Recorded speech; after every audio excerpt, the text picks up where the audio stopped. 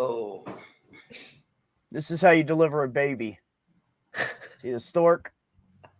And then you just catch the baby. Yep. See? That's how So it's you do done. it right there. Yep. That's what my mom told me. Dr. Cross, how are you, beautiful? I will never give up. Catnip, Boop, I love you too. Krabby, I can see and hear you, I guess. Okay. I'm glad you can see and hear us. Morp, don't know what Morp is. I know who Mork is from Orc. Yeah. Greyheart, hello, and Commander. Thanks, guys, for coming tonight. Larry and I Dr. are just Cross. both like, The stream is going to be unbearably sexy today because we are coming to you live from my actual bed. from my actual bed. Yeah, no, I sleep on the couch because I'm a freak. No, that's fine. I did that for a long time, but it wasn't choice. I just had to. I have a bed upstairs. Hi, Pixie and Hillbilly. Pixie, actually, Hillbilly, anybody, oh, you're at work. You can't come in. Anybody wants in, please come in. I have nothing. I've got nothing going on. Well, no, I've got too much going on in my head right now. I can't. And I'm live on Twitch, so that's good. So there you go, guys. Here's the link if you want to come in. Somebody can start some kind of conversation because all I have to talk about is something that's bitching. So it's not very interesting. I can tell my Nobody wants to hear story that again. all night. I can tell my story again about almost getting blown up. Yeah, you should tell your almost blown up story. Fuck. So, I'm an idiot. Is kind of the long and short of everything that I say on this show. But so I work at a catering company. One of the pieces of equipment that we regularly work with is Strata Burners, which are a portable stove that they take with us when we're like doing live cooking in front of an audience, like a hibachi kind of thing. Right. And so they come in these big plastic crates, and they are supposed to be emptied after they are used because they run on butane fuel canisters. So I got one out of the shed and set it down next to the truck that it was about to be loaded into. And when I set it down, I must have set it down like a little bit too hard because I heard a hissing from inside the box after I set it down. And like, so I opened up the box, and one of the canisters of butane was punctured. There was some that had been left in there that was not supposed to be in there, and it got punctured by a little bit of metal just sticking out somewhere inside the box, and it was spewing out butane gas. And so I used to do has materials for FedEx. And, that was one of our biggest hazards was if a canister of compressed gas gets punctured. Oh, yeah. No, it's very dangerous. It can explode. And, it does not have to, catch fire to explode. No. Just the explosive decompression of the gas can, send aluminum shrapnel into your face. And so I panicked. And I grabbed the canister with my bare hand, and I sidearmed it across the entire parking lot. And I was like, if it's going to blow up, it's going to blow up over there. Yep, away from everybody. Right. And then, I ran inside. I was so stressed out. I ran inside, and I told my manager, hey, there's a bomb in the parking lot. And he's like, what? Yeah, no. But it was, it resolved fine. It did not actually blow up. We just let it vent until the canister was empty, and then it was disposed of, and it was okay. But that's a safety lesson for why you should never store butane in a container with literally anything else. Right. Because they're surprisingly easy to damage. Yes. But yeah. It's true. That's my story. Well then, Miss Pixie, when you get into town, you'll just have to let me know. Oh. And if you have me on Twitter, which I don't know if we're connected on Twitter or not, but if we are, send me an email address or something, and I'll send you mine. And then we can, yeah. Oh, I was gifted a tree this morning. I was gifted a weed grinder for $5. That costs $20. Yeah. That is nice. Yeah, so is this. Yeah. What tree was it? It was a cypress tree. Oh, cool. It's a particular kind of cypress that's indigenous to Indiana. So one Oh. of the events that the guys went out to work was some kind of like natural society gala thing. And what they did was they put a tree, like a sapling tree, at every place setting of this luncheon.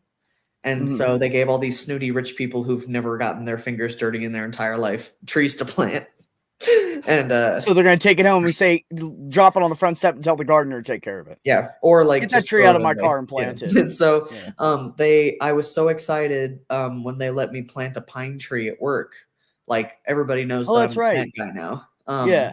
And so there were a bunch of people that left their trees behind because, who can be fucked to plant a tree?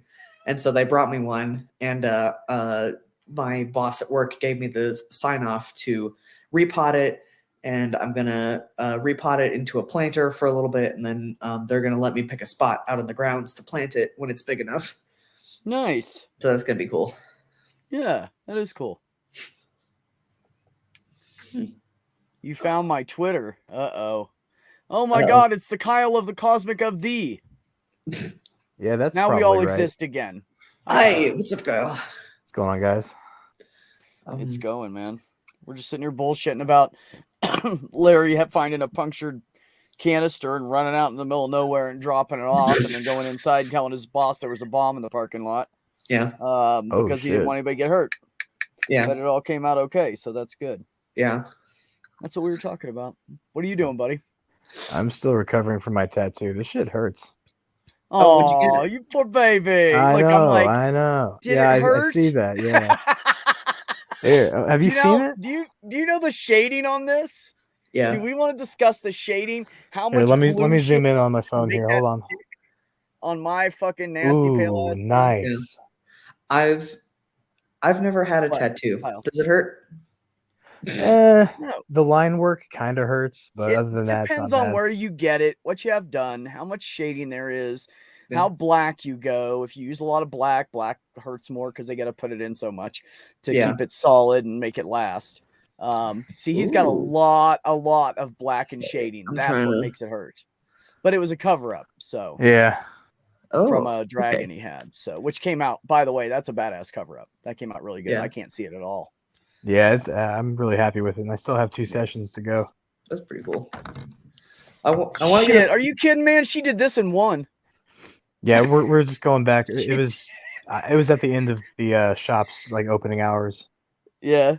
So this one took hours and hours. The tree. Yeah. Because the angel was already there, and I have this. Shit, what's it called?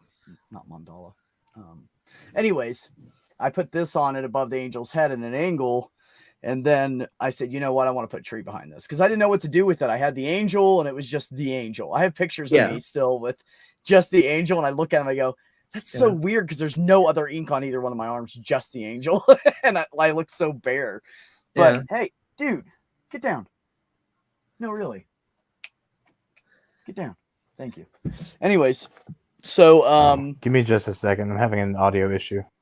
Yeah, but the tree on this side took okay. Oh my God, I want to say like 6-7 hours or something like that because she put so much little detail into it. Yeah.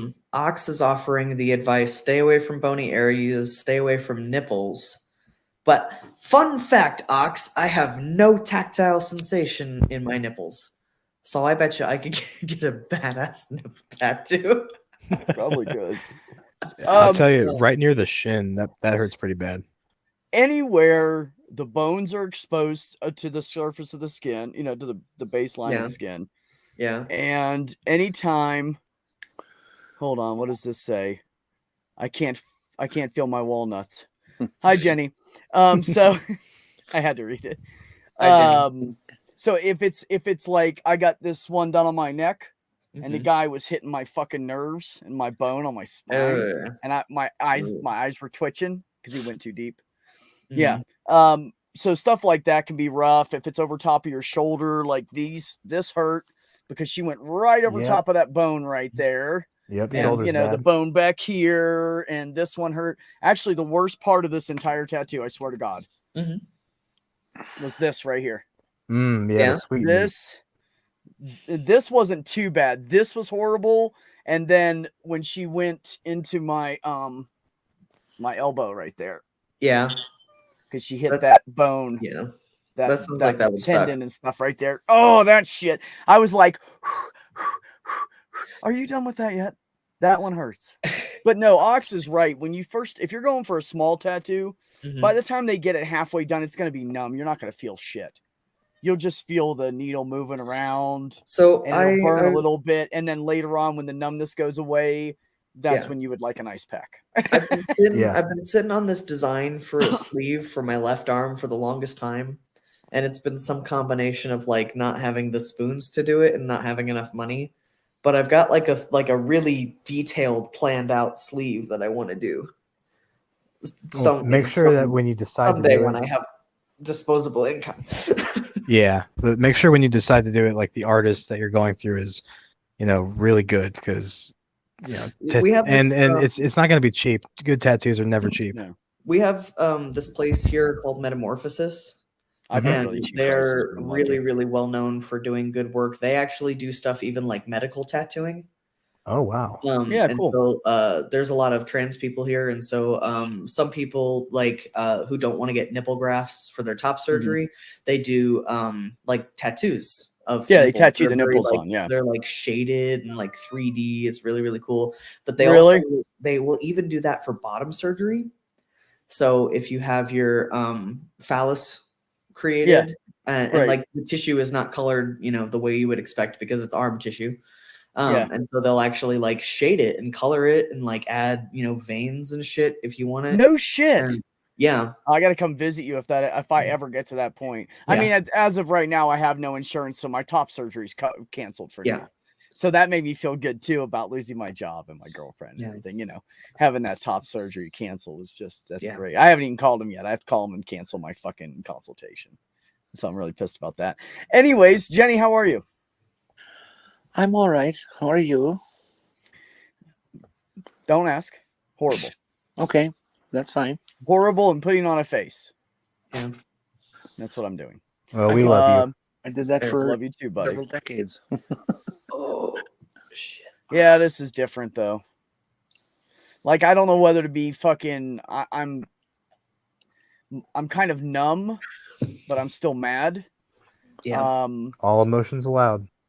But I'm kind of numb. So at the same time, I'm like ready to just rake her through the fucking court system. Yeah. But at the same time, I don't ever want to see her again. So I don't know if I want to do it or not. Yeah. Because that means I have to hear her name and see her, and hear her name and see her, and hear her name and see her.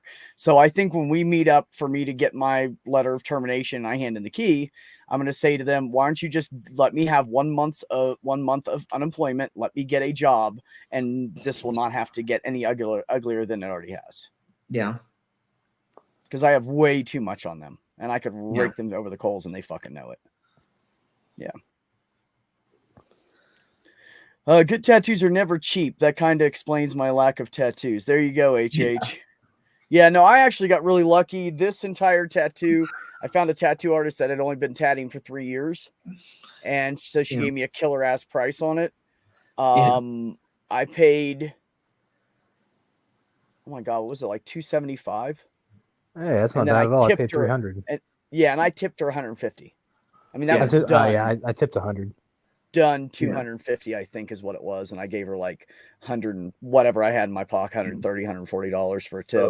This one, the tree cost me $200. The angel cost me $120. This cost me $80. $200 for $400. The guy in prison didn't charge me anything. The little Nana at the bottom just cost me like $20. I don't believe my you ever whole moved into arm, prison, Jenny. Yeah, my whole arm is like, I spent less than $600 on. I think it was like, I've got I think 6 total tattoos. with all the tips, it was like $530, which is a really good fucking price. Somebody asked me if I would let them practice, and I was like, no. Yeah. No, what you do is you don't let them practice on you. You wait till they get to the point where they're actually doing decent tattoos and let them use you for a place to put art on to take pictures and add to their album. That's how you do it. See, that's That's not going to be bad. my racket, getting tattoo artists to pay me. No, you don't get them to pay Be a you. model. You get a tattoo, they get a picture. Yeah, fair. I mean, I know tattoo artists that have tatted themselves. The chick that did my tree, and the Mendy design, Yeah. that's what it is. And the Mendy design, she tattooed almost all of her own body. And I'm like, where did you not tattoo yourself? She goes, I'm horrible with my left hand. And I said, is that why your right arm's just a little different? She goes, yeah, he did a good job, though, imitating my style. And I said, yeah, he did. But her legs are fully tattooed, like all the way around. Her arms are all the way up. She's got her tats stopped like right here. She's done her chest, her belly, all herself. She's tatted herself. I've got a buddy that's who like crazy, dude. I've got a buddy who has a portrait tattoo on his leg, and he did it himself upside down. So that's just super impressive. Yeah. It's not about the pity, Ox. It's about the fact that it's going to be a lot of time, a lot of lawyers, and then having to see her in court. And I really just don't want to. I honestly, I want to see her one more time so I can tell her that, not that it matters, but I want to tell her that she fucking ruined me. Yeah. She ruined me, and she just made me cold-hearted, and I just really just don't give a fuck about anything right now. I just don't fucking care. I just want to get a job so I can fucking pay my bills and not have to worry about anything. I don't give a fuck about anything else right now. Yeah. And that's probably not a good person to come to for sympathy right now. That's a good. My asshole is here. That's a good consideration, though. Like, you do have to think about how much it's going to infringe on your personal peace and like on my mental health. Yeah. Yeah. Exactly. I had to after I left home, I had to file for a protective order against somebody in my family. And that was my biggest fear, was that I was going to have to see him in court. But fortunately, due to the circumstances that I was working with, I literally just signed a bunch of papers and they were like, he can't see you anymore. It was great. Yeah. But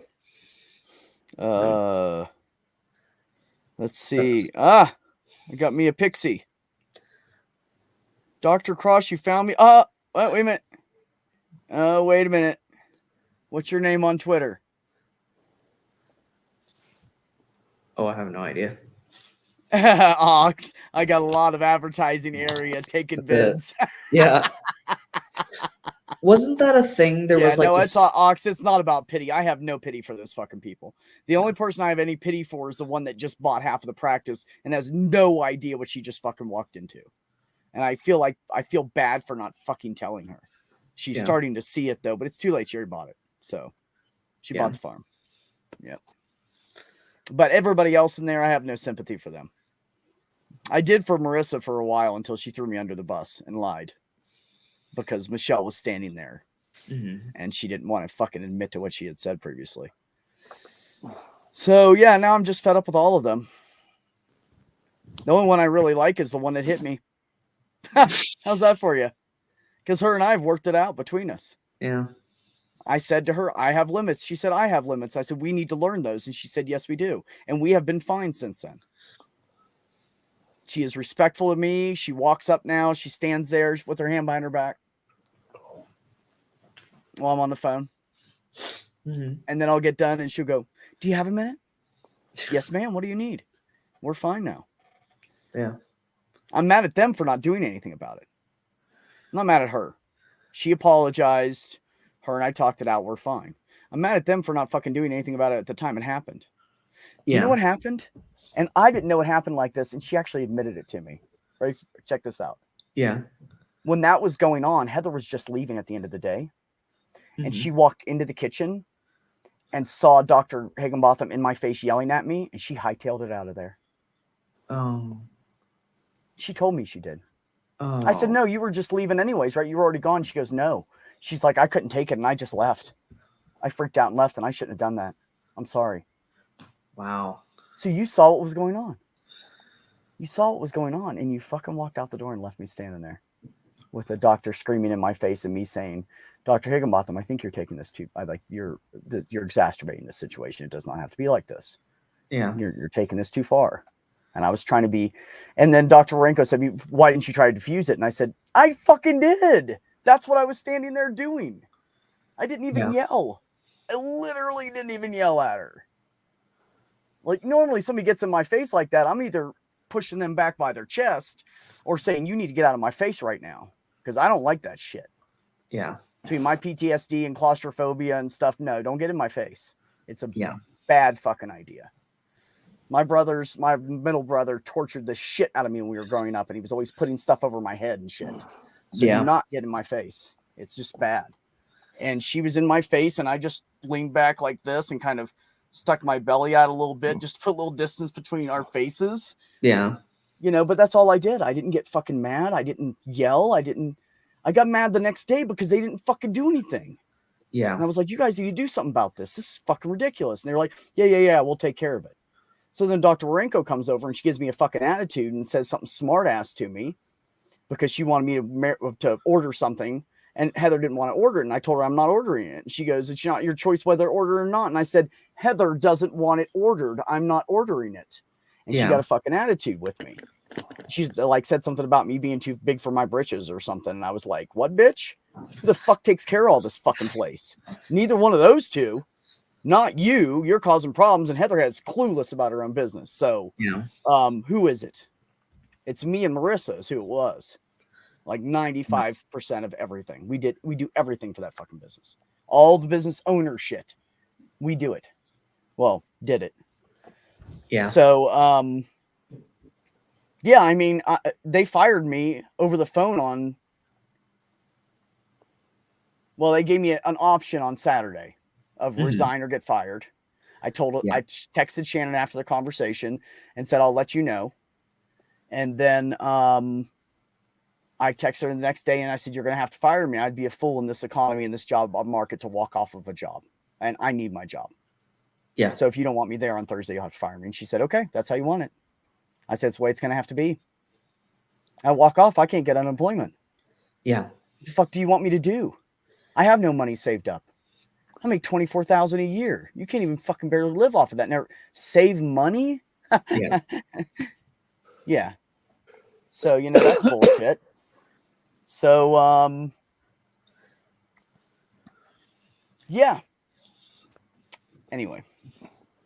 Yeah, I don't even want to, I really I want to tell her, I want to talk to her one last time just to say my final piece to her. Yeah. But I really don't even want to see her face right now. Yeah.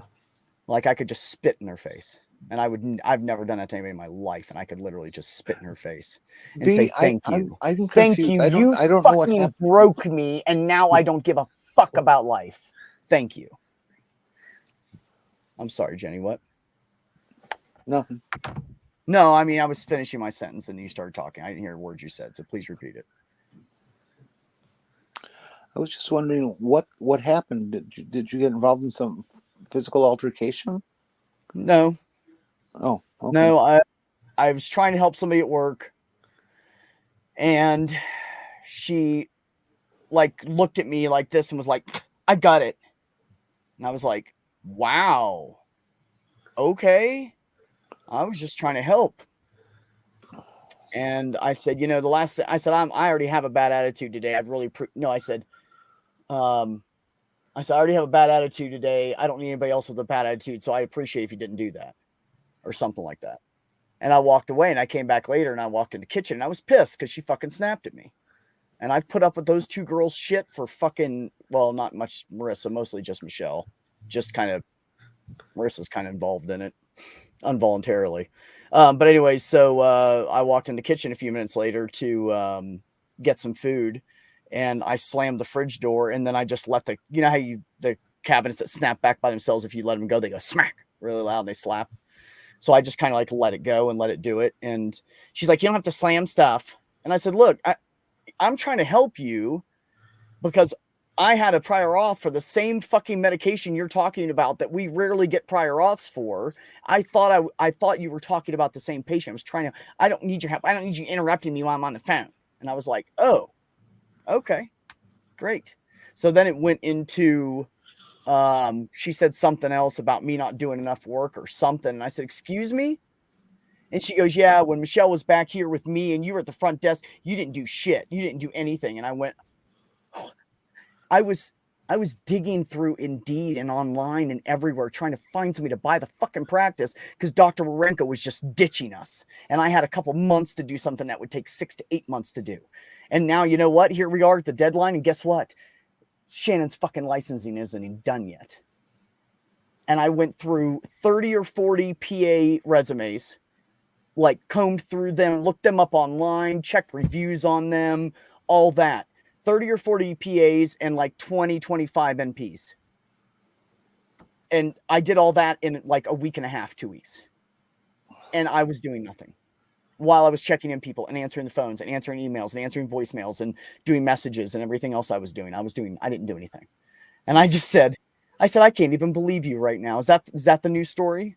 Because 2 weeks before we had talked about her being back there, and Marissa said, yeah, she wasn't really doing shit. She was answering the phone quite a bit, but I was doing all of the updocs and faxing. But that changed. 2 weeks later, it's not the same story anymore. Yeah. So anyway, so the bottom line is I got pissed and I grabbed the trash that Michelle had piled up on the floor, not even like taken and put outside. It was just laying in the middle of the fucking floor. And this is almost 10 o'clock in the fucking morning. And I grabbed the trash and I go out to my truck and I toss it in the back of my truck and I smoke a cigarette and I texted Shannon and I said, I need to talk to you. I'm pissed. And she said, sure. And so I called her. I said, look, this is bullshit. Now she's flipping on me. She's throwing me under the bus. I said, this is why over a week ago, I gave you guys a proposal for me to work at home. And now you want me to wait. I can't wait, Shannon. My mental health is not okay anymore. And I'm crying during this whole entire conversation. Yeah. I said, I'm not okay. You guys need an employee. I need a job. Just please for the love of God, let me work at home. I said, you know, I set all this up. You looked at it. Heather looked at it. Both you said it looks good. Oh, now wait 3 weeks to a month or 2 or whenever Shannon's licensing is done. It could take 3 more weeks or it could take fucking 2 months. We don't even know. And I said, you just destroyed all my hope of coming out of this better. You know, and she's like, it's okay. Just take a deep breath. We'll talk about it later. She said, you know, you smoking a cigarette? And I was like, fuck yeah, I am. And she said, you got some pot on, you smoke some pot and just chill out. And she said, then when you go back in, just I said, no, I'm going to close the door when I go back in. I don't want anything to do with either one of them again. And this is of course on a Friday. So I said, as of Monday, I need to start working from home. You guys need to make a decision about it. And she was like, okay. You know, just take a deep breath. It's okay. You know, she was really nice about it and shit. Yeah. While I was outside, Marissa called Heather and was just bitching about me and going off about me and how I was slamming stuff and how I was yelling, and which she started it. Yeah. So then Heather texts me and tells me to go home, and I was already back inside the building. Okay. So I said, no, I'm fine. I just closed the door. I only have 5 hours left. I'll finish my day and then I'll go home and we'll talk about it later. And she's like, no, I need you to go home right now. Of course, she texts me because she's just too busy to call me. She took the day off because something happened with one of the teenagers she has. And she's just too busy to call me. So she texts me this shit. And I was like, okay. I said, oh, let me get this straight. I try to help someone. They get an attitude. I slam a fridge door and a cabinet door and they're yelling at me. I yell back. I'm getting sent home. Okay, I got it. Check. She never commented on that text. Didn't say a fucking word. So I go outside and I go to get my truck and the trash is in the back of my truck. Well, I had texted her a couple minutes earlier. It's 10 o'clock. Punch me out for 10 o'clock. I have, since the day I started working there, taken the trash over at the end of the day around the back of the building in my truck, dumped it off, and then headed home. Never charged them. Never complained. Never. I always clocked out when I walked out the door like I was supposed to. Always did it for free. I've done it for the 26th of this month would be my 1 year anniversary. So you do the math, 11 and a half fucking months. So I took the trash out of the back of my truck and I set it on the back of Michelle's old beat up 1990 something Toyota. It's worthless. The door's falling off. She has the body is zip tied together because the bumper's falling off. The back left fender's falling off. It's just a crap car. She paid $500 for it, and she drives 4 minutes to and from work. So she doesn't fucking care about the car. So I know that wasn't it. She was insulted. Michelle felt disrespected, guys. Michelle, who I've been doing her job for fucking 9 months. Almost 11 months. She felt insulted. And she complained to Heather. Yeah. And her and Shannon called me on Saturday and told me I was fired because I put trash on the back of Michelle's car. And I said, wait a minute, let me get this right. You're firing me because I took 2 bags, trash in the bags, didn't dump it on her car, and a styrofoam cooler this big, and I set it on the back of her car. And they said, yes. Okay. And I said, whatever. Have a good night, ladies. And I hung up, and then I told them, because Heather wanted to record it, I said, I want a copy of that. They don't want to give it to me. I mean, 72 hours. No, sorry. That was Saturday. I don't have my letter of termination. I don't have the recording. Because in the recording, I mentioned those 2 doctors assaulting me. Yeah. And they said nothing, and they didn't deny it. It was like crickets. Yeah. That's called admitting it's true, is when you don't defend yourself. Neither one of them said a fucking thing. So I want that. I want that recording. Yeah. Because if I do take them to court, that recording is going to be what fucking sets me free.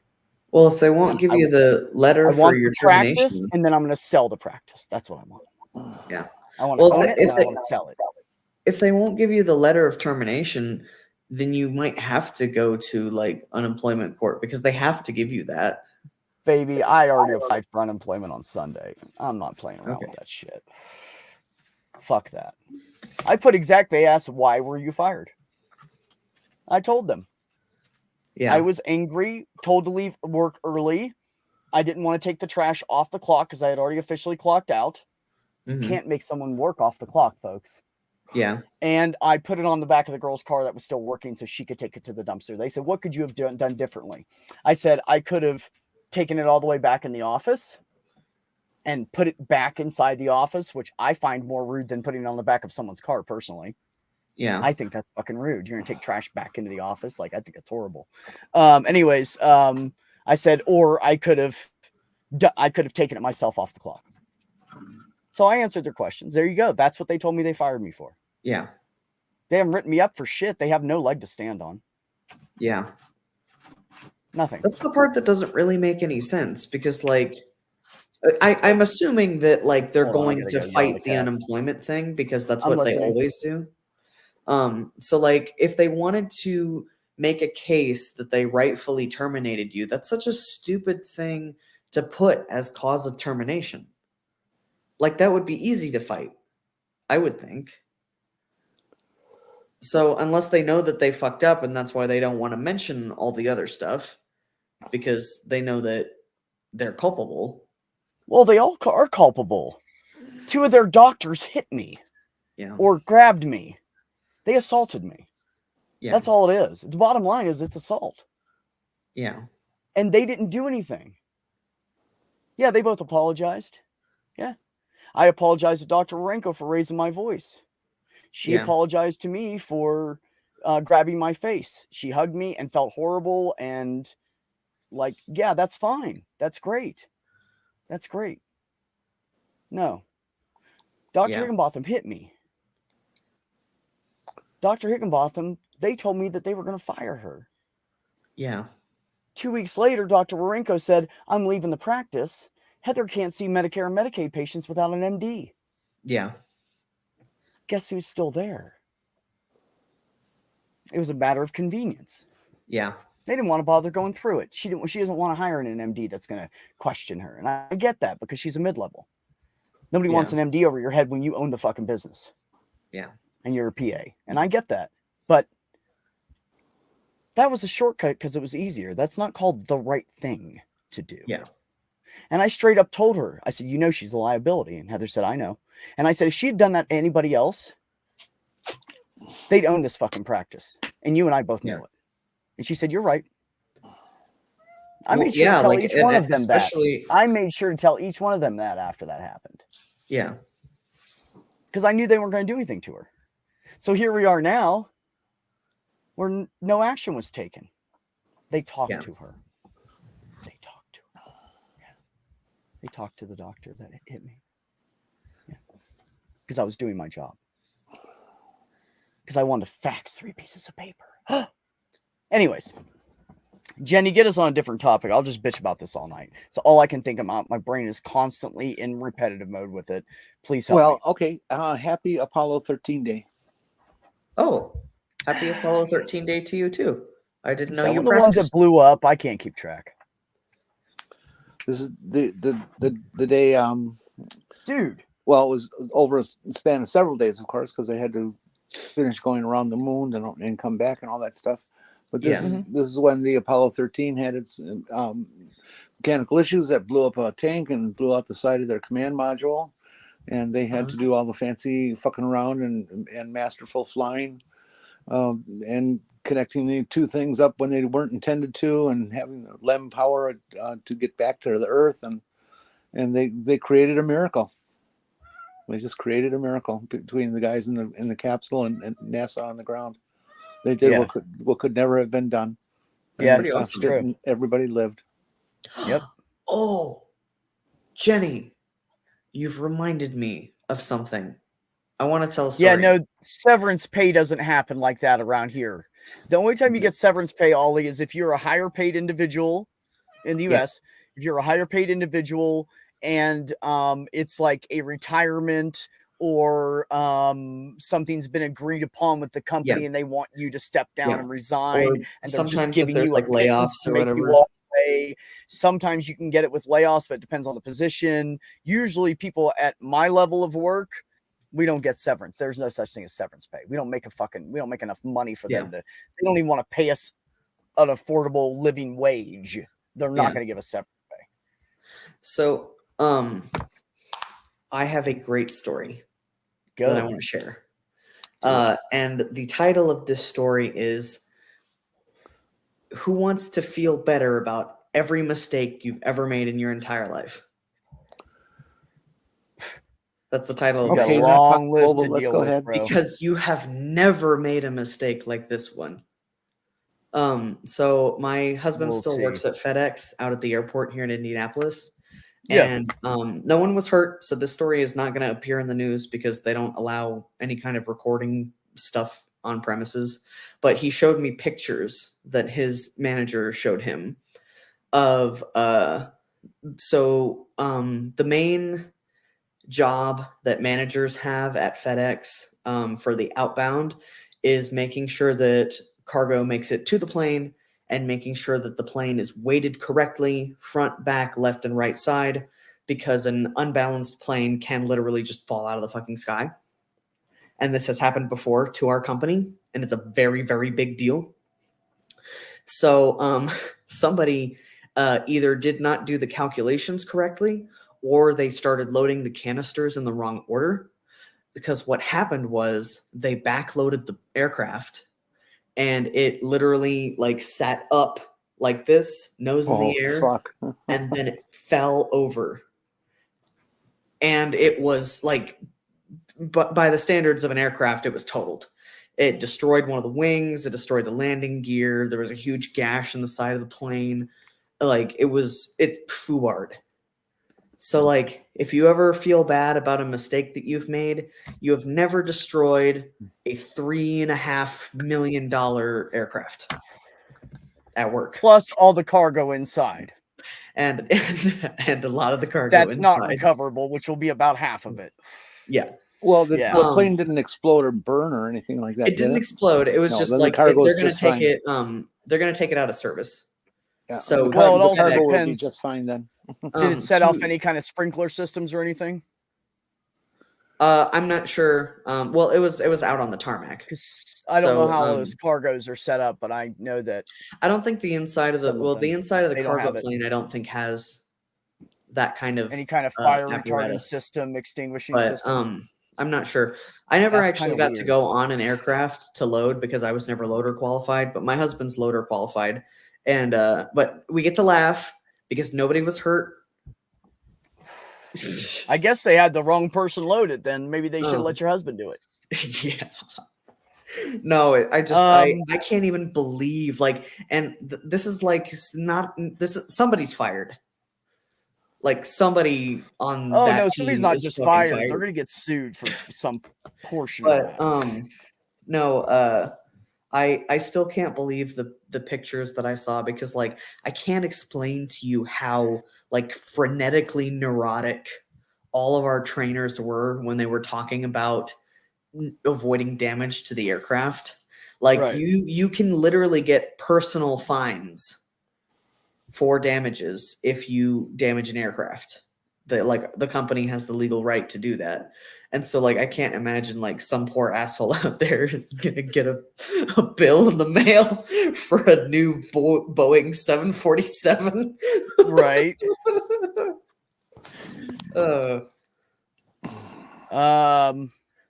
Oh yeah, lady, I'm sure because like that's like the one like there's so much stuff that you can get away with fucking up at the airport, like more than you would ever comfortably want to know. But like if you breathe wrong on an airplane, everybody panics. And you know, let me go back to this real quick, and then we'll move on because I want to comment on this. Go ahead. You know, I'm not going to say I was wrongfully terminated. I was not. I yelled a few times in the office. I shouldn't have. I got an attitude a lot that I shouldn't have gotten because I saw people not doing their jobs right, and I just decided that I can't work around people because people don't keep up to my standards. It's just the bottom line. I can't work around people unless they're my brother. He's the only guy I can work around and not have a shitty day every fucking day.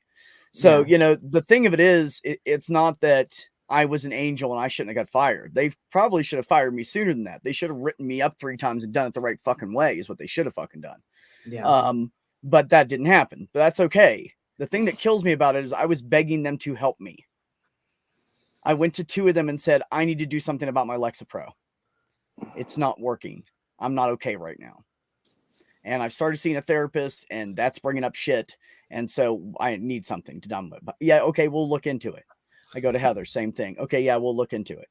I said something to Shannon. She can't do anything yet. And I said, yeah, I'm trying to get somebody to adjust my Lexapro because I don't feel like it's working. She goes, well, then, you know, if something needs to be adjusted, then talk to them. And I was like, yeah, I'm absolutely going to do that.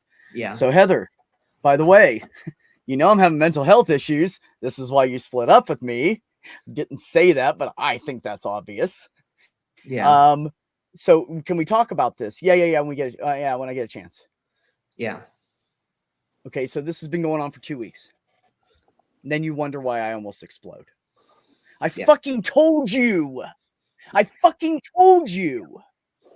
What more do you want? Yeah. Smack me in the face and say, fix my goddamn meds. I'm not okay. Fucking cunt. She hates that word. So now it's cunt. Not within anything like this context, but I've had that experience before of like it when you explain to people in plain fucking English what's going on with you, they don't believe you. They don't believe you up until the moment that you self-destruct. You know what they said? Because coincidentally, I upped my testosterone around the same time. Okay. Yeah. I went from 60 to 70. When I went from 60 to 70, my testosterone was at 538. Yeah. It goes up to 1,000. It goes from 300 to 1,000. I'm not even in the middle. And they're like, oh, we shouldn't up to your testosterone. I was like, why? I'm not even in the middle. I'm not even close to average yet. You know, like I'm not even in the middle yet. And they were like, well, so Heather goes behind my back and talks to Dr. Renko about it. And Dr. Renko's like, well, you know, we're kind of concerned about your testosterone. I said, you know, I'm really sick of hearing about my testosterone. Yeah. This is my PTSD. Quit blaming it on testosterone. It has nothing to do with the fucking testosterone. And I'm getting really sick of hearing about it. Like I'm already on edge and I feel like I'm being fucking, you know, interrogated about fucking testosterone. Yeah. You know, that's not what's doing this to me. Yeah. It's you and all of this. Well, do you know what that is though? Do you know what they're trying they're the ones that set me off. They're the ones that set me off. I was fine before that shit happened. I don't, what this is though, the fixation on the testosterone is them trying to make it your fault. Oh yeah, yeah. It's Because not a mental health issue. because in their eyes, the testosterone is something that you choose to take. So therefore, you're creating your own problem, and that means that they don't have to care. I had to quit taking the know, Adderall she like- prescribed me because it was roller coastering me, Yeah, and I was actually doing better off the Adderall. Yeah. As far as my emotional roller coaster, the bad thing is that I'm more on edge. yeah. So I don't know. But anyways, so yeah, so them knowing I have mental health issues, I said on the phone, the recorded phone call, I said that, you know, I was trying to go to therapy, partially for Heather, mostly for me, and partially for work, so I can improve myself and I can fix all this shit. So now you guys are firing me and you're taking away my health care. Yeah. So you're taking away my top surgery. You're taking away my therapist. You're taking away the possibility of me being able to afford my Lexapro. Mm-hmm. And I definitely won't be able to afford my fucking testosterone. Yeah. So yeah, I'm in a good mental place right now. What's your like chain pharmacy that you've got out near where you live? Oh, I use a CVS? local one. Oh, you I use don't the use local the one? chains. I use a local one because they're 'Cause that- awesome. I have, don't my- worry, I have good RX and I have some ways to sneak Yeah. around it, but Okay. that's not the fucking point. The fucking Yeah. point is what they should have done was say, you have to take a leave of absence. If you don't take a Mhm. leave of absence, we're going to fire you and you need to go take a break. And I would have taken 2 weeks or whatever off if she was going to be that fucking, because she kept telling me take some time off. And I said, Heather, I can't afford it. I don't have any money. She's like, Yeah. take some time off. I'll pay for it. I'll help you. And I said, I'm not going to take your fucking money because I need to take some time off. Like, that's fucked up anyways. I was like, if you want to feed me, you can, but I'm not taking anything else from you. And she was like, deal. I'll feed you. You can come over and I'll give you a bunch of food for the week. And, you know, you won't have to worry about food. I'm like, still, I can't afford it. Yeah. Hey, you can't even afford to, you can barely afford to pay for what you're paying for right now because you're so in a fucking, you got a big, nice house and shit hole. So, and student debt, like, I'm not taking your money. So, let's go, Jer. Let's fucking go. We're going to make sure we move by a place that doesn't have a bad fault line. Can I 'Cause, come you too? know, I speak French. I stay away from fault lines. I don't give a fuck about French. I've never heard Neil speak French in my life. And if I was going to go to a part of Canada, it's where Neil and Dave and fucking Dick Dawson are. They're in the nice area. I used to think that I wanted In to like Randolph. live in Quebec, but then I realized that Quebec is one of those places where like they're very insular because they're the only province that's really French speaking, and they hate everybody. They hate everybody that comes there for like to like be tourists, and they hate English speakers because they resent Yeah. that the rest of Canada is English speaking. But If Yeah. it had ever been an option, I would have moved to Canada anytime after George W. got elected. oh yeah. Oh, BC is pricey. Well, I live outside of Santa Fe. I buy all my stuff inside Santa Fe. I know Well, what BC pricey is kind of the California of Canada.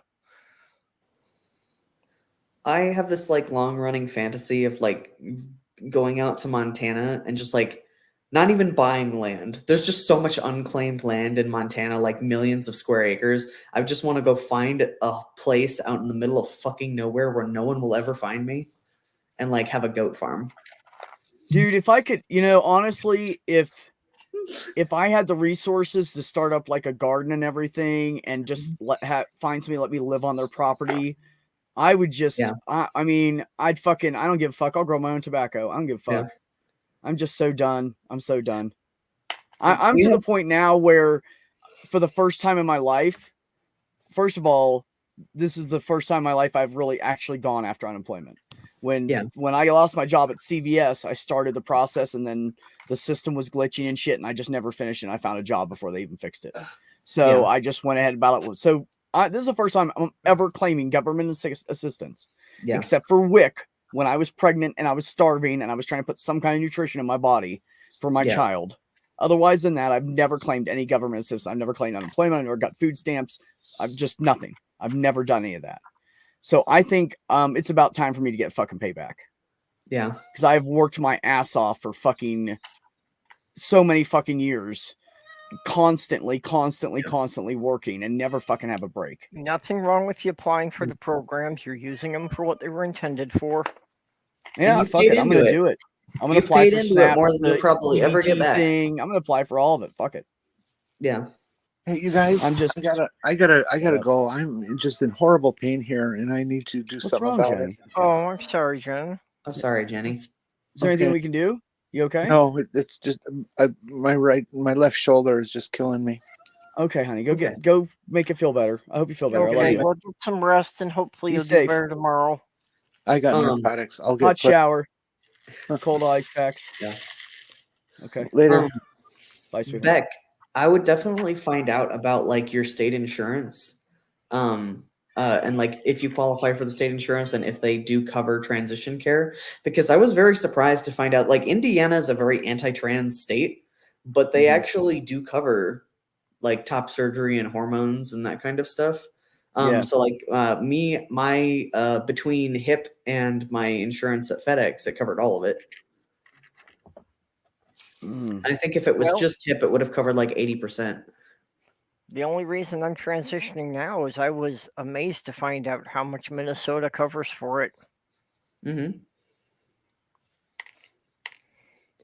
You know, I had given up on it. I just didn't think it would ever be a possibility in my life. And it's like, Yeah. yeah, it turns out here they'll cover almost all of it.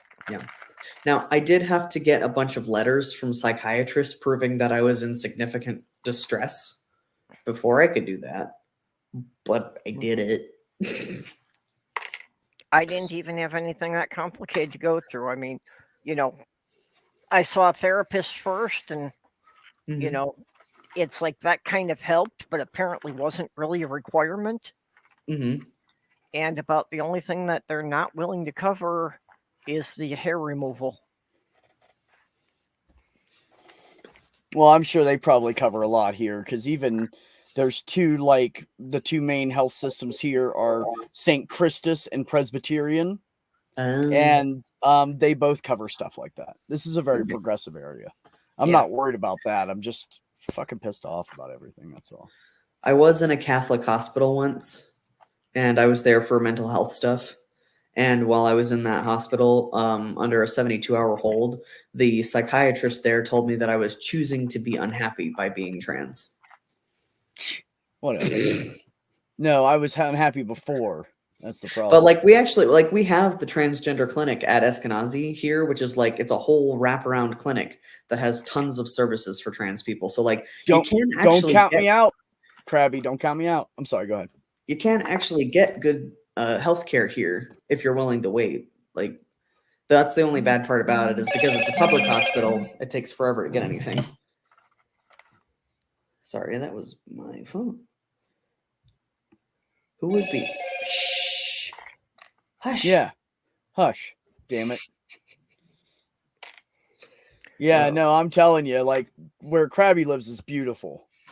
And where does Krabby live? In the western part of North Carolina, in the hills, mountains. Oh, it's beautiful out there. Yeah.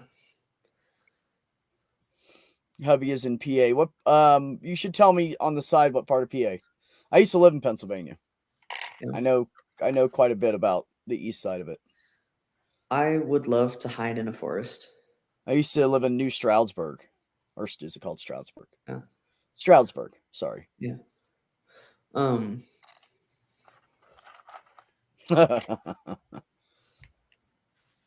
Yeah, I know all about rich assets. Yeah. Trying to decide if my brother was like, just open up a painting company. He said, you'll make so much money. So I'm thinking, I mean, I could do that. That way I get to work by myself. Yeah. And if I ever had a big job and I just needed somebody to help me like roll the walls, he paints fine. I help him with shit and he helps me. Yeah. That was one of the nice things. Thank you, about Krabby. working- Just give me a couple of years and I'll probably be over there. Shit. Ugh. I got money to save up. Yeah, that's a bunch of shit I need to buy. Oh,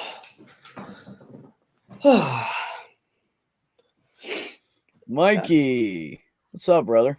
You want to come in, man? We're just bullshitting. Hey, Mikey. His parents own property right on the Mason-Dixon line. Have been able to stand in 2 states. Yeah, okay, cool, cool. That's awesome. That's really cool. That just reminded me of that the Alabama song. As many times as I've passed from one state to the other, I have never, ever, ever got out and stood on line. Which is weird. Like, you'd think I would have done that by now at some point. When I was a kid, we did that at the Brule River, which is the border between Wisconsin and Upper Michigan. Mm. Yeah. Well, I have some things I need to do here first, Krabby. I want to at least get my top surgery done before I move into any place that might not be so accepting. I don't know. I mean, the area she's in is different because it's not. When you go into the cities towards the east on North Carolina, it gets bad out there. But where she's at is really like not like that. They're way more progressive. Yeah, she It's actually kind lives in of a really weird great that I'm area. having it done here because this is the most Republican district I've ever lived in. Yeah. Well, Minnesota's a blue state, but this city's a very red pocket. Oh. Are you talking about Colorado, New Mexico, Arizona? What is that? Nevada? Nevada. Is that the Four Corners, Pixie? I have never been there. If you guys want to do a road trip while you're here, we can totally do that. But I will be smoking pot. So We should do that when we go for Ben's graduation camping thing, because we're going to be out that way. Yeah, it's true. Yeah. I was thinking about that the other day. I was thinking about how much money I'm going to need for that, and we'll say squat. I love it. I bet they are too. Krabby's she's a little firecracker. That's why I love her. She's taking his shit. Or at least they think I'll kick their ass. that I won't doesn't matter. You're right. Utah, thank you. I just messed it up in my head for some reason. That area there always fucks me up. Like the East Coast, I can like pretty much draw pictures and tell you where everything is. But I also grew up on the, in the East. So cool. No. I need Krabby to come be my bodyguard. Like, I'm a Krabby big dude. Kick somebody's ass. I wouldn't even fuck with Krabby. I'm telling you. I'm a big dude, but I'm like completely unthreatening to people. She's like dynamite in one of them little boxes. You gotta watch it. Yeah, it's true. I think even more than size, a lot of it has to do with the attitude. Shut up. Damn it, Larry. You don't have to shut up, Purple. I was talking to my phone. I'm sorry. Go ahead, Perps. No, just, Larry was saying about being unthreatening. Yeah. I just think a lot of it has to do with the attitude you project.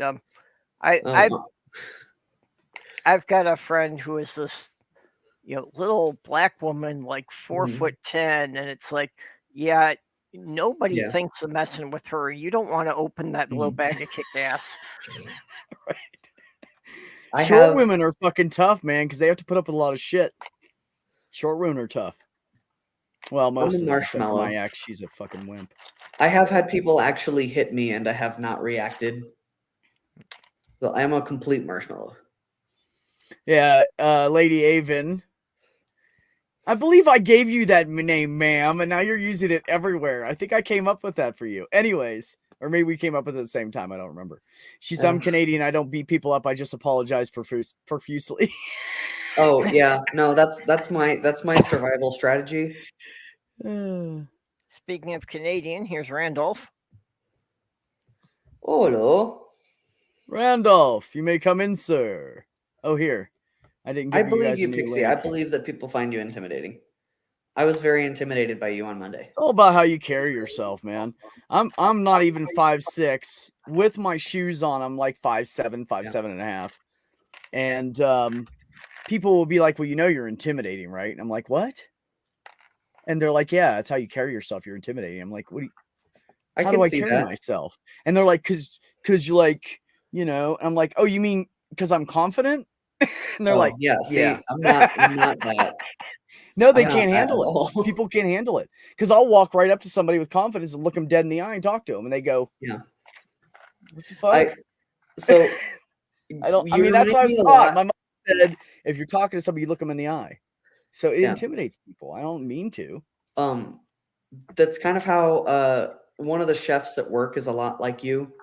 He's very, very confident also, and he's also kind of a small guy, but like he just like he has this aura of do not fuck with that hangs around him all the time. Yeah. And he asked me the other day, he's like, why do you always look like you're scared of me? And I'm like, because I am. You're terrifying. You, Mikey, you scare people? You're a big mushball. What do you mean you scare people, bro? It's the lack of clothing. Oh, okay. Now it makes more sense. Okay. Yeah. Randall said, if you organize a hiking / camping trip to the greater Vancouver or Fraser Valley of areas of British Columbia, Canada. Sorry, my cat jumped in the way. I missed some words. I'll be happy to join everyone. I could probably get Neil to join too. That's actually not a bad idea, but then I'd have to redo my passport and stuff, and I don't have the money right now. Yeah, and I don't want to get a passport that has the wrong name on it and then have to change it. Nice, Krabby. I have 0. Mage, you should have like shit ton of confidence. Yeah. You're fucking brilliant and funny and kind and sweet and tough, and I don't know. My aura is try it. Yeah. I was talking to my brother about that because we were talking about PTSD, and I said, you know, they get the fight, flight, or freeze. I said, most people flee or freeze. I said, I'm a fighter, man.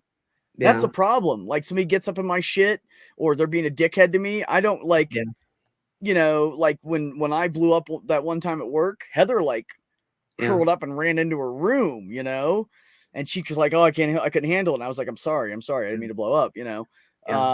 So but there's most people run, but I'm like, what motherfucker? Yeah. Like I'm just not scared of people. I don't fucking care. There's a fourth one to that, really and the fourth one is what I historically have done. So the fourth one is called fawn, and it is basically where you like suck up to the person who's being mean to you in the hopes that they will become disinterested in you and stop being mean to you. Yeah, but that one's And, like, really like, rare. I'm that. That's what and I'm trying to get better because I'm less nervous than I used to be. But like I had a guy like pull a gun on me once, and like my immediate reaction, so there was a car accident and he was pissed off because I was calling the police, and he pulled a gun on me, and I was like, I just started going on and on and on about how he was totally right, and if it went to court that he would win, and literally that's how I avoided getting shot. Yeah, you know, people think I don't back down, but actually it's another problem with the autism that since I don't read body language or catch the inflection of tone of voice, most of the time I don't realize when somebody's trying to threaten me. Yeah. Oh. I tell you what, LA. I'm gonna call you LA. I'll tell you what, lady.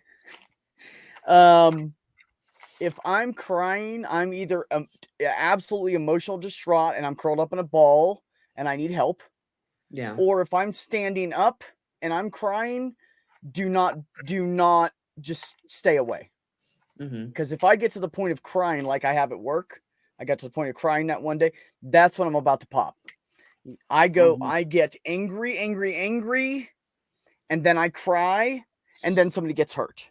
So in the future, if anybody's around me and I blow up and you see me start crying, either stop me and grab me and be really good at it and quick so I don't swing at you, or just get everybody the fuck away from me. God damn it, Pixie. No, I had to say that because that's the name she uses. God damn it, Pixie. Okay. I did that on purpose. Hi, Pixie. You know why I use that name? Hey. What? God damn it, Pixie? No, yeah. I was curious and forgot to ask you last time. Go ahead. So I was in a chat one time, and like I'm usually only half paying attention because I'm usually working really late, you know? Yeah. And somebody came in and they just started talking about somebody that wasn't there, right? Like, well, to be fair, somebody asked a question about this other person. They answered it, but instead of stopping there, they kept going and going and going and going. And I think like 20, 30 minutes had passed. And I was like, okay, I should tune back in and see where the conversation is. And they were still going and going and going. And that happened a couple of times. So then I was like that same person. yeah. Okay. And so I like said something about it. I was like, look, I know you like to obsessively talk about this person, but are we ever going to get back to the topic? Like, what happened? How did we get Right. here? Yeah. You know, I was like, I realize I'm not paying attention, but how did we get here? And then they got all defensive and they were like, they asked me. And I was like, okay, but how long ago was that? Yeah. And I guess they thought I meant how long ago was the incident he was discussing, because everybody Yeah. they're like, oh, it was recent. And I was like, oh, okay. Maybe it's because I'm at work. And I just went back to work, right? Well, then the next time this person jumped on panel, he started talking about it again. And then he stopped and he was like, well, we can't talk about anything for more than 2 minutes or somebody's going to say something, blah, blah, blah. God damn it, Pixie. God damn it, Pixie. Yeah. Okay. So when I Just joined, stuck. Look, yeah, so when I joined with this name. It's just the way he said it. He was like, God damn it, Pixie. no, but like, see, like, you know how sometimes at like conferences and stuff, there'll be like a point person who's like, your 5 minutes are up, move on to the next person.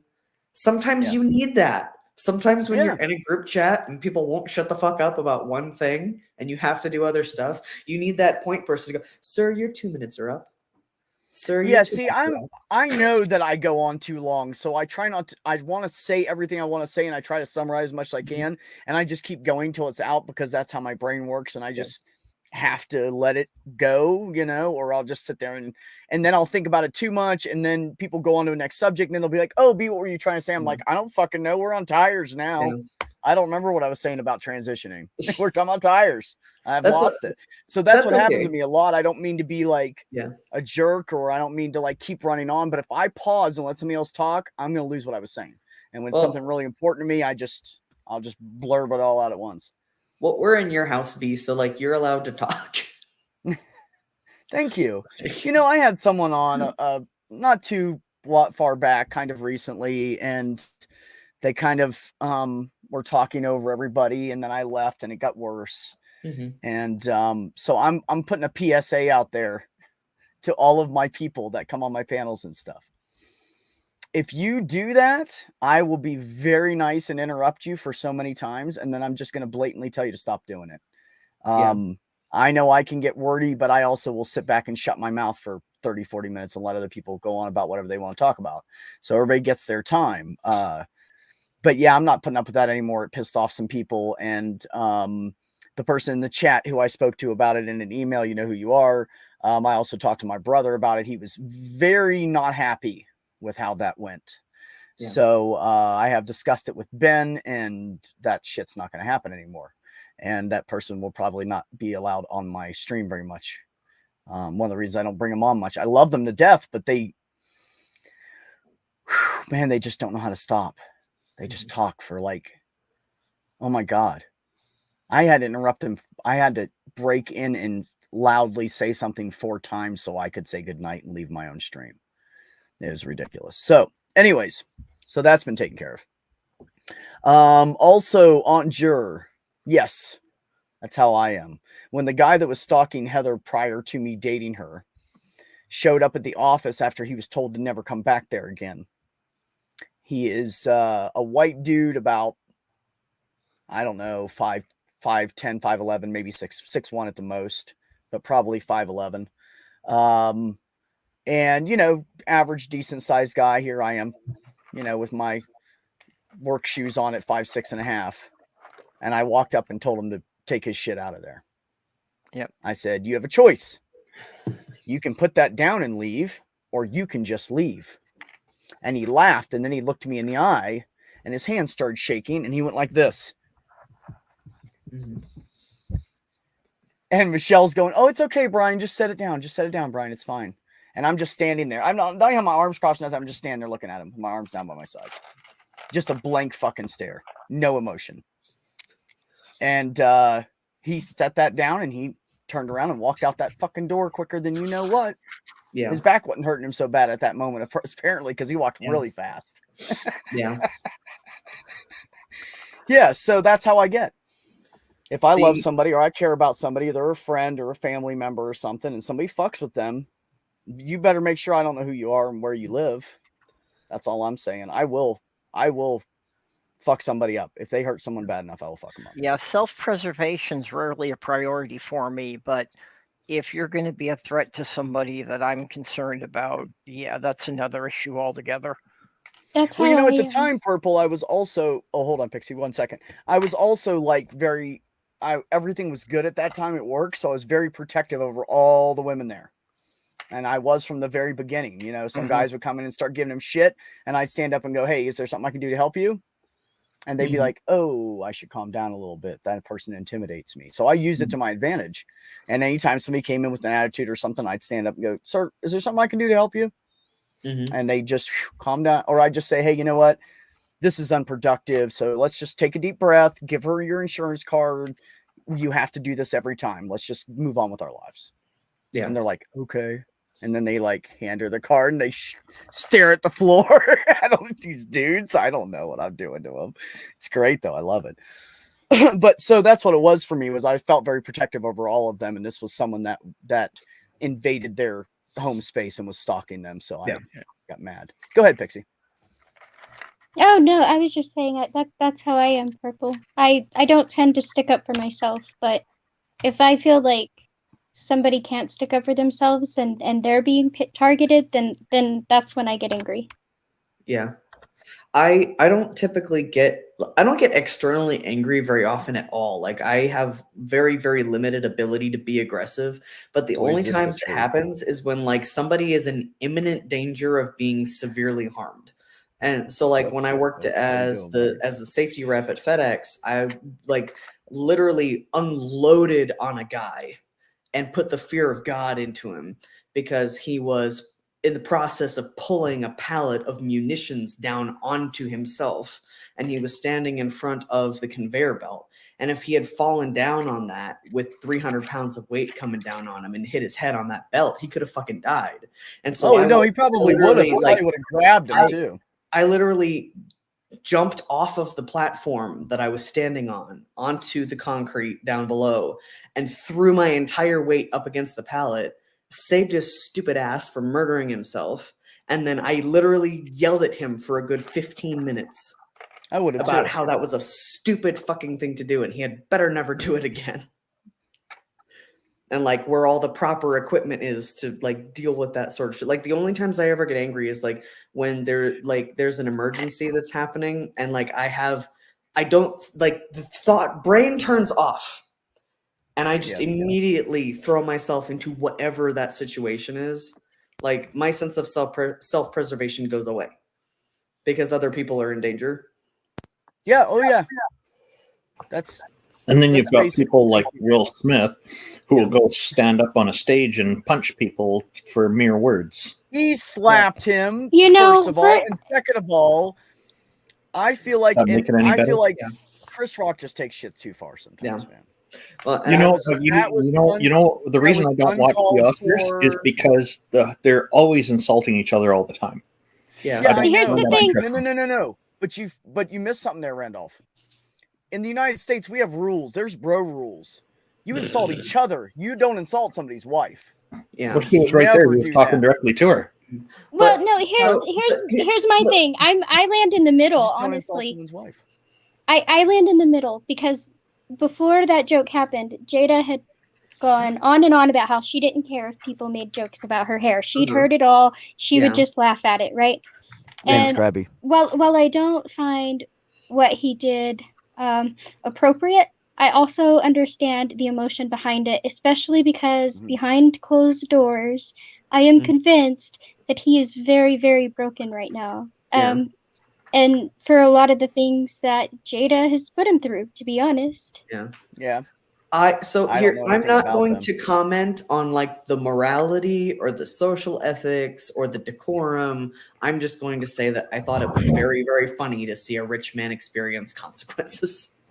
Yes, Joe So- Cool, you're absolutely right, Joe. That's exactly how it happened. He was laughing, and then he went into the hair thing, and he laughed, and he looked over, and then when he looked back, he was like, "Motherfucker." So two things Because I the have to bottom say line about is, it. if Mama ain't Yeah. happy, One is, Daddy ain't gonna be happy either. yeah, and from one point of view, it's rich people problems, but the real issue here is a lack of self mastery of these people who are involved in this stuff. You know, well, he's not his own master. He was enjoying it until he saw his wife's expression, and then his whole attitude changed. Mm-hmm. Now, if he had gotten up on the stage and just stomped his feet and gave him heck, okay, people, I think he'd have a lot more sympathy, you know. Even that would not be a great thing, but he's not escalating to violence. The where I see the delineating factor is when somebody takes an exchange of ideas, as horrible as they might be, and escalates it up to violence. Now you're taking it out of the realm of free expression and you're bringing it into physical force imposition. Right, but that's why I mentioned what he's going through, right? Because I think when we look at this, we can look at this as a person in their right mind, a stable person, a person who has their mental health under control. These are things that they would have mastery of, right? But if you're looking at the behind the scenes things that other people are looking at, and you're seeing him being emasculated by his wife, trashed by his wife all over TV constantly, as he's talked about, as he's talked about his struggles and going to therapy for this, and then being demasculated again, you can't argue that his mental health is in the right place. And therefore, I think that it's a different standard I'm looking at it in. Okay, yeah, but I'm not arguing it's a mental health issue. I'm saying he's lacking self-mastery or self-control, as a lot of people would say. Because, you know, now if Chris Rock had said thrown a rock at her or something, then, nobody's going to fault him for getting up there and slapping the guy, you know. But that's not what happened. It's just words. And like you said, or somebody here just said that she's been out there saying she doesn't care if people make fun of her hair. Okay, so it's open season, no problem. And you know, I if I was the host, I would not be wanting to make jokes that tear people down. That's why I don't like watching those kind of shows. Those people, a lot of them are narcissistic and they like roasting each other, as they call it. I think there's a lot better humor options out there, and it's a shame that they don't follow those. But that doesn't justify escalating it to violence. To me, that's a new category that's taking things too far. Obviously, he's needing better therapy than he's getting if he's going to react like that. He's got a temper problem. He absolutely does need new therapy, right? But at the same time, we have to realize what's going on right now. I am convinced. I'm just saying that he's gone too far by escalating to violence. I'm convinced that the only reason that they're not divorced is because he has flat out said, "I would rather be dead than divorced." Like that, I think that's the only thing holding them together. She has gone on national television and said she didn't want to get married and cried on their wedding day. She's admitted to being unfaithful to him, including in their bed with a 19-year-old that they brought in to help, one of her son's friends. She has said on national television that he doesn't please her in bed in front of her daughter. Has said that Tupac was the love of her life and had her daughter write a letter to Tupac.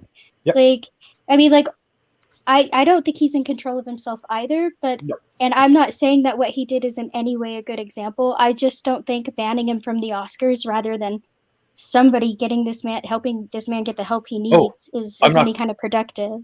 I'm not saying banish him from the Oscars. The Oscars is part of the problem by not taking care of this properly with security. But that's and then not wanting to address it later, as I understand it. But this is not the issue. The issue is he escalated to an act of violence, and that's it. You know, if he had hit Chris at a certain angle, he could have seriously injured him. Much worse than what had played out. And you know, we're in a society where the idea is that we're supposed to be civil, which means that we don't escalate things to acts of violence. And to me, that's a problem when he does that. It doesn't matter who it is, when anybody does that. I agree. I was also thinking, where is security? Yeah, I also said that. And I agree absolutely with you, Mikey. Yes. It's time. It's time. We don't need to insult people to make. There's so much shit around us to make fun of in just everyday life. We don't need to insult each other. And there's something to be said for, I can appreciate Chris Rock because he'll pick on everybody, and I'm cool with that. Like, that's what I love about him. If you're gonna be a fucking it's like a white person just picking on black people, that's fucked up. Now, if that white person fucks with everybody, I'm cool with it. Fuck with yourself too. I'm all about picking on myself. Back when I used to do like some fucking stupid joke shit at parties and stuff, I always made myself the butt of the joke. It's the best thing you fucking do. You don't insult everybody, and everybody gets the same laugh out of it. But no, you're right. I think this whole Mikey's culture right. of Yeah, picking Mikey's on right. Now, people all the the Oscars, time, it needs to stop. And Mikey's right. And the organizers of the Oscars is a separate issue that is related, but it needs to be looked at separately. So they say, my understanding is that the organizers of the Oscars are saying that they want that to be a safe environment for people. And yet we saw no security come out. Nobody's talking to him, escorting him away to deal with it. And that's what should have happened. That's They why left I it thought it was fake. Because they need to signal that, yes, this is a safe environment. They're not putting up with it.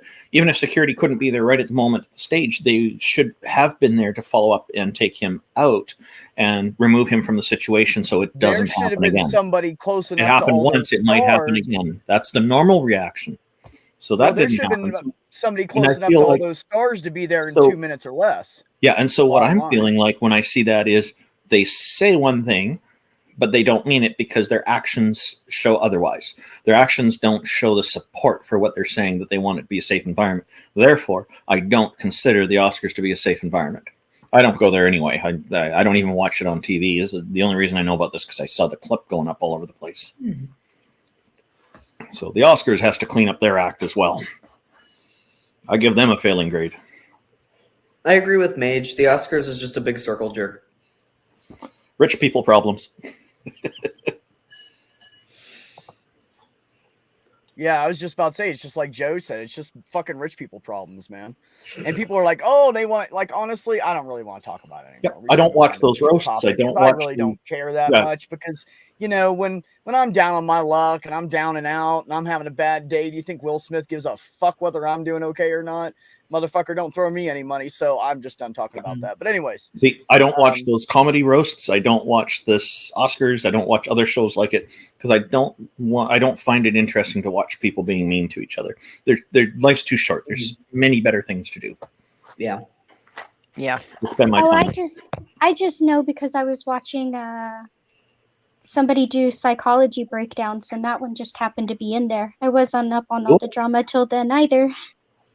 I did watch. I watched somebody with like the body language expert and everything on that, and it was actually because I get into that stuff. I think that's interesting, and I always learn something from it. But he said the actions there were genuine, and you could see where Chris Rock was almost like trying to block himself, or bring his hand up to maybe punch him, and then stopped himself, put his hand back down, and like he went through the whole thing. So it was kind of interesting for that point of view. But I don't want to keep talking about it. So Randolph, give me a topic. Sorry, just like the comment just made was that I'm sorry, I don't know your name because it's not on the okay. Pixie. I'll just God damn it, Pixie. God damn it, Pixie. GDP. So I'll say, you're watching something that's providing a constructive perspective on it, and that sounds interesting to me. That I think is a good use of time. It's and if you have a link, please feel free to share it in the chat, or private chat or YouTube chat. I'd be interested in taking a look at it myself. Yeah, Randolph's all about it. Aw, look at the baby. I will see if I can find it. To be honest, it was one of those I had started on another psychology video. Yeah, no problem. If we do, that'd be great. I'm very interested, so thank you. And then I just was working and it kept going. Yeah, I know. I lose that way too. Oh. The history job in YouTube sometimes helps me out with that.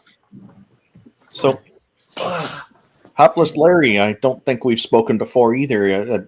I haven't spoken with Goddammit Pixie before, and I haven't spoken with Hapless Larry. Hello to both of you. It's nice to meet you.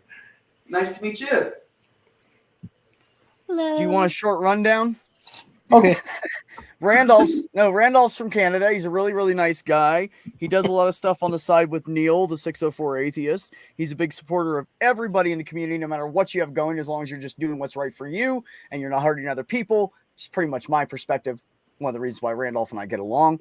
And he has done such things as when I decided to start Root and Branch and I had nobody to talk to about it, he had my back and gave me suggestions and we went over things together and he helped me start the whole thing up, which is why he got to be on the first show. It's the only thing he asked for. That's what Yeah, he I thought, well, so I'd be greatly honored if I was the first, and you just did it. So yeah, well, it was you very, very earned it, nice of man. you. I do appreciate you helped that. me a lot. Yeah, you had my back. So, and then when I decided to transition, Randolph was like, "Cool, B, love you, man." Like, yeah, that's just and Randolph. it took me a bit to get used to referring to you as Mr. B, but I think I've got it figured out now. Well, Stool gave me that nickname. He was like, "Okay, Mr. B," and I think he was doing it to help remind himself. So then it kind of caught on, and everybody was like, "Oh, I like Mr. B," and I was like, "Me too." So I started using it, and then I thought, "Well, there's no question now. I don't have to put pronouns up." Every time I hear Mr. B, though, I think of the video game BioShock. Because there's these antagonist creatures called Big Daddies. And they have little sisters that come around with them, and the little sisters all call their big daddies Mr. B. Come on, Mr. B. Oh, see, I guess it's because I'm somebody it reminds me of somebody I was very fond of because their last name was pretty long and it was very German and it started with a B. And so everybody called the couple Mr. and Mrs. B. Mr. and Mrs. B. Fair. Yeah, and so Mr. B actually reminds me of my grandfather. Aww. Yeah. You're talking about encouraging people to be themselves and stuff. That's something I've been doing more and more because I find, like on the African Humanist stream earlier today, she was this topic came up because there was a Christian lady on a stage talking about how she used to be bisexual or used to be lesbian, and that God told her not to or something, and that's why she changed. And anyway, she was, but the way she was talking, it's like she was saying who you are, your personality, and your history belongs to God. And I was saying, don't give that to someone else. Keep that as your own and make it the best for your quality of life and all this. This goes with my recommended replacement for the golden rule. Calling it a rule right off the bat gives it an authoritarian vibe to it, and I don't like that about it. And also, think about heterosexual intimacy. The golden rule fails miserably. Mm-hmm. Treat others as you wish to be treated. Just doesn't cut it in heterosexual intimacy and a whole bunch of other things. So the replacement I have, I call it the golden preference, is to strive to treat others in accordance with their preferences. And then, the strive leaves us some flexibility there because we can't always do that. That's why we try and want to. It's our intention, but it's not something we can always do. Like Charles Manson, if you met him in prison while he was alive, freeing him is something he'd want. But, we're not going to do that, obviously. But that'd be a bad idea. As a good like general rule of thumb, that's a good piece of advice, especially when it comes to like intrinsic qualities of your personality. Like, you can hide who you are if you want to. Like, if you really want to, you can hide aspects of who you are. But that intrinsic quality is never going to go away. And you're working to hide it or to change it is going to cause internal friction that will stay with you forever. Mm-hmm. So, like, just be gay. It's okay. You can kiss dudes. Yeah, Randolph, I totally not gay though. Maybe though. I don't know. I've seen some twinks that are kind of hot. I just want to hear what Purple was saying. Sorry. Yeah, Sorry, Purple. I totally support your idea of replacing the golden rule because I've often pointed out to people that it quickly falls apart with autistics and introverts. Oh, yeah. That, I would prefer that people just don't pay any attention and pretty much pretend I'm not there. But when I do that to other people, I'm being rude and antisocial. Yeah. Yeah. Right. It's so funny, isn't it? Or another scenario would be a dominatrix following the golden rule. I'd say her business is done at that point. Okay. Okay. But the golden preference works very well. The golden preference. I just Yeah, saw that. I like just that saw better. Hellbound Hillbilly in the chat said, "Would you kindly?" And I appreciate that. That somebody else in the chat has played BioShock. Oh, Oh. sorry. I'm a nerd. Yeah, no, it's not. My brain's just everywhere right now. So, You know, when I worked at a computer company, we had a sign on the door said "Nerd Network Emergency Response Dude." Yep, yeah, right. I like that. Yes, that is quite good. I love potatoes and mushrooms with a lot of things, actually. I'm one of the younger people working at my company now. And so like I have like a vague surface level knowledge of like some technology, and I can do a little bit with tools and I can do a little bit with computers. And so like my boss, who is a great person and I love him to bits, has just put me in charge of like the AV equipment, and like we have all these complicated like scaling light setups and all this other, and I'm like, I don't know what any of this does. But But I'm gonna figure it out. But I'm the young person, so naturally I'll figure it out. So, are you enjoying the work? I am, though. Well, then you've got the right job because you're learning new stuff while you're getting paid for it. Like, this is fantastic. Oh, yeah. Oh, I really love this job, like more than I thought it would, because I've never worked in hospitality before. So I work for a catering company. Okay. And so a lot of what I do is like prepping for events, either on location at our home base, or we have contracts with like all the big museums and stuff here, and we run all the cafes and stuff out of them. And so like there's a lot of traveling and moving around, and we get to see all the exhibits in the museums. And when I'm at the home location, they've given me like the groundskeeping job, and I love to get in the dirt. Like that's one of my favorite things to do. Like they let me plant a tree a couple weeks ago, and I cannot shut up about it. They gave me another. Like I was so happy about getting to plant a tree. It was a pine tree. It was great. I like pine trees. That's fantastic. It was They'll just live forever. I wanted to plant a pine tree in our front yard when I was a kid, but we got a different kind of tree, and it's taller than the house today, and it's just amazing. I was so stoked about getting to plant the tree that there was some kind of like naturalist convention thing that, or like the like city parks department or something, somebody had a convention, and everybody that was at this convention got a cypress tree in like their goodie bag, like a sapling, and some people left theirs, and so the guys that went to set that event brought me back the tree. So I'm gonna that's gonna be my pet project. They already greenlit me. I'm gonna get to pot it. I'm gonna take care of it for a little while, and then we're gonna survey, and we're gonna find a place on the grounds. Sorry, they only brought you one? Yeah, they just brought me one. Oh, are the others still there? Like, I'm not sure. Somebody else took them home and decorated their yard with them. I'm not sure if they like were going to round them up and give them back to whoever organized the event or whatever. They weren't really supposed to bring it for me. Yeah, it was like they kind of stole it. It was like it was like a goodie bag thing for the guests at that event. Oh, okay. Hey, those are gifts, man. And if somebody accepts the gift and then they leave it there, it's like littering. So should be no problem to get those. But so we, the property that that our hub is on, like where our main building and ballroom and stuff are on, has this lake around it that wraps around like 2/3 of the building. And so aspens are normally they thrive in like marshy areas. So we're gonna plant it like near the riverbed.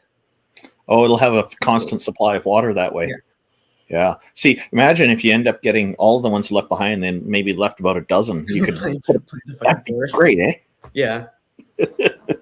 I would have loved to. Maybe they're thinking that one is. Maybe they're thinking bringing more would be too much. You should just let them know, hey, if there's others, just drop them off. I'm serious.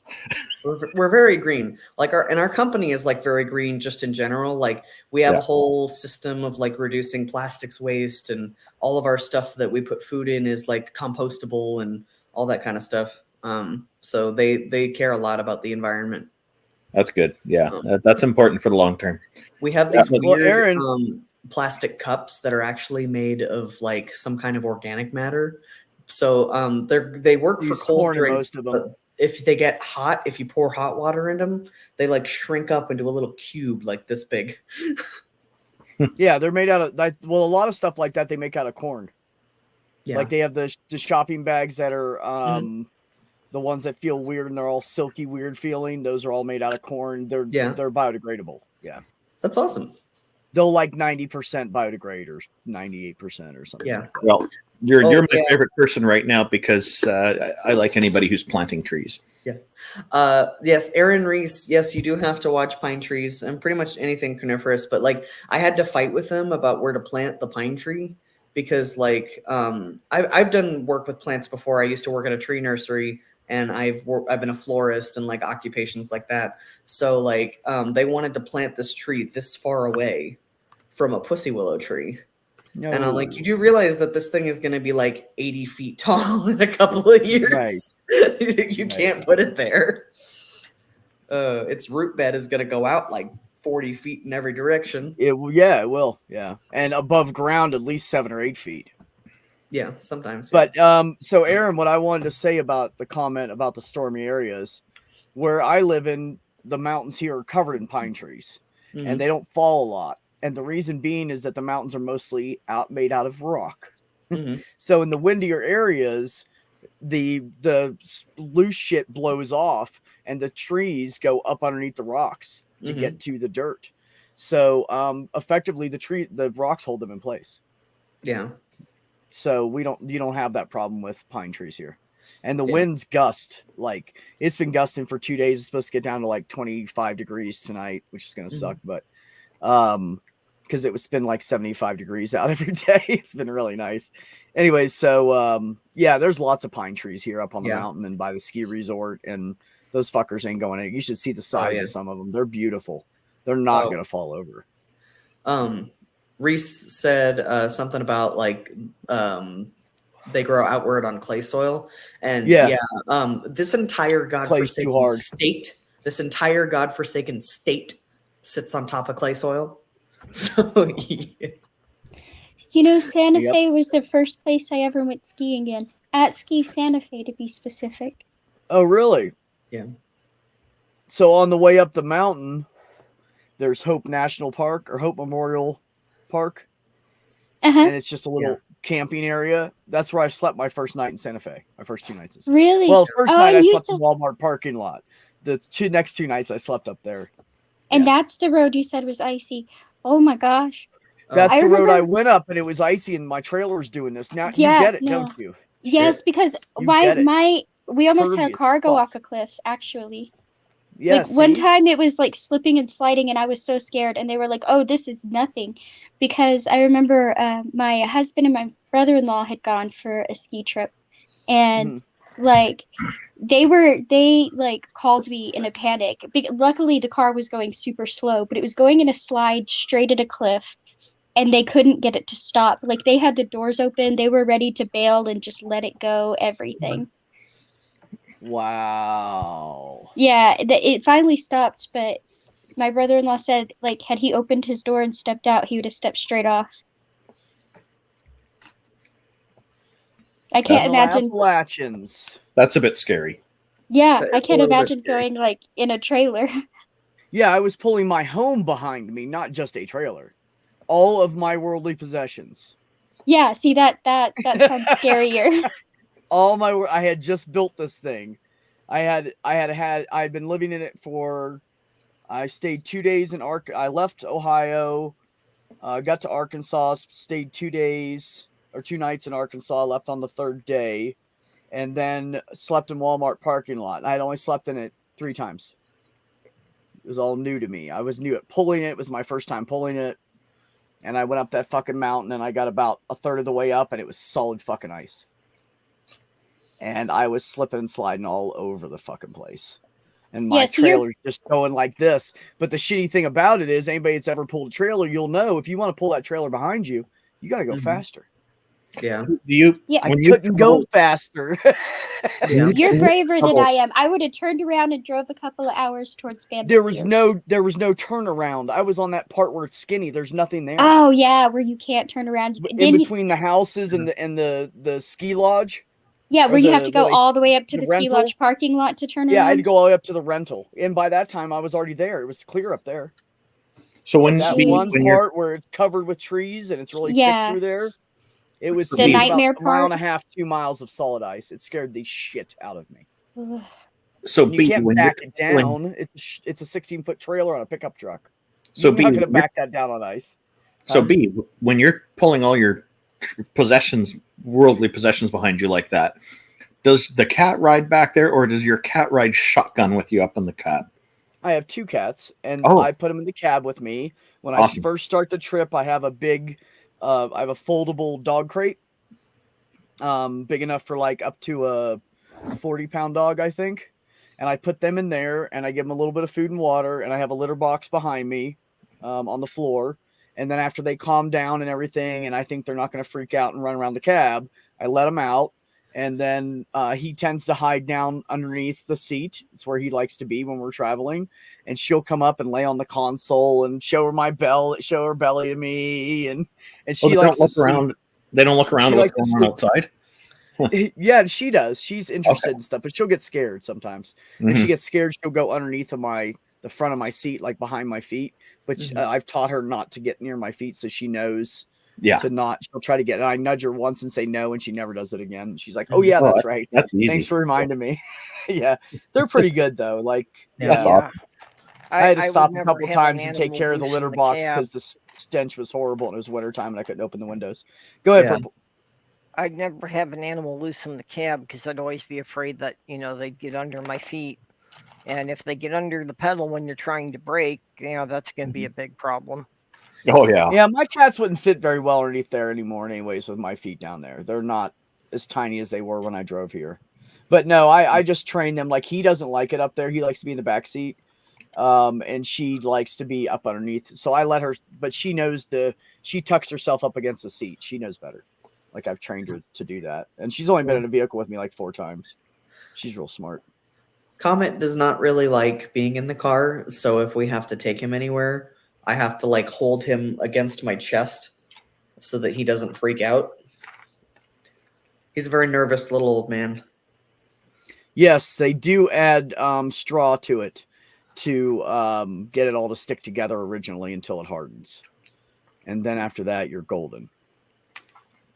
Calcium oxide. Oh, we're learning stuff tonight. Look at us go. Hey, this is not supposed to be a learning stream. No, I'm kidding. Talk about it. I'm interested. I can like take Ben's place and just start spewing random interesting facts. Well, You know what I've thought about? What I'm hearing here is a lot of people are just care a lot about the animals, and that tells me I'm in good company. Yeah. Yep. It's true. And anyone who doesn't have pets, I would be kind of suspicious of dating them. Yeah. Yeah, if they don't like animals, do I like you? Well, we don't have pets because my wife has allergies, but when I was a kid, the most we had was 5 cats and 2 dogs.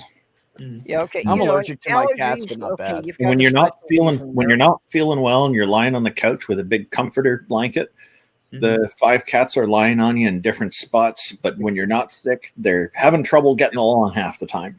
Yeah. But it's great when they're all purring at different rates and you're recovering fast. It's like, recovery. It's amazing. So, Purple, say what you said again. I couldn't hear it. I'm sorry. Sorry. It's okay. I'm not sure which thing it was now. Oh, it was just the last 2 sentences. But. Oh, I was just saying that, I would be suspicious of dating anyone who doesn't have pets. Because you can tell an awful lot about a person by the way they treat the animals they live with. Mm-hmm. Yeah. I agree with that. Yep.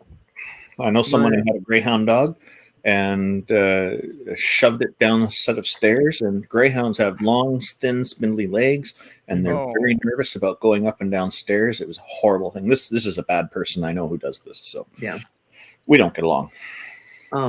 My dog is a rescue, and I don't know a whole lot about the people that owned him before me, but I've gathered that they were not good people because there's a lot about, and he's gotten better since I've had him, but he had a lot of nervous behaviors, and he was really, really squirrely about being around people, and he would not allow people to touch him. And if you basically came anywhere near him and you had your hand out, he would literally scream and run away and hide under something. and that made me feel like somebody had hit him, and that just literally like tore me to pieces because he only weighs like maybe 10 pounds, you know, and he's the sweetest dog. And I can't imagine like, and they did tell me that he had been like stuck in a crate and basically left to rot. And so I've never put him in a cage. You know, he's an old man and he sometimes has bathroom problems, and you know, I'm not going to crate him when I'm at work because I don't want to ever put him through that again. I'll just come home and I clean it up and we go about our day, you know. Yeah, Well, it's obviously some trauma there. Yeah. Sloth Girl's cat Petunia, I am just so glad that we adopted her, because I think if we hadn't, you know, she would have definitely been euthanized.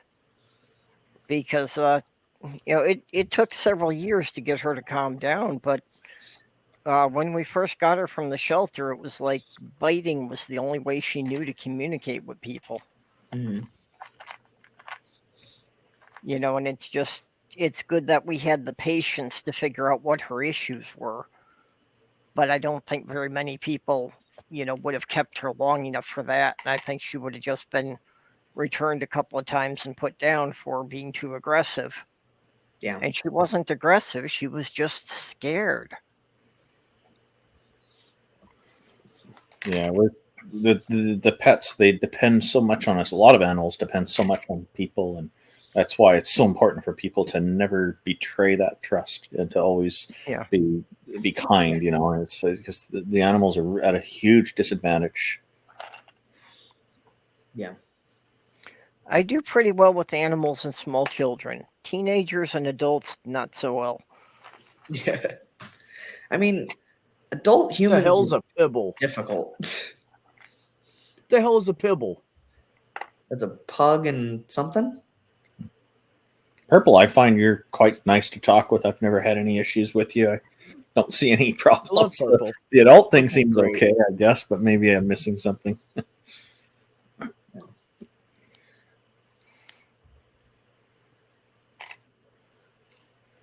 I was researching how to make bricks without paying for cement to make raised garden beds. Oh. So I've only ever done that with cedar wood. And in the process of doing that, Mage learned all this stuff about making concrete and stuff. Yeah, that's cool. One of my clients had a whole bunch of bricks they wanted to get rid of because they knocked down the wall between two buildings. Mm-hmm. And so I said, oh, you don't have to pay for that. I'll remove them. So I removed them, and we've got a raised garden now in the back. It's great. I used to be friends with a landscaper. He lived like 4 houses down from me.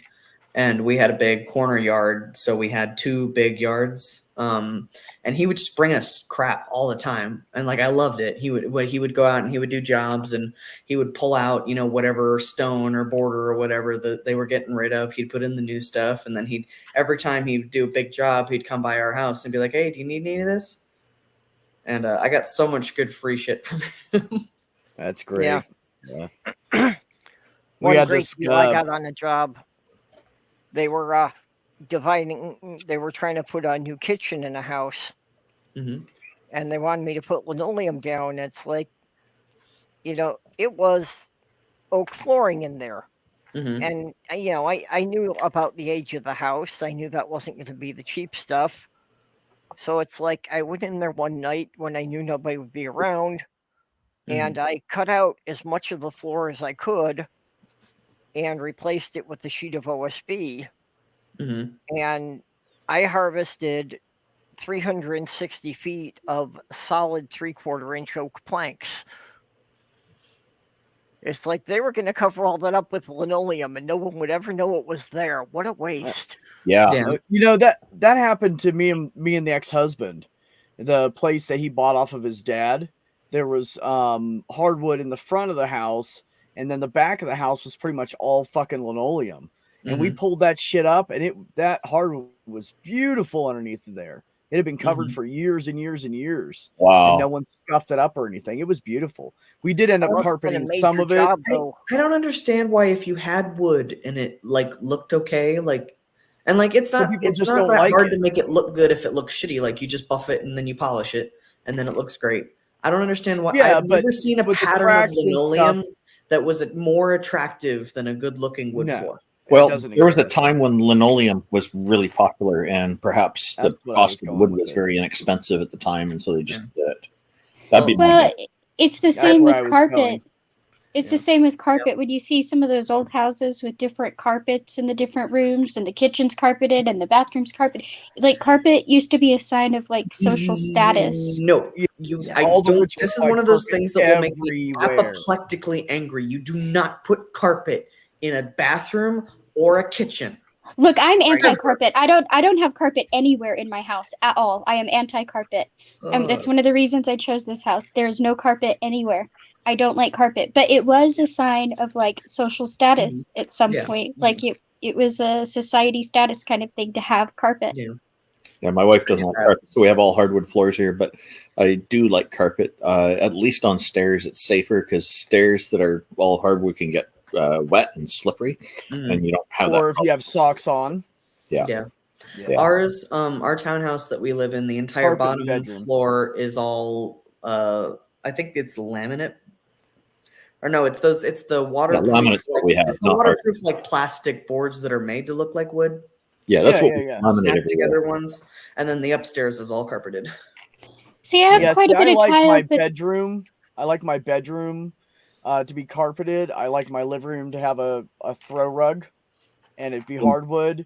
And if stairs, yes, stairs I like carpeted as well. Otherwise, I like the hardwood tile. Okay, see, yes, of course, that goes without saying. Yeah. I get away from the slippy stairs because the only steps in my house are actually made out of fake brick. You know those concrete, those thin pieces of concrete that are made to look like brick? Yeah. The stairs in my house are made out of that. So they look like little brick steps. So there's no slip there. Wow. And I have a lot of tile in like some of the fake hardwood, but I have area rugs in 2 of the rooms. I just don't like carpet. I don't know. Everyone's got different preferences. Bathrooms and living rooms, but definitely not for any place you've got running water. No. I think it traumatized me as a kid. First of all, it gets gross if you have pets, no matter how hard you try to keep it clean. It'll look clean on the surface, but it's not clean underneath. And second was laying down to watch the TV and getting my earrings stuck in the carpet and not being able to get up.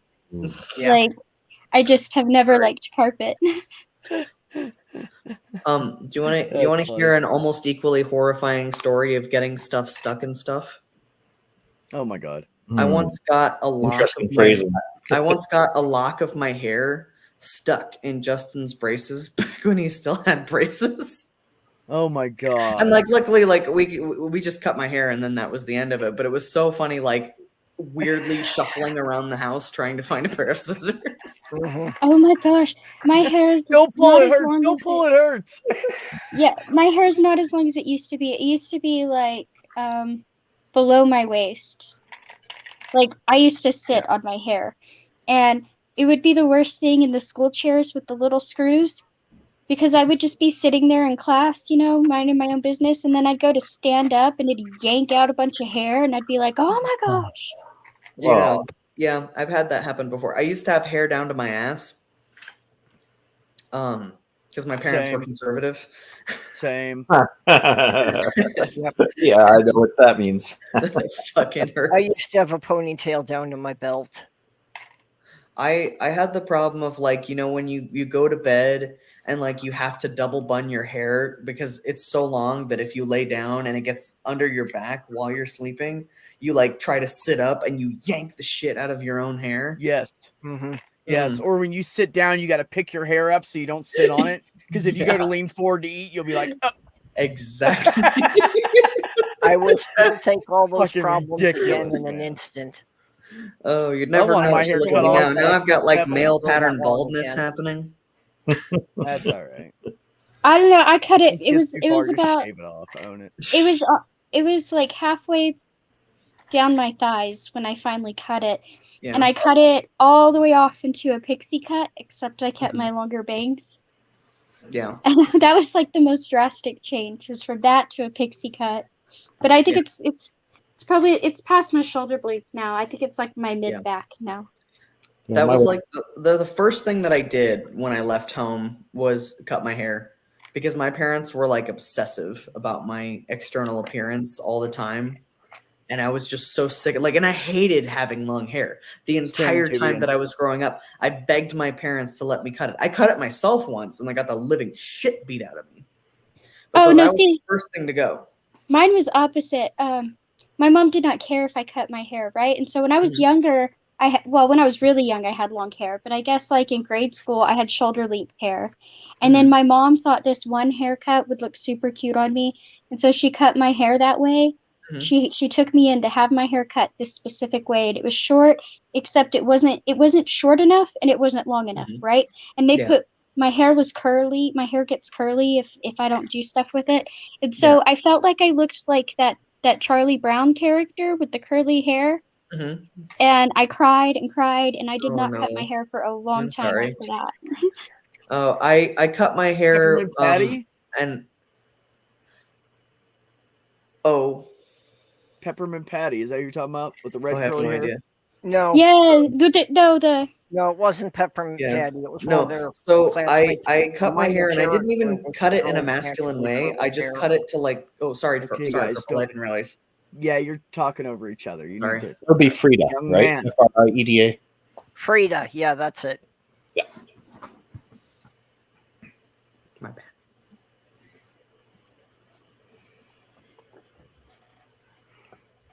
Spelled Frida. Yeah, I didn't mind having shorter hair. Just after that haircut, I was just like, no, and I refused to cut my hair for a really long time. Yeah. I am trans, and I mess up pronouns all the time. It's okay, Aaron. We're just humans.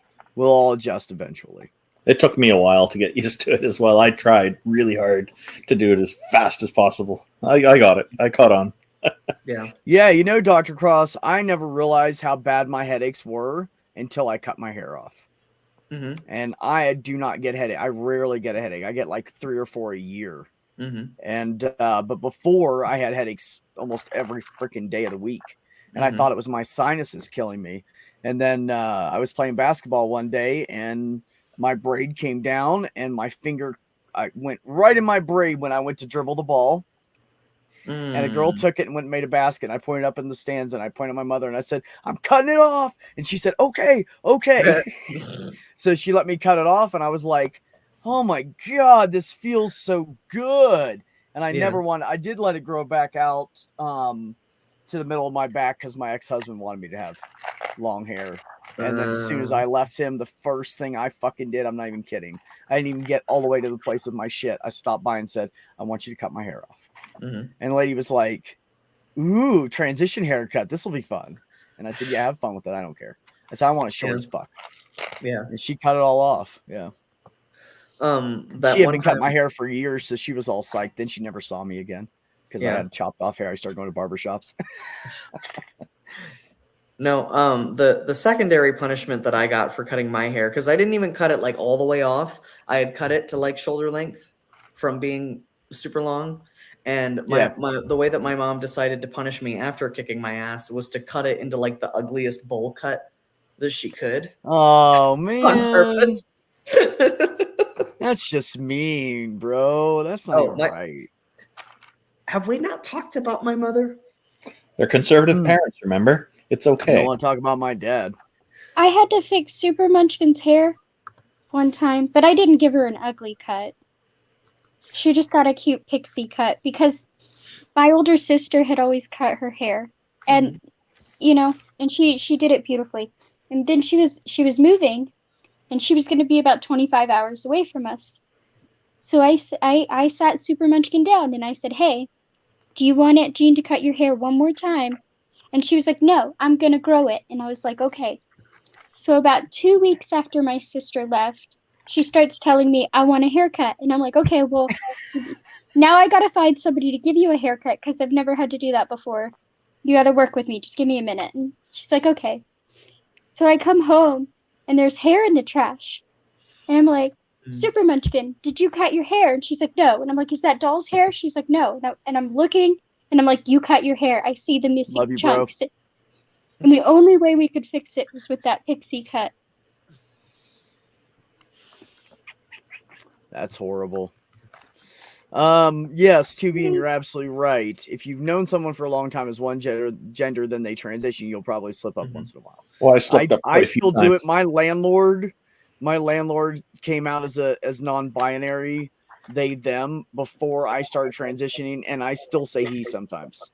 Mm-hmm. So it will, and which doesn't make any sense because they're so not a he. I had this struggle as well with UB. I tried Like, and how do I tried, do and that? I messed We up all quite a few screwed up at times. But you were so cool about it. You made it easy. I finally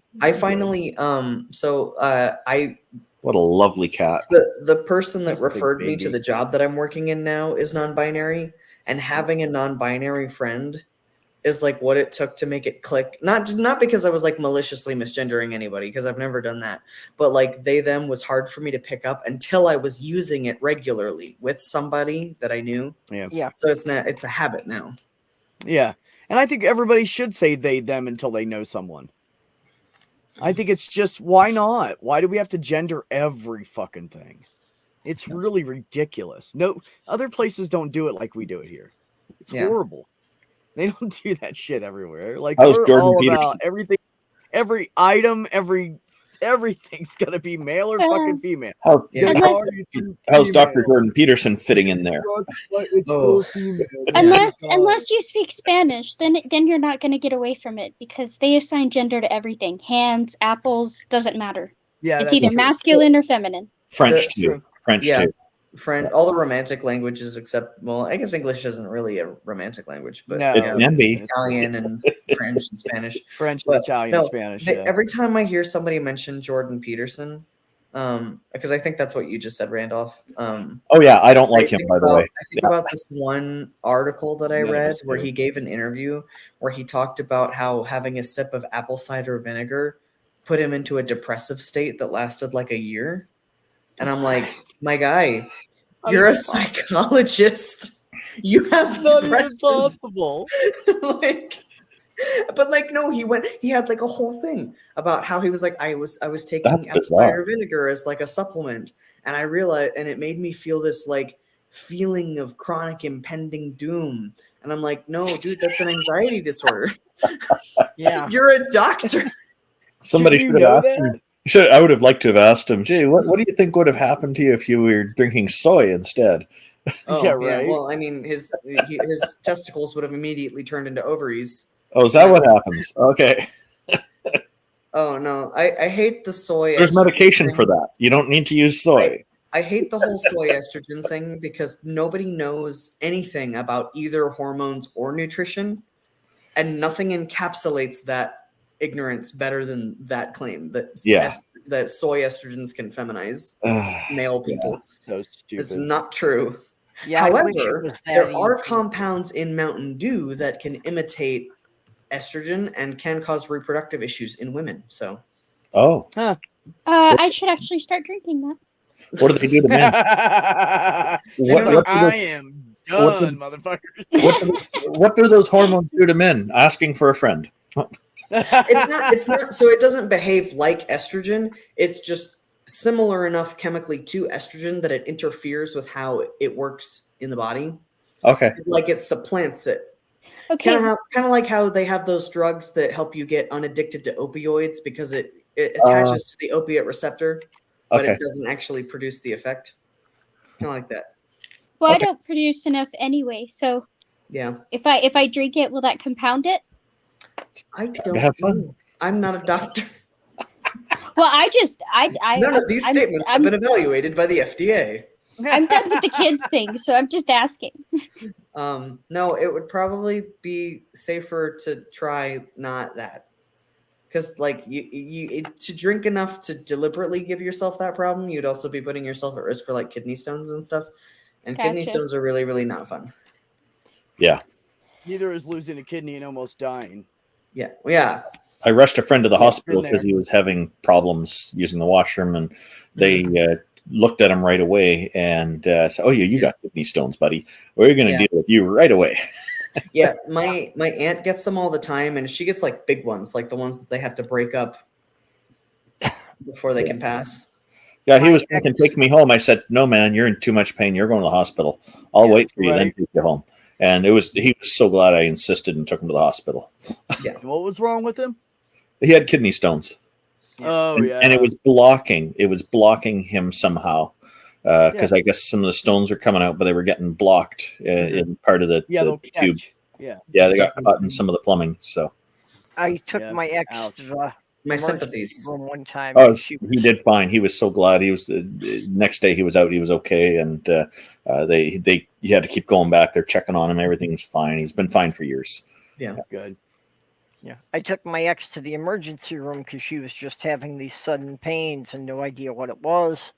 Mm-hmm. And in the ER, she passed a kidney stone the size of a grain of rice. And then everything was fine after that. What a relief that must have been. Well, Oh, and she said that after doing that, she said that it was a myth that men could not suffer any pain as bad as childbirth because that was way worse than her daughter, who was 10 pounds on delivery. Wow. Holy cow! Yeah. Ooh. Oh, Yeah. that's funny. That gay frog thing cracks me up so bad because Oh, there I are people. love that. Well, no, there are people that still go around saying, "Well, there was some truth for it. There's some truth to it because even though it wasn't making the frogs gay, it was making them like hermaphroditic and all this other stuff." And I'm like, That's you not true realize? either.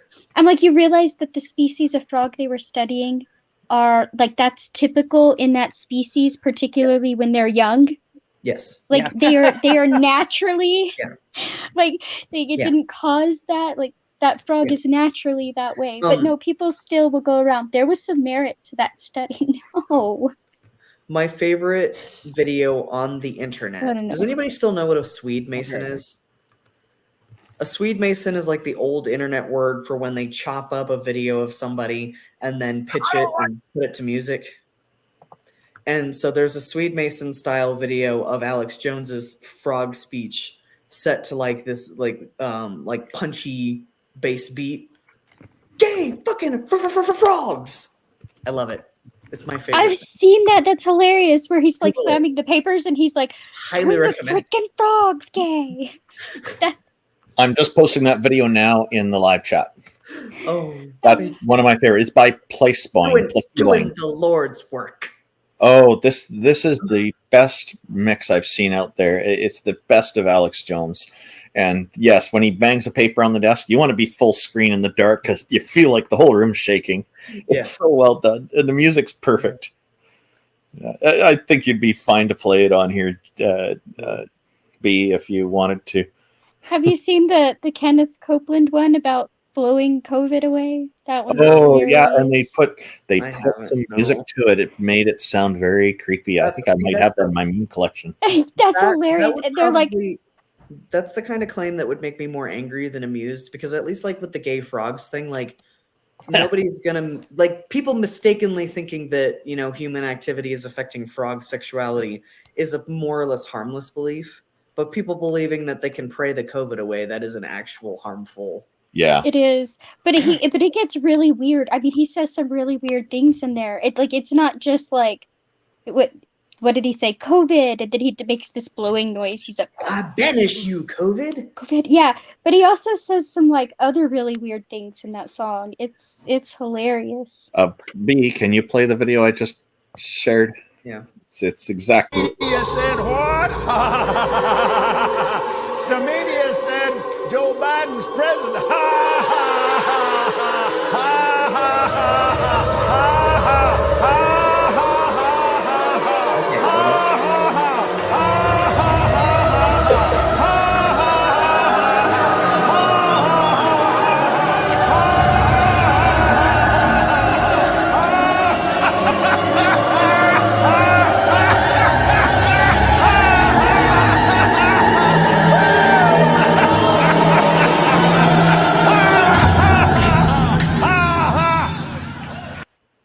They took some old TV music and put it on here, and it just makes it so spooky, doesn't it? I think even without the music, like that's so disturbing. Like this is the kind of stuff like when they do when they do hit pieces on fundamentalist Christianity. This is the kind of stuff that they would make up as like a skit.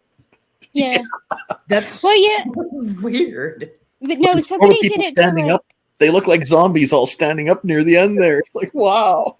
Sorry, But- sorry, Pixie. Oh no, that's fine. Somebody did it to like almost like a rock beat, and they did like a mix of different things, and it's hilarious. It's like this song, and then he's like I blow the wind of God, and it's just hilarious.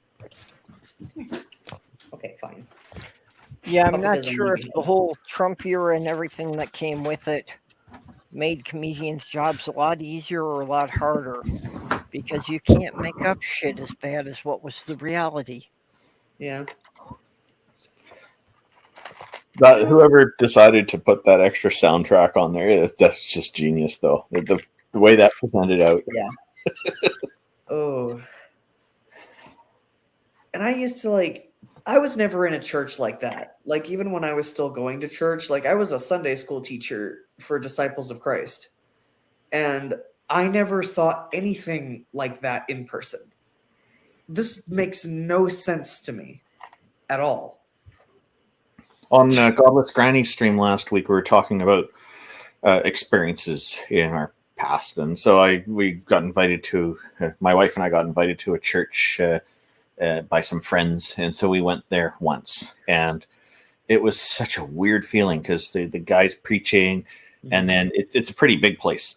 Mm-hmm. Not big like Joel Osteen, but it's not a small church either. It's a big one in the major city here, Vancouver. But what happened was people started at one point yelling hallelujah, and then it came from another part of the audience, hallelujah, hallelujah, hallelujah, hallelujah, hallelujah, from all over the place. And I said to my wife afterwards, I guess this is what it would feel like to be inside of a pinball machine when someone is actively playing it.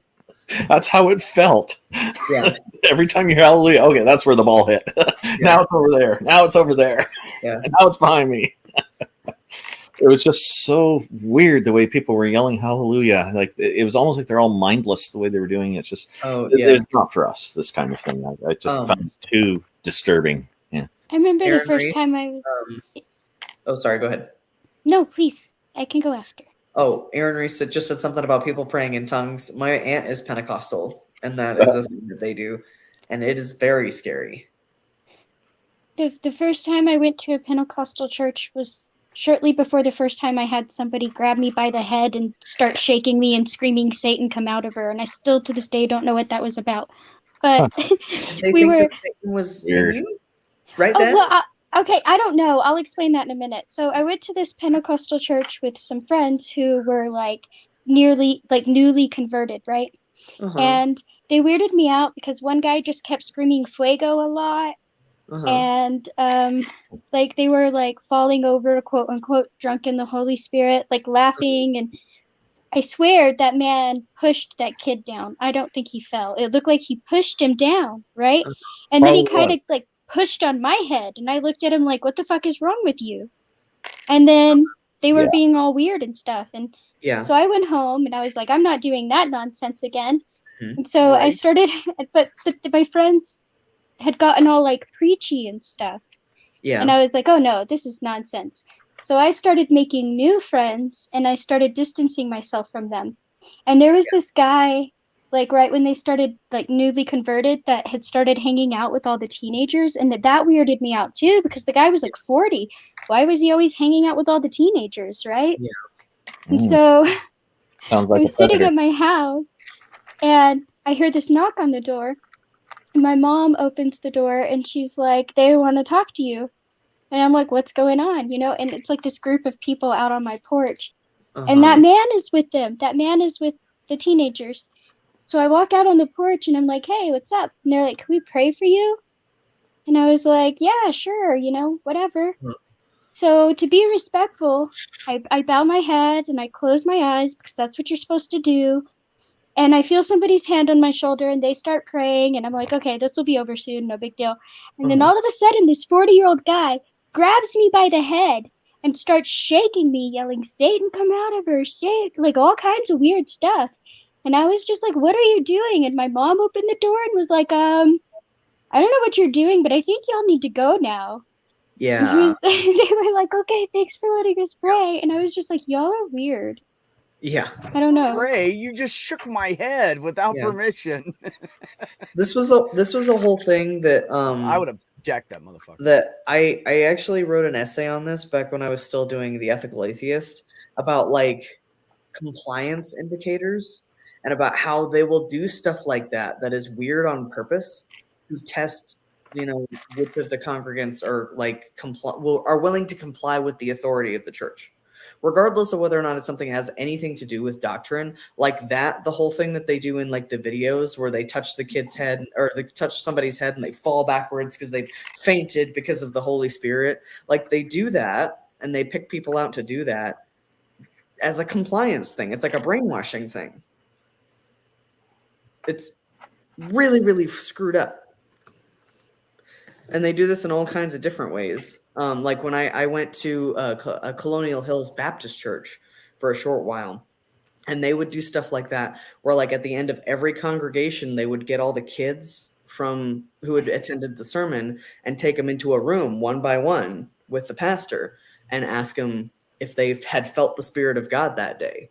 And you couldn't say no because you're sitting there with the authority figure of the church. Yep. And if you say no, you feel like you're going to get in trouble and you're a child and you don't know any better. Anyway. I keep muting myself because of my coffee pot. I Oh. said I would have been like, nope. Feel shit. The Ethical Atheist is what the name of your channel is? Or? It's defunct. I haven't been doing that for a long time. Sounds intriguing. It was very, very boring. It was very, very boring. So like my whole wheelhouse was like ethics through a secular lens, and I talked about like philosophical stuff, and I did like topic stuff like about the death penalty and that kind of thing. But I have views on that too. Okay. I never did any, and I've gotten to be more of an asshole as I've gotten older, but like I never did anything that a lot of the YouTube atheists did, where they would like make fun of specific people or bait people into arguments or anything like that. I just did very like matter of fact kind of, here's my 3 bullet point list on how I feel about this topic. I'm going to share a link with you. I'd be interested to know what your thoughts are. It's something I wrote. It's just a one-pager. It's my solution to resolving the unethical aspects of capital punishment. Oh. Yeah. So I don't expect you to do it right now, but I mean, just I'd be curious. I have like a goldfish memory. If I don't do it right now, then I'll probably never remember that. I don't want to interrupt the stream here. Sorry. So I posted in the public chat for people who might be interested fine, as well. Randolph. We'll just I can read fast. It's fine. We still got Pixie and Purple over here. So. Oh yeah. I don't mean to I didn't mean to disrupt things. Yeah. No, you didn't disrupt anything. You're fine. Yeah, I consider capital punishment in its current form to be unethical and to be a human rights violation. And the solution I have in summary is to, and it's all written out in that link I just shared in the public chat, is in summary what it is. The person who gets convicted would be instead convicted for a life sentence with a minimum amount of time served as a requirement before they could then apply to the courts to electively take capital punishment. So that way it's not imposed on them. They have to actually choose it to get it as an option. So okay, so this is an interesting idea. It's not the best solution, but to me it's better than what we have now is my thing. So in pure philosophy, I don't disagree with it at all. In practical terms, with the direct exposure I've had to the justice system in America, it would be terrible. Because what we would have is we would have prisons deliberately torturing prisoners so that they would want to kill themselves. Okay, that's basically what we have now. And I know you live in Canada, so you may not know the full extent of it. But no, this is a good point you're raising, a very important point. So I'm glad you mentioned it. Prison in America is engineered to be as physically and financially painful to the convict as possible. Okay. So like in a lot of places you are like charged fines and fees for being in prison. That's why there is so much prison labor here, is because you have to literally pay off what they're charging you in fines. And then if you get 13 cents left over after that, then you can, like save up for a week and get one Hostess cake, like that. That's kind of how it works over here. And that's why so much of stuff that's made in America, like so much, like almost the majority of stuff that is billed as made in America is made by prison labor. So this would require what I'm suggesting would also require that the prison system itself is also respecting human rights, and that's the part that's in the U.S. No, we have stuff like, so I don't know if you've probably heard of Sheriff Arpaio. Oh, in Arizona, he had all the prisoners wearing underwear and stuff. Well, not only that, but he famously laughed about prisoners being forced to cope with 120-degree weather and like getting heat stroke, and like he laughed about it. He's like, "Well, prison is supposed to suck," and I'm like, "You're not supposed to actually torture people." Yeah. And beyond that, I have a problem with, like, my problem is the track record, right? Like, how many innocent people have we proven innocent when it was too late? How many people have we proven innocent who have spent 2 decades behind bars, right? Like over and over and over again. And if this is our track record, how do you justify killing people? Right. So, I mean, look at all the with that, but it doesn't solve the problem. But it does help that because it eliminates that deadline of death row. So look at all of the. Hold on, let me say something real quick. Look at all of the black guys every year, the black older guys who are let out of jail, and they're like, "Sorry, now, I have a sorry, question. we checked with DNA now. You're sorry about your 30 years in jail." Oops. I do have a question for prisoners who don't pay off the fines just for being in prison, where they obviously it's ridiculous because they have no choice but to be there. But if they don't pay it off, do they still get to exit prison and they just exit with a bunch of debt, or do they have to stay in prison and pay it off? It depends.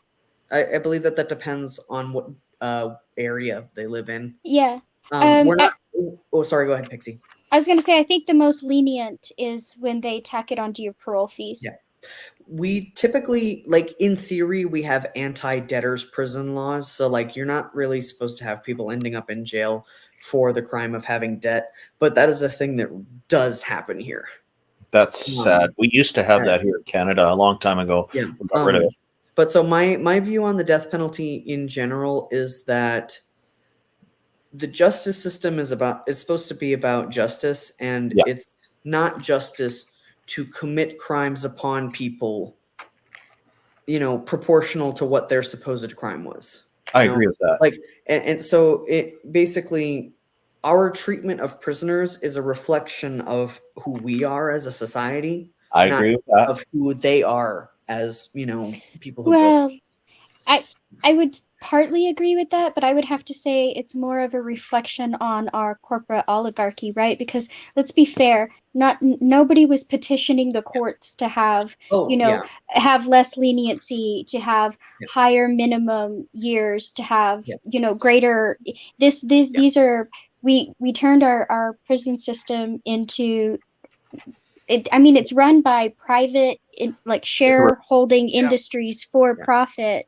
So it's more, and they have lobbyists. It's more of a reflection of lawmakers then. Yeah. So what I meant, Pixie, is in the ideal should be that the justice system comports itself with justice. Not that it does now, because it certainly doesn't right now. Okay. Yeah, I wholeheartedly agree with you. That was my, in an ideal world, that's what it should be. Yes, it should be a reflection of the people in the society rather than the lobbyists. And there are abuses that happen in Canadian prisons too. Unfortunately, we still need to reform things here as well.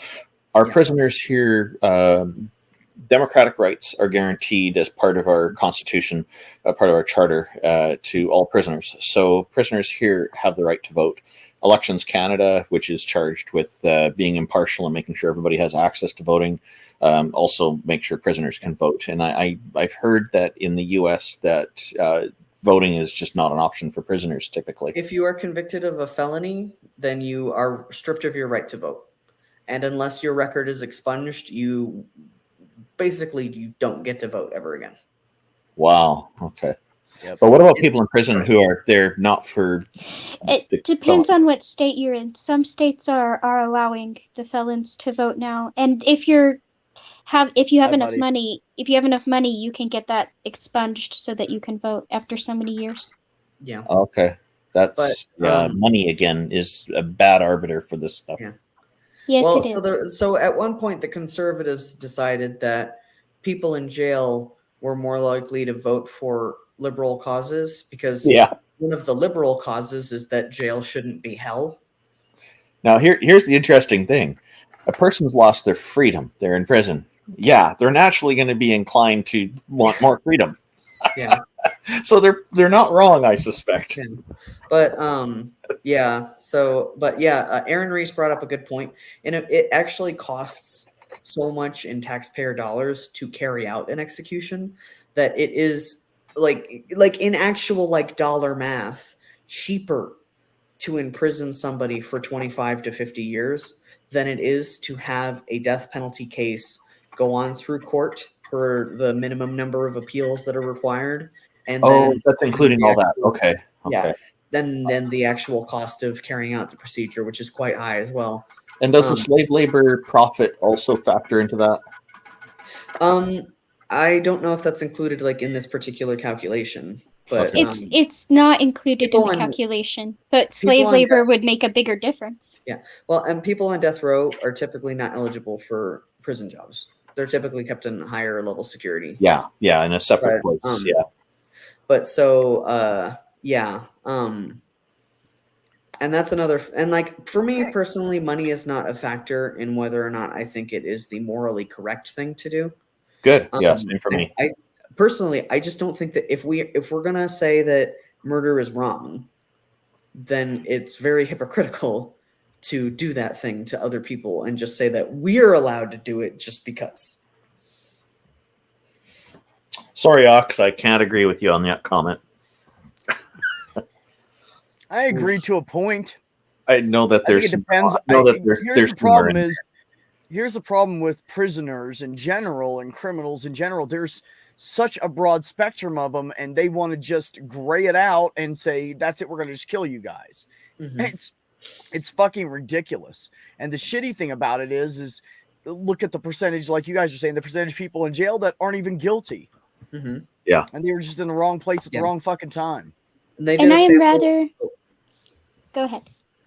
They did a sample study that showed that like the majority of people on death row at the time of the study, which is like in the 90s or the early aughts, that like some crazy like 60 to 70% of people who were on death row at that time had a debilitating mental illness. And that is another factor that is like, I don't think that we should, and I understand that people who have suffered at the hands of somebody who's committed a heinous crime want their justice, but I also don't think that we should kill people who are like measurably sick. This is why we have different people handling the sentencing and all of this kind of thing, and not the victims themselves, because the victims themselves, it's been shown, I think, that there's going to be very cruel and unusual punishment will end up being desired, right? Because of revenge and feelings of that. So typically. Yeah. Well, the lobbyists tend to have that covered for them anyway, because the more bodies in the building, the more they get paid from the government. Yeah. Mm-hmm. And the more they get to pay their shareholders. But I'm rather ashamed that Texas was bragging a few years back, and Florida tried to give them a run for their money, but they didn't quite make it. Yeah. But Texas was bragging a few years back, all these other states are limiting the death penalty and doing this, and Texas is putting in an express line.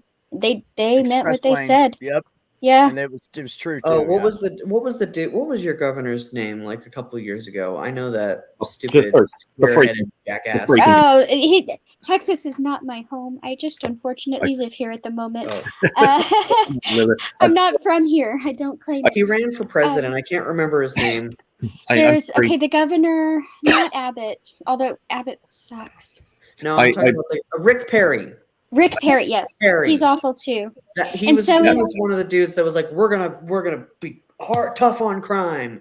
We're gonna kill a bunch of people, and that somehow makes it better. Talking points. Ken Paxton's the same.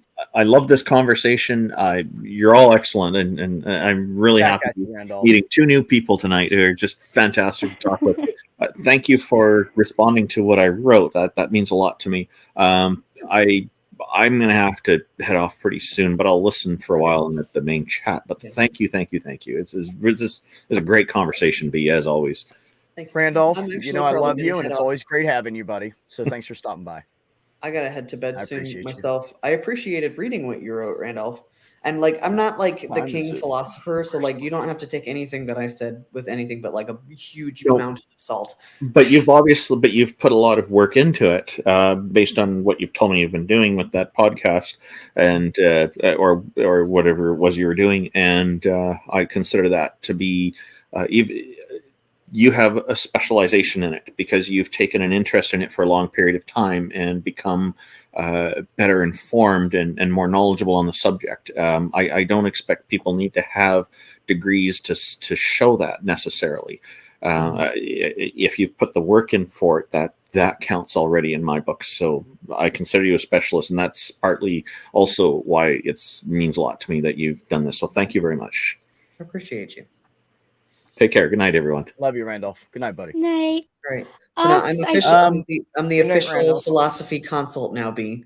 Whenever we Oh, talk okay, about that's good, 'cause I philosophy, I've can't got to be on fucking the do it. panel. Ox, as a parent, I would say that my child has learned much more from empathy than she ever did from shame. And Yeah. so I don't know that I'm quite inclined to agree that public humiliation is the best route either. I don't want to like make Ox feel like I'm calling them out. But like people No, it's cool. We all it's have not that opinions. people it's You're not allowed to that voice people yours. don't think that crime is bad. Even people that do crime for a career, they know that crime is crime. The thing is that there are other factors that motivate crime. Like when I worked at Walgreens, I never saw a single motherfucker shoplifting. I never saw a single motherfucker shoplifting food. I never saw a single motherfucker shoplifting vitamins, because if you need fucking food and you need fucking vitamins, Walgreens, it's no skin off of Walgreens nuts. So like I take it. But like people are starving, people are desperate, people are working with all of these external factors. And yes, sometimes people are just genuinely shitty and they need to get their head kicked in. But in general, being cruel to people who are already suffering is not going to, in my opinion, is not going to solve the underlying problems. Yeah. Before I'd even consider something that drastic, you would have to prove to me that we had a good track record, and all evidence points to the fact that we don't. And that itself is part of a problem, because even if public humiliation was a good method for someone who committed a crime, it's not necessarily a good method for somebody who's innocent, but everybody else has decided committed a crime, right? Because then the humiliation's twofold. See, this is what I think. If you really want to do eye for an eye, if you really wanted to do that, you could implement some things to make these people understand how it feels to be the other person. Now, of course, that would be really shitty in a rape case, but honestly, I'm not against it, because that motherfucker is going to feel the way his victim felt. Yeah. And I think at that point, let him go. Now you know, because that's a lesson. Throwing someone in a jail and not rehabilitating them and letting them sit there and get more angry and more crazy every fucking day and learn how to be a better criminal. Yeah. That's exactly what they do. Also, Yeah, whoever they make made more the connections in Chippendales comment. jail. Oh, Ox said Larry all sitting on the couch. Wait a minute, hold on. With my, look at my Larry whole all ass Chippendales on the couch, just chilling. It's just my leg. It's just my leg. I'm wearing shorts. It's a leg. No It's a part leg. of this is inappropriate. But although I did say that this was going to be the sexiest stream ever. So if that does it for you, have at it. But yeah, you sit there like that, and I'll flex here in a minute. Hold on. Well, since we're analyzing Larry on camera, what's in the tank behind you there? Oh, I have a ball python. His name is Basil because I'm a nerd. Dazzle? What kind? Basil. Oh, Basil. Oh, no, that's what cool. kind? What kind is it? Oh, he's just a ball python, like a common pet breed. Okay, my brother had a bunch of snakes, and he had a ball python, but he also had the trickster, the pastel. Oh, like skin morphs and stuff like that. Yeah. No, he's just the very basic brown and black spots. Very. But still gorgeous. He is. He's my little cinnamon roll. because he's always curled up. Oh, that's cute. But 70s porn music in the back. Larry said, "Yeah, you know what? Maybe I should start an Wow, OnlyFans. wow. If me just sitting here doing absolutely fuck all gets people going, Wow, I chicka, might as well start wow, charging wow. for it. Wow, chicken, wow, wow. Have to ask Have an Justin how he feels. OnlyFans where you just sit on the couch and chill. Yeah, I'm just sitting on the couch and No. chill. Randolph said, "Thanks for planting trees." Yeah, I love planting Yeah. trees. 3/5 of the incarcerated come from impoverished homes. Really? Because people that have money, they don't steal as much. Isn't that interesting? Because Except they for have the money. people that steal Yep. millions. If you give them, yeah, but that's not the same thing. Yeah. If No. you give them tools to be successful, they stop committing crime. Literally every other industrial nation has solved this problem. I know.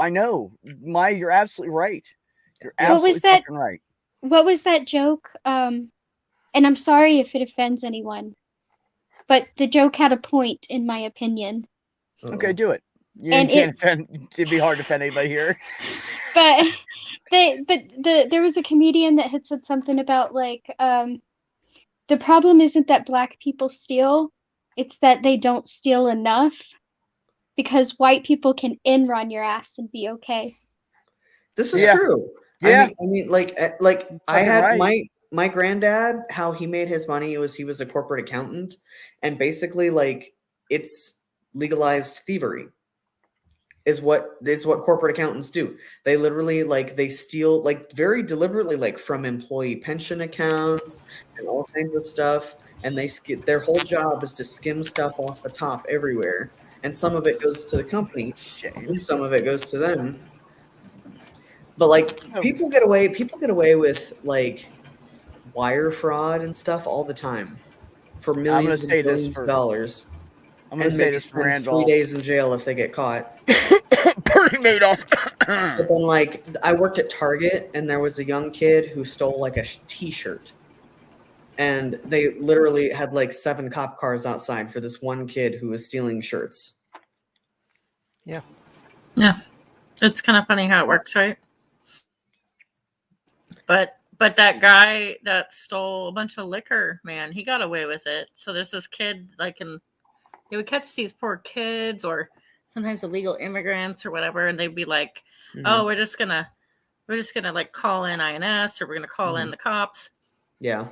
And then like frat boys would steal alcohol, stuff alcohol down their pants into their their backpacks and stuff like that. And then one of them got confronted by one of our guys that was certified to confront people, and he started throwing alcohol bottles at him. Bam! I'm a certified crash, confronter. Yeah. Bam! Crash! Bam! Crash! And then it made him mad, and then it escalated into something he wasn't supposed to do, which was he grabbed him by the shirt and threw him on the ground, and then he weaseled out of his shirt and then ran away, and then he came back through a brick in the window, didn't get arrested. Yeah. Everything was like, because he's a frat boy, right? Like they always catch the poor kids, and then the little rich entitled brats get away with it. Yep. Oh, so hello, Holy Spackle. It's good to see you again. I haven't seen you in a while. Hi, Spackle. I don't think we've been on a stream together in a long time either. Not in a while. Several weeks at least. Yeah. No, I think there's definitely a profiling that happens by accident almost. Like I think people sometimes aren't even conscious of how they profile people. And they catch people that are always the same people. But like I have seen all sorts of people in all sorts of brackets steal. I would say when I was doing retail management, but the majority is the impoverished. Bottom line. Oh, yeah. But yeah, I've seen people. There's stars that have got caught stealing because they just do it for the hell of it because they have some kind of a problem. Yeah. Yeah. But yeah, no, it's everywhere. It's just that it's the percentages in the rich people versus the percentages in the ghetto where people are just left to fucking die is a big difference. Yeah.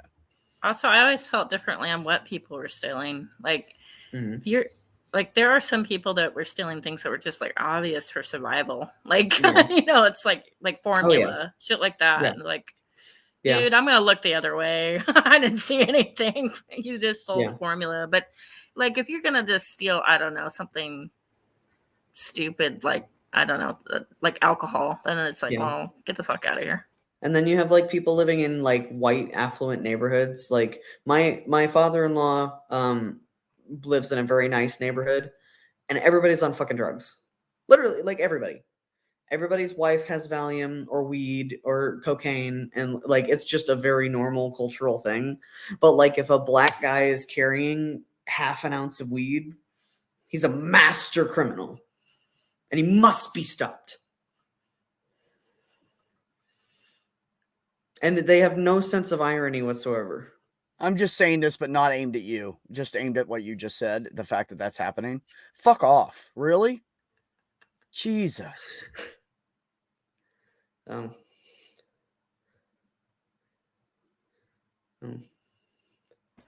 I'd almost get more mad at employee theft. That used to be a problem when I worked in an electronics store. It was just so disappointing. It's like, dude, like, come on. I don't know. I have complicated feelings because like I have two halves of my social brain where like one half is like fuck all the corporations all the time. If your company is worth more than $1 billion, I don't give a shit what you take from it because they've already taken more from you.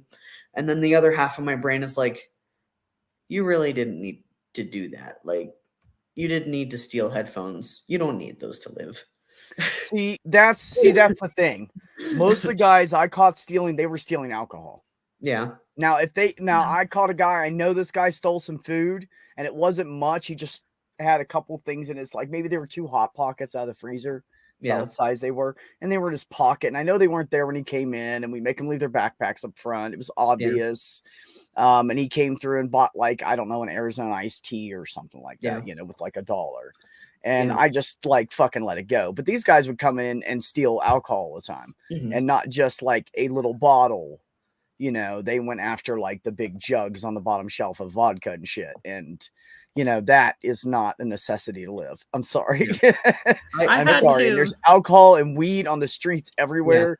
And the homeless people here, honestly, this is why there's so many homeless people here. The weather's milder. It doesn't get as hot as Arizona in the summer, so they can live outside, and and in the winter, there's shelters that open up that they can sleep in. It's like San Diego. Same thing. They're open for women all the time. Yeah. Constantly. And men can do laundry and stuff and go in there and shower. Yeah. But they only get to stay there in the wintertime. Because there's so many women that are homeless here and they can't fit them all in there. It's impossible. But literally you can go walk around Santa Fe and you can literally drive from one end of Santa Fe where it starts by the highway and drive all the way down to the other side of downtown. 20 minutes. Yeah. 20 minutes at a 35 to 40 mile. Like this place is small. It's way smaller. I didn't realize it was that small. There's only like 85,000 population here. Wow. People make songs about Santa Fe and stuff. Yeah, but it's like beautiful. tiny. It's expensive to live and it deters people from living in Well, town. It's also a very popular place for a lot of, it's like, there's Western writers who would go there to write because that's where they got their inspiration. There's a lot of artists. The native culture is very rich. The beautiful handmade jewelry that they have mined the stones for themselves when you walk through the square. And they handmade Or even Leather Joe. I love Leather Joe. Yeah. He makes great leatherwork stuff.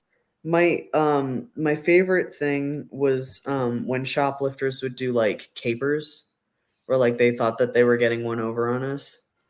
Like we'd have like all the time we'd get the one where like they come in and 2 of them come in and they would start having an argument. They would start fighting with each other. I've seen that. And so they would scream at each other and they would like throw merchandise at each other and that kind of stuff. That's and so dumb. Meanwhile, there's a third person running around cleaning house, stealing shit. And like I'm just sitting up, I'm up at the front register and I'm They're like, a distraction. I don't have time for your shit. Just grab it and go. Just leave me alone, bro. I used to yell at people like, if you want to take a closer look at that, You don't have to Yeah. cut it off the wall. I can unlock it for Yeah. you. Well, so like, well, all my closing cashiers were babies. So like my two closing cashiers were a 16-year-old and a 17-year-old, and they were great, and they were very motivated, and they worked very hard. They were great kids to work with.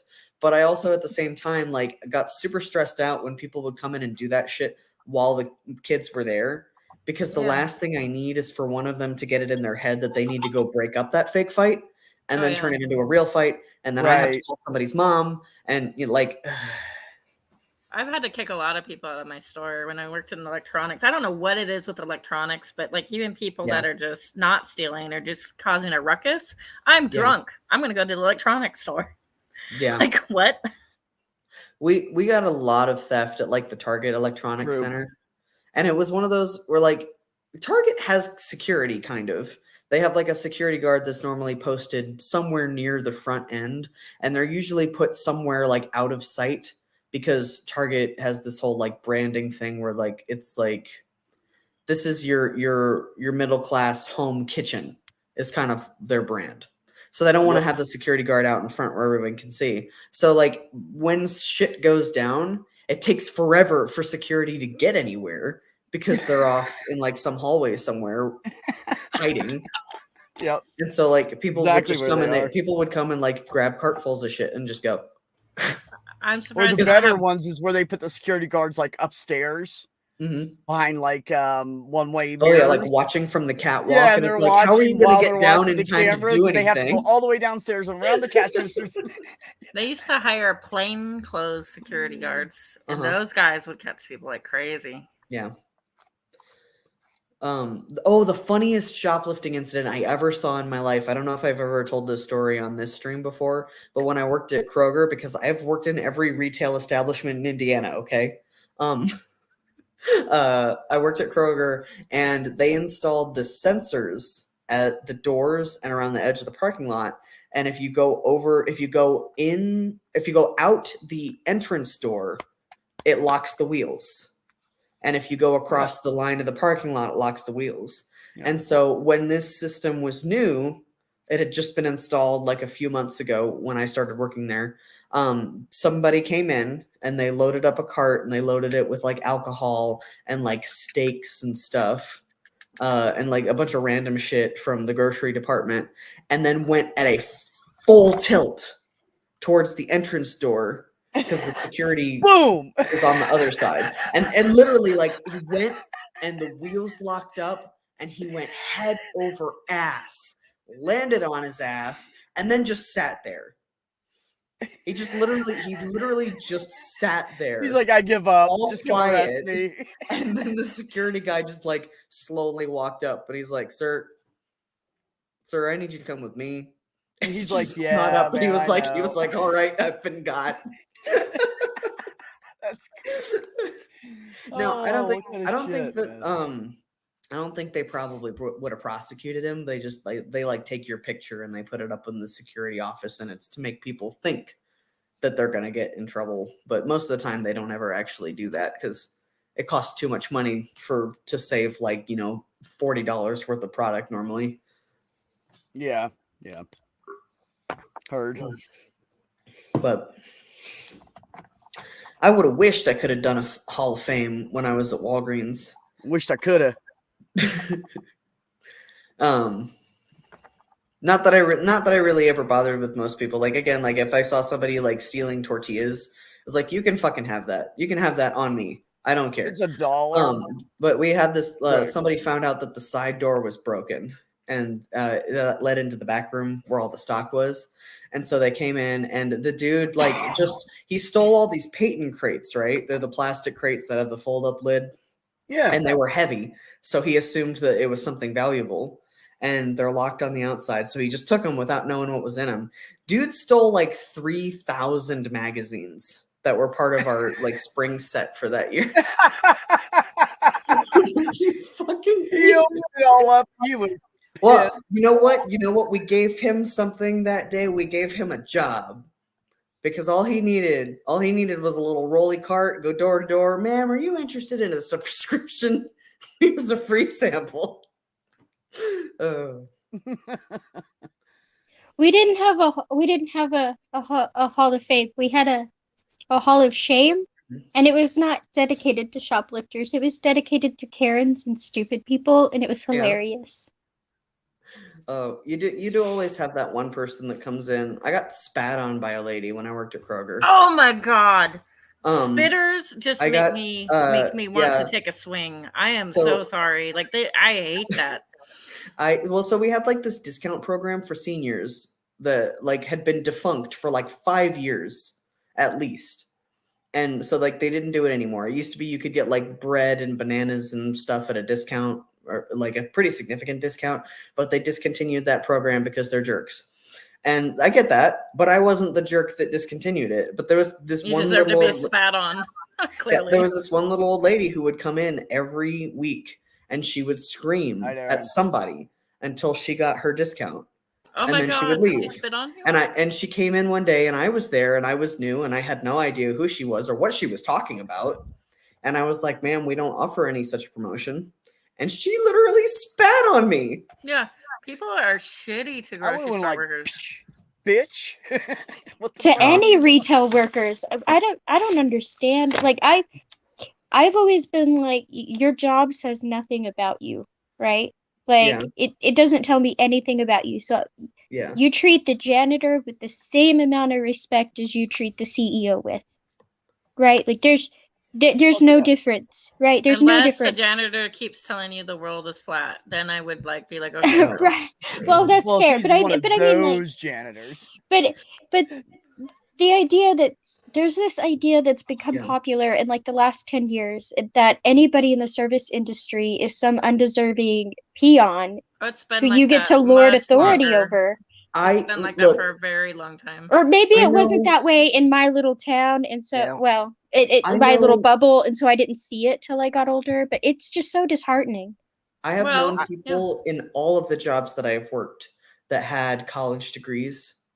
Like when I worked at FedEx, one of my best guy friends that worked with me had like a psychology degree, and he was like 2 years into his pre-med when he had a personal crisis in his life that it's not my business to share, and had to abandon the program he was in. And so he ended up working at FedEx, and like he was just short of like being a clinician.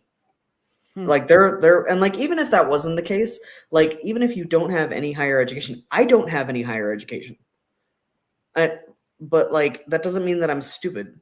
Yeah, there's an assumption that if you're in, you're stupid. I would never treat a janitor with the level of disdain I have for CEOs. Yeah, I have had so many people do so many things in working in retail, but I will say that one of the most frustrating things I ever had done was I worked in a grocery store from about 19 to maybe 24, and when I was 19, it was just towards the end of where people would actually become grocers as a way to raise a family. Like it was an okay job, and it was a unionized job and a good job.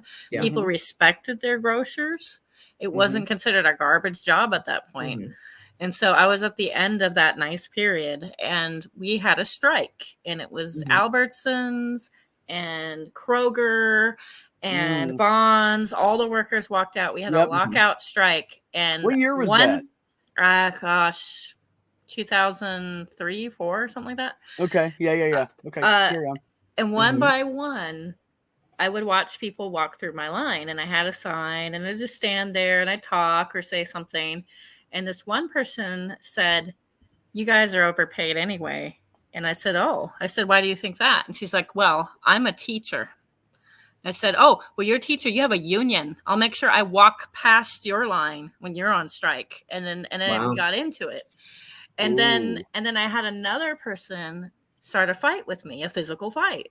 And this person got in my face and said that I was worthless. Unions are communists. And I was like, okay. And I'm going to just like argue with you rationally. And all of a sudden she's like, "I'm going to beat your ass," and started screaming and pissed, spitting in my face. And I asked her to back up. And I kept saying, back up, back up. And she was a redneck, and she's like, "No, I'm going to fight you," kind of thing. So I was holding my picket sign, and I decided, well, she's going to throw a punch at me any second. So I'm just going to drop my sign. So I dropped my sign, and she was about ready to really throw down on me. And so I didn't Mhm. want to be helpless. And so I dropped my sign, and then they called the cops. Somebody did. I don't know who. They called the cops, and the cops actually detained me, almost arrested me, because I threw down my sign, and they were trying to decide if that was an act of aggression. And they said that they always look at the picketers first. This is what the Yeah. officer told me. Oh yeah. Because they just assume that we're the ones that are Yeah. being, the instigators. And I was like, oh, that's great. Luckily, I was on camera the whole time. I made sure I was in line with the Yeah. camera the whole time. Purple, though, not all CEOs are terrible. I used to think all CEOs were terrible because the majority that I have met were, but I can name at least one. Well, he's no longer with us. Unfortunately, he recently passed away. But I can name at least one CEO who was a very generous person, very smart, but very generous, and was an activist in a lot of areas, including the LGBT community. So I don't know. I can't see all CEOs as Yeah, terrible well, with either. anything, there are going to be exceptions, but unfortunately, the general rule is that most of them are just exploiting the workers. I'd say That's true. REI is an exception. but They don't have the highest pay rate in REI, but they pay you okay. But they have good benefits. They treat you well, and that's something. It would have surprised me absolutely zero to find out that had been a plant, because that happens a lot. Like, that's happening right now with like the Amazon People push fighting for with union. you. It's Yeah. people. No, they like the company hires people to agitate the protesters. Yeah, we so had that fights will break out, so that they can discredit the push for the union. We had somebody come by and paintball us. Yeah, that's like nobody would do that. Nobody would do that independently, because honestly, the average person does not give a shit whether you're paid well or not. Nobody would do that independently just because somebody told them to do that. That's an assault. Well, that's an assault to paintball someone. 8 times out of 10, somebody told him to do it, right? 2 times out of 10, they're either just belligerent Karens, or they're drunk and all riled up with their yes men echo chambers. This was a high school senior from the Christian high school by us, who was a football player and decided to be funny to paintball us. And he actually got one guy in the face, so he ended up in trouble and kicked out. Yeah. People, I don't understand people. There's got to be a special level of like bitterness that I just can't grasp. I don't know. Well, they want to preserve the status quo. I mean, that kid was probably from a middle class family. No. That kid was from a well-off family, a really well-off family. But we haven't preserved the status quo, and the gap between the increasing wealth gap proves that, right? The fact that a family of 4 can't get by on one person working at a grocery store proves that. What I'm saying is that the people that have money don't care about that. They care about as long as they keep their status quo. As long as they keep their own money, they don't give a shit if we all starve and die. I feel like the boomers, I'm sorry, boomers, but if I had a nickel for how many boomers said things like this to me, well, I worked my way through college, and I worked over all my summers to pay for my way through college, which is like nothing, right? Can you imagine? And it was like what, 500? Didn't they say it was like between $500 and $600 a semester, while we're paying $20,000 a semester? There's a big difference there. And when you tell people they were that, like, they don't and then care. I got my first house at 22, and you're like, shut the fuck up. Yeah. You know, baby boomers don't like me because when they start griping about millennials, I feel the need to remind them, and then they don't like it very much because I always have to tell them. You know, millennials are the children and grandchildren of baby boomers, right? We are your children and your grandchildren. So if we are such a horrible mistake, we are your mistake, and you should start apologizing. Well, they did different extremes, right? So like Gen X, which is my generation, are the latchkey kids, right? We're the ones where mom and dad started working both, and we're like, oh shit, we're home alone. What should we get into? And that's why you see things like Stranger Things and stuff like that. That makes sense because there was a lot of free time, and we were really independent. And then when we got older, we started when Gen X got older, there's the helicopter parenting thing, and Yeah. so now we're gonna have a different set of kids that are like, I don't know how to do laundry.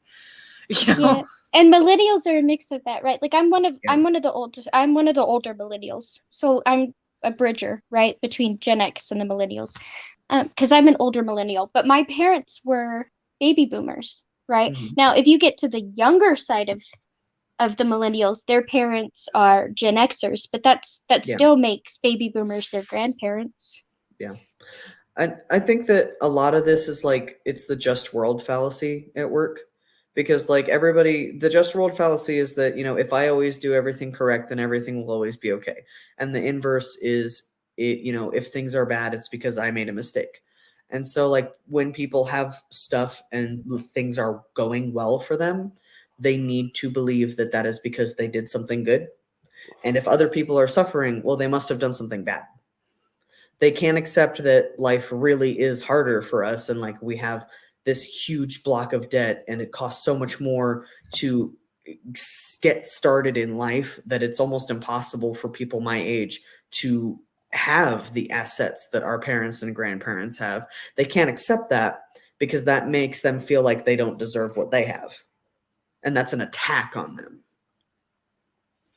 Well, I think for some it's that, and I think for others it's like complete ignorance, right? Like they Yeah. pulled themselves up by their bootstraps, so they think I did it, so it must be perfectly possible for all you to get it, and I don't understand why you're complaining. But they don't understand that they did it in a time where the economy was much more conducive to doing so. Mm-hmm. Yeah. The most I've ever been paid for a job ever, and this is granted that I don't have any higher education, but still, like, there are tons of jobs that don't require higher education that should be paid well. But the most I've ever made per year is like $25,000 a year. That's the most I've ever made. And I have busted ass, and I have worked 70-hour weeks, and I have done everything. Like, to my attempt, I believe that I have done everything right. And that's the best that I could do. And that won't buy a house. That barely pays for bills. That barely pays for food and, you know, the occasional car repair. So like I can't understand how anybody, like, absent higher education and lots of opportunities that simply aren't available to people like me, could do it. And God forbid you throw a kid in the mix, because that is expensive. Yeah. No, I couldn't even imagine. That would be an existential horror beyond my capabilities. Especially if you have a female. Yeah. And that shouldn't. That's another thing that weirds me out. Why does it cost more to raise a girl than it does a boy? It's just weird. Even if you don't get into things like makeup and stuff like that, right? Like just because of feminine products alone, it's going to cost a lot more to raise a girl than a boy.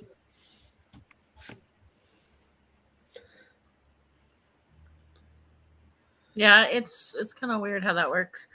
You know, in India, there's a saying. It's like something like "Woe to a man who has a daughter," and it's literally talking about the cost of the dowry. And I'm like, holy fuck. Yeah. You know, I always thought that was weird in the Bible. You had to buy a man's cow. You had to buy a man's sheep. Yep. But your father had to sell you. No, not even sell you. Your father had your father had to pay another man to take you. Well, it's kind of like a familial asset thing. Like it's mostly was to like help the new couple get established. Is that why these days they think the girl's parents should pay for the wedding? It's probably a cultural carryover. Yeah, it's a carryover. Well, that's hilarious because I had all of including my kid, 1, 2, 3, 4, 5, 6 people at my wedding. So, and I grew up poor, so we didn't pay for much. I grew up poor too, but I had 100 people at my wedding, and I wish I had 6 and did a better honeymoon. That's what I wish. I didn't have a honeymoon at all, actually, and I was supposed to have more people, like more family, not a bunch of people. I was supposed to have more family there, but some stuff happened. The date had to get moved last minute, right before the invitations went out. And so it was just my parents, his parents, my brother, and our daughter were the only people there. But we didn't have a honeymoon or anything. We had about maybe 30 people total. We only spent $600 because we did it was like a community affair where like the moms made food. We put out decorations and beer, and our friend's dad officiated, and so it was very casual. And then we were already established in terms of like we had a place and we had kitchen utensils and like all the normal wedding gift stuff already. So everybody just chipped in like $20 towards our honeymoon. Bye, Wizard. Let's see. I paid my wedding dress and my reception dress together cost about $55. Not bad. Yeah, I was really good at stuff like that. So my shoes cost $20. My husband bought the rings, and that was it. That was the extent of it. I'm bragging about how cheap I am. So, this is the ring. This is my wedding band. I've had this for 6 years. It costs $14.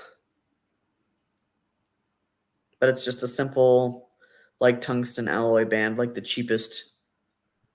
Yeah, that's what my husband wears, and I keep telling him I'm going to replace it, but he keeps telling me that this one is sentimental and he doesn't want me to. Well, this one, Justin got it engraved for me later, and so it is very sentimental. But I also just I don't place a lot of importance on, I guess, like brands or like I don't care if it's pretty. I don't care if it's expensive. It doesn't have to be expensive for the function that it's meant to carry out, in my opinion. Exactly. Yeah, for me it's the thought. It's like the symbolism in it. So I got too fat for my wedding band, and now I have both the silver band and I have a one of those ones that are, I don't know, what is it? Silicone? I have a silicone one on right now. I have like a groove in my finger. Like it took me, it was really difficult for me to get that off just now, but I've been wearing this ring for so long that like part of my finger has gotten fatter and the other half is like skinny because that's where the band sits. I went through the biggest hell trying to get my platinum ring off when I broke my arm. No. Yeah, it's like you broke your arm? I had broken my arm several years ago, but by now it's like 6 years ago or so. And the orthopedic guy was like, I can get that ring off, I bet you, without cutting it off. And I was like, okay, how? And he's like, it's gonna hurt. I was like, all right, do it. Did he dislocate your finger?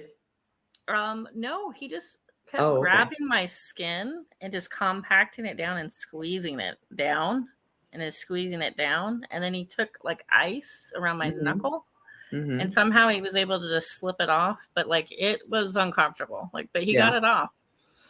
Oh. Omaro's Moon, their wedding was $6,000 total. Yeah. So I spent less than $600 on my wedding, but like I regularly, for this company that I work for, we did a $300,000 wedding at Scottish Rite Cathedral last week. $300,000. And that's not even the total of the cost. That's just what it costs to have us there. We could buy a decent house with that, man. That's not even counting the florist. And so we do the equipment, we do the food, and we do the service, like the service team. But then the florist and the dresses and we didn't even do all that shit. So this was probably a $400,000 wedding.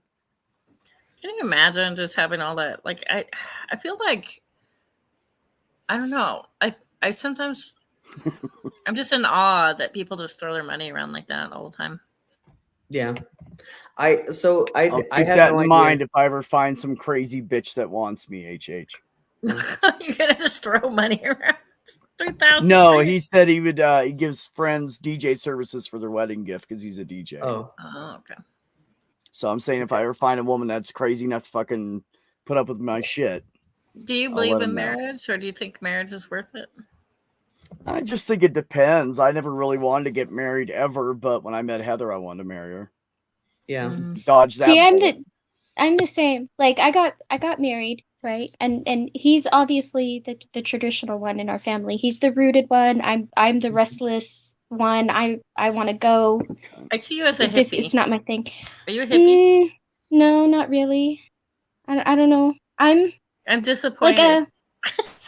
I'm okay. I guess I'm half hippie, half rebel without a cause. Okay, I love it. I'm back. I'm back to being not disappointed. Okay, so I guess I'm kind of I'd say I'm half and half.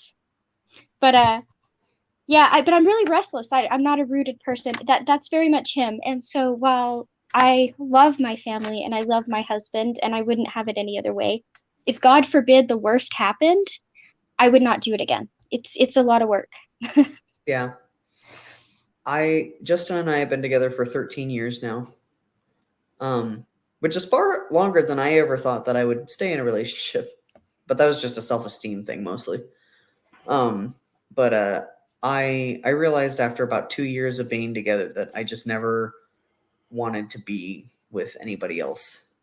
And I think that if I were to lose him, like if he were to pass away or like things went badly between us and we separated, I just can't conceptualize being with another person and being happy. I mean, like sure, I might eventually get to a place where I can be like friends with benefits, maybe even dating, but the whole like marriage like thing, I don't know that I'd do it again. I don't think so. But I don't regret my marriage, and so it's a weird thing to say. Like I love my marriage, but I also wouldn't do it again. No. I get it. I can say that my view on marriage has evolved over the years.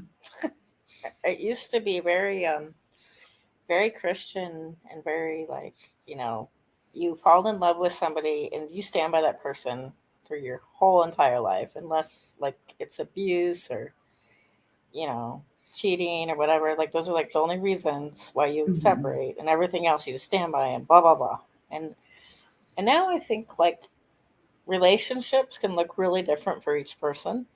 And I used to not, I don't know, something's morphed into me where I'm like, it doesn't work for everybody. Like it's some people are polyamorous, or some people are asexual. They have no desire to get married. Like it's just and different. sometimes relationships just end. Sometimes even if you think it's going to last forever, sometimes it just has to be over. And like that's one of the things that Justin and I talked about a lot when we were first discussing getting married and like the potential of being together forever. We talked about what would happen if we just grew up into different people, because that happens. And I don't think anybody should feel ashamed if a long-term relationship doesn't work out, because people are fluid and they do change. And if you end up not being with the same person that you married, it's okay to evaluate ending that relationship.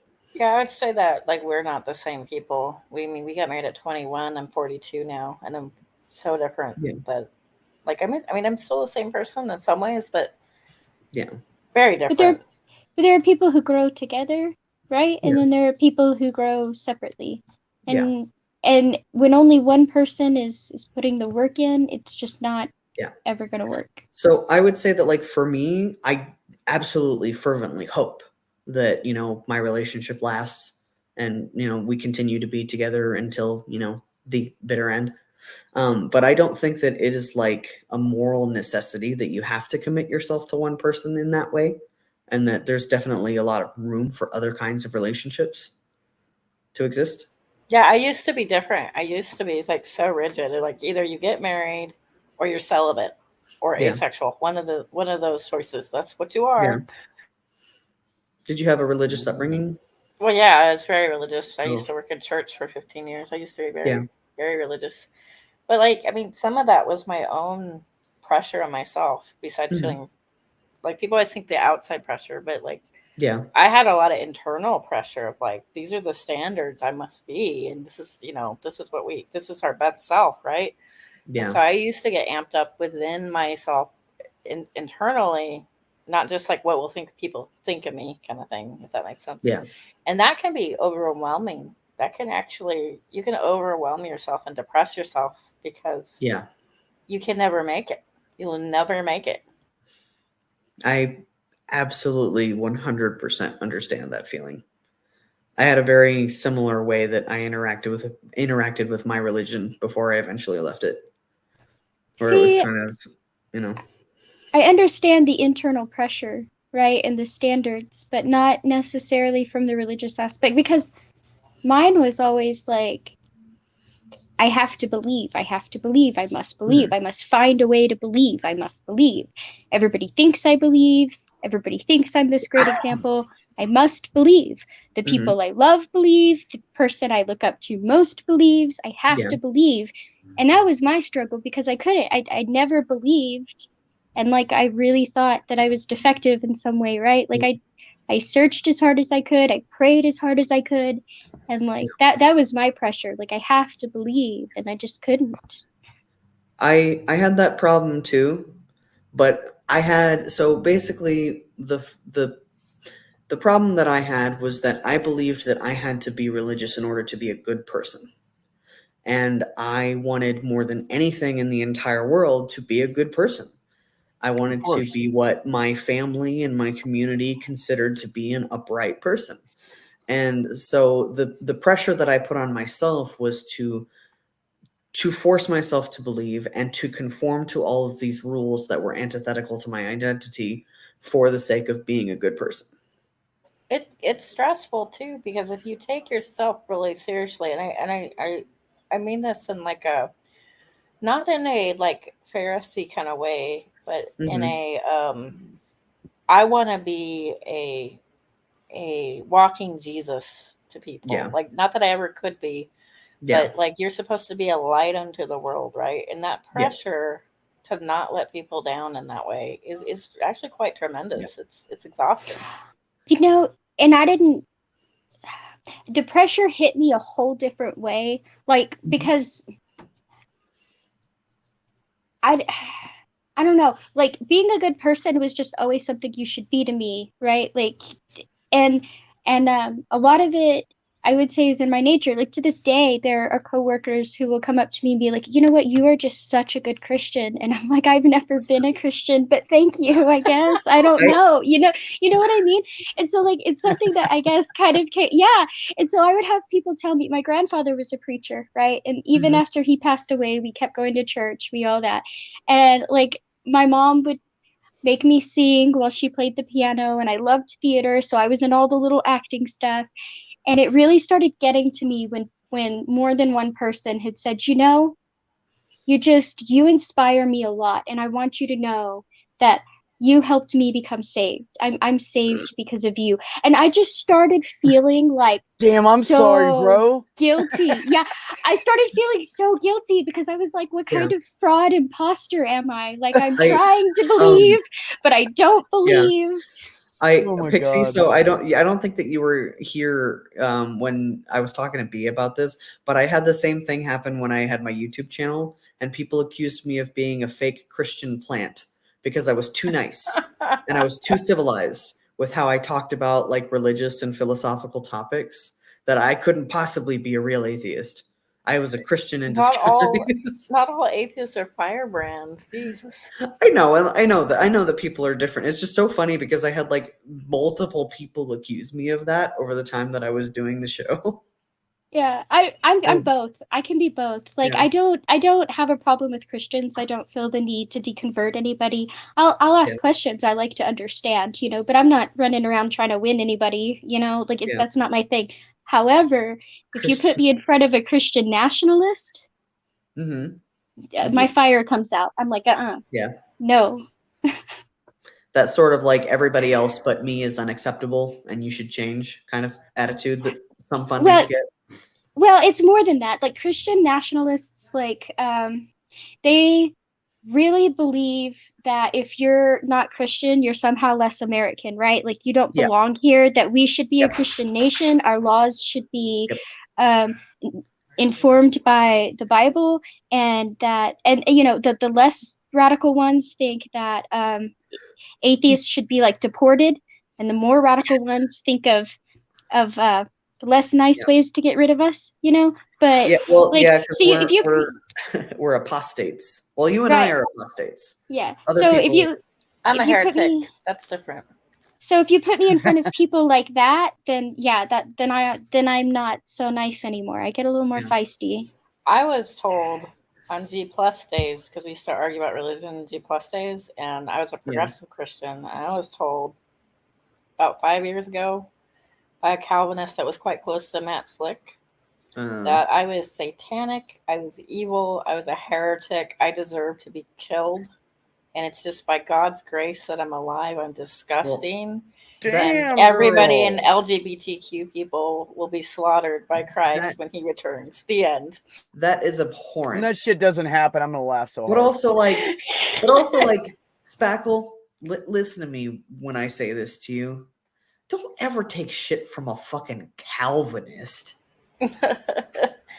No, and I was just shocked. I was like, gosh, like I've never met so many Christians that really want people to go to hell until the internet. You're Calvinists believe that like 3 people are going to heaven and everyone else is shit, and they're one of those 3 people. Well, not all Calvinists. Some Calvinists still tell you I can live my whole life perfect and still not get into heaven, and I don't know if I'm selected or not because only the selected get in. Yeah. But like I think it's almost like they need it, right? Like, you know how some Christians need the persecution complex, they need to be martyrs. I think in another way, some people need that righteousness over others because otherwise, what was the point of depriving themselves or whatever they did? So psychologically, Calvinists are interesting across the board, and I've talked to so many, and I was sucked into that theology for a brief time in my life. Because what it does is it gives you an answer to some certain problems, right? Intellectually. But what it also does is it sacrifices benevolence, so God's characteristic of benevolence, and gives you pure sovereignty all around. He's got a control over everything. So every evil that happens, every person that goes to hell, God has control and sovereignty over. And so people that are afraid of control, things out of control, sometimes are drawn to that, and they actually prefer the sovereignty. And one of the things that happens with a lot of Calvinists is they'll try to adopt once saved, always saved with it too, and they'll try to blend it together, which is kind of interesting. And they just want security for salvation. They're afraid of the idea that, like Arminians say, maybe you could lose your salvation. Maybe you could stray so far from God that if you died the next day, you wouldn't go to heaven. And that scares them. So they want to be secure. I want God to handpick me. And I've met very few Calvinists that don't think they're chosen. Most of them think so. And I totally understand that. And it's just, it's a very, it's weird how, like, to me, like, through the filter with which I observe the world, that seems to be such a cold, uncompassionate way to view the world. But they still perceive it as being like, they still perceive it as being like God's enduring grace. And like, that's not grace. He's literally throwing 99% of humanity on a furnace to keep your feet warm. Why do you want to be one of the people who has warm feet? Beckel said, if you don't know who Beckel is wonderful. Oh, I know who Beckel is. Beckel said to me, and it's on one of my hangouts, actually, it's old, about 6 years ago, he said, you're not going to be sad that your dear old grandmother's burning in hell, because you'll understand what God understands, and you will have the same righteousness and standards that he has. And so when his wrath is on display, you'll be okay with it. And I said, that's psychotic. And your God is a sociopath. And he didn't like that. Agreed. Well, that's one of those things that, like, I find difficult about religion in general, is that a lot of religions, not just Christianity, use that kind of unlogic where it's like, this is just so far beyond our understanding, but it accomplishes the goals of our church. So that, you know, you're not supposed to understand it. You'll understand it when you're older, when you're dead, after nobody can prove anything anymore. Yeah, no. like, and now they're like That's how hitting you me do it. up. They're all yelling at me because they're like, "You're a deist. Your God's like an abandoning dad." And I said, "I'd rather have an abandoning dad than a God that spit roasts your grandmother just because he decided, oh, I need some people to display my attribute of wrath." Yep. Right. But that's why I have this deep, deep distaste for like Mormonism's version of God's compassion, I guess, because the way that they try to make their extremism seem more palatable, and I've told B about this before, is that the whole like whenever you have like an immutable characteristic like being gay as part of your personality, well, they don't say That's that, you know, they don't say that being gay is a choice. That's you not what just they want preach. to live in What they preach unrighteousness. is that being gay is an affliction God gave you on purpose so that you could prove your righteousness by not indulging in homosexual behavior. Yeah, I They attribute that to other various things. They honestly like. I underwent some of the conversion stuff, and that's what they put me through. It was basically like, oh, it's just your cross to bear, right? Exactly. That's exactly what it was. And my sister tells me that shit all the time. I'd like be upset because something bad would happen in my life, like right now. Yeah. This is why I haven't called her, right? Yeah. And she used to tell me all the time, well, God's just testing you. And then the next time came, God's just testing you. Oh, hold on, it gets better. And then the next time came, God's just, I said, at what point do I pass the fucking test? When you die. When the fuck does that happen? And you might not pass it. It depends. I'm sure you're doing fine. And I'm like, no, that wasn't my fucking question. When did the test stop? Because if my whole life's going to be like this, fuck that shit. Can you put Dr. Cross's comment up there? Oh.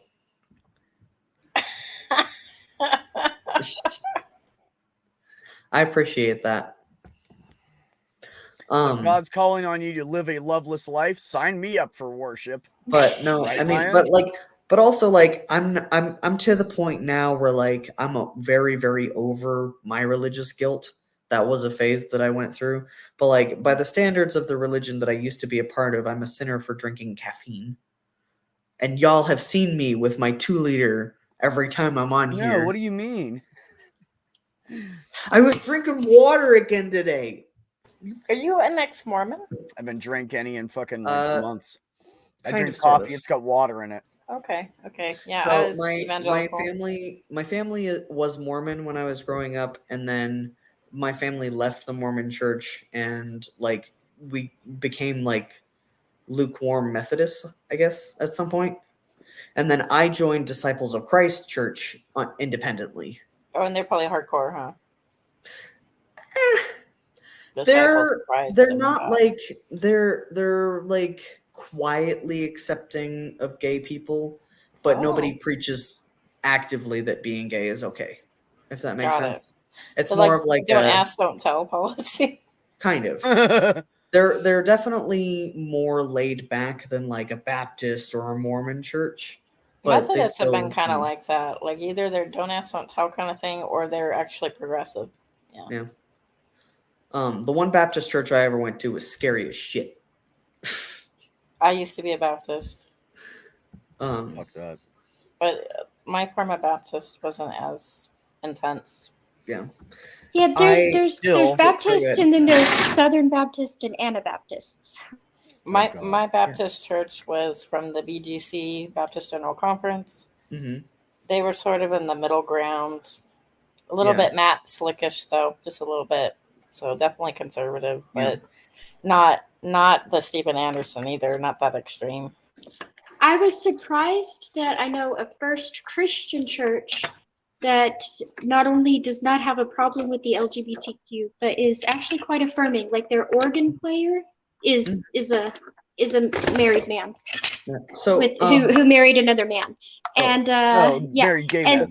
Yes, and then the Episcopalians, I guess it was like 3-4 years back, elected their first openly gay bishop. Mm-hmm. Yeah, Episcopalians are progressive generally. Most of Methodists is progressive. We have Anglicans can be progressive.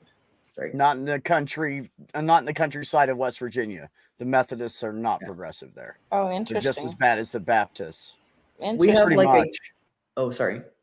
It's we have close. like a Unitarian knockoff church here. And it's basically a queer church. Like, it was founded by queer people, and it has like very vaguely Christian window dressing, but it's kind of just like a vaguely spiritual gay club. So in West Virginia, are they more like Southern Baptists or straight Baptists? Damn it, Dr. Cross, you're going to flirt with Mac like that right in front of me? I'm just kidding. I didn't see. Oh. Hello, my at Mac with a heart and an XO. I'm just kidding. You know, Dr. Cross, I just love to tease her that you're pretty and got brains, okay? Yeah, I know, right? She's beautiful. She's hot, and she's smart and funny. I mean, like, God damn it. She told me I'm third in line, and I said, just wipe those other guys out of the way. I'm so much better for you. I would fucking treat you like gold. I do every time. Would you polish her just every day? Don't break my heart, or it makes me fucking crazy. Oh, I ain't gotta put her on a pedestal. Hell no. Women don't like that shit. You said you'd treat her like gold. You gotta polish I will, gold. but you don't have to put her on a pedestal to do it. Oh, okay. That's right. It's Pedestals just a are little high, and I'm extra afraid nice of I was heights. just stuck on the polishing off part, and I was like, huh. It's kind of like that was not intended to be an innuendo. It's about no, it was not. None of that was. It's about the little things, right? Like random flowers. Mm-hmm. You know, you're at the store and you see their favorite chapstick or lip gloss, and you know they're low, and you grab it for them. I'm gonna go with number two, not number one. No, B, you've got it all wrong. You've got it all wrong. Shit like love is coming that home women from a hard day appreciate. at work and finding like 6 styrofoam containers from Super China Buffet on the table. That's what love is. It depends on the person, Larry. I don't know. I like it. I think it's sweet that my recent ex, it was wine and chocolate. Hershey's milk chocolate. I like the little things. Like, he makes me coffee almost every morning, and he knows that I don't really like to receive flowers, so he brings me seeds and bulbs and like plants, like potted plants and things like that. Yeah, cool. I like sex. Justin. So I have a problem with caffeine. I really need to not indulge in it so much, but I love it. It's my favorite thing. That's why I was so angry about the fact that I had to drink water so that my organs could continue to function. But Justin will bring me like sodas and candies and stuff all the time. You know, whenever he goes out to run an errand or something, he'll always bring me back a little treat. I have a That's song. nice to be thought of. I have a song for Dr. Cross and Beck. Ready? Go. I'm the one who wants to be with you. Deep inside, I know you feel it too.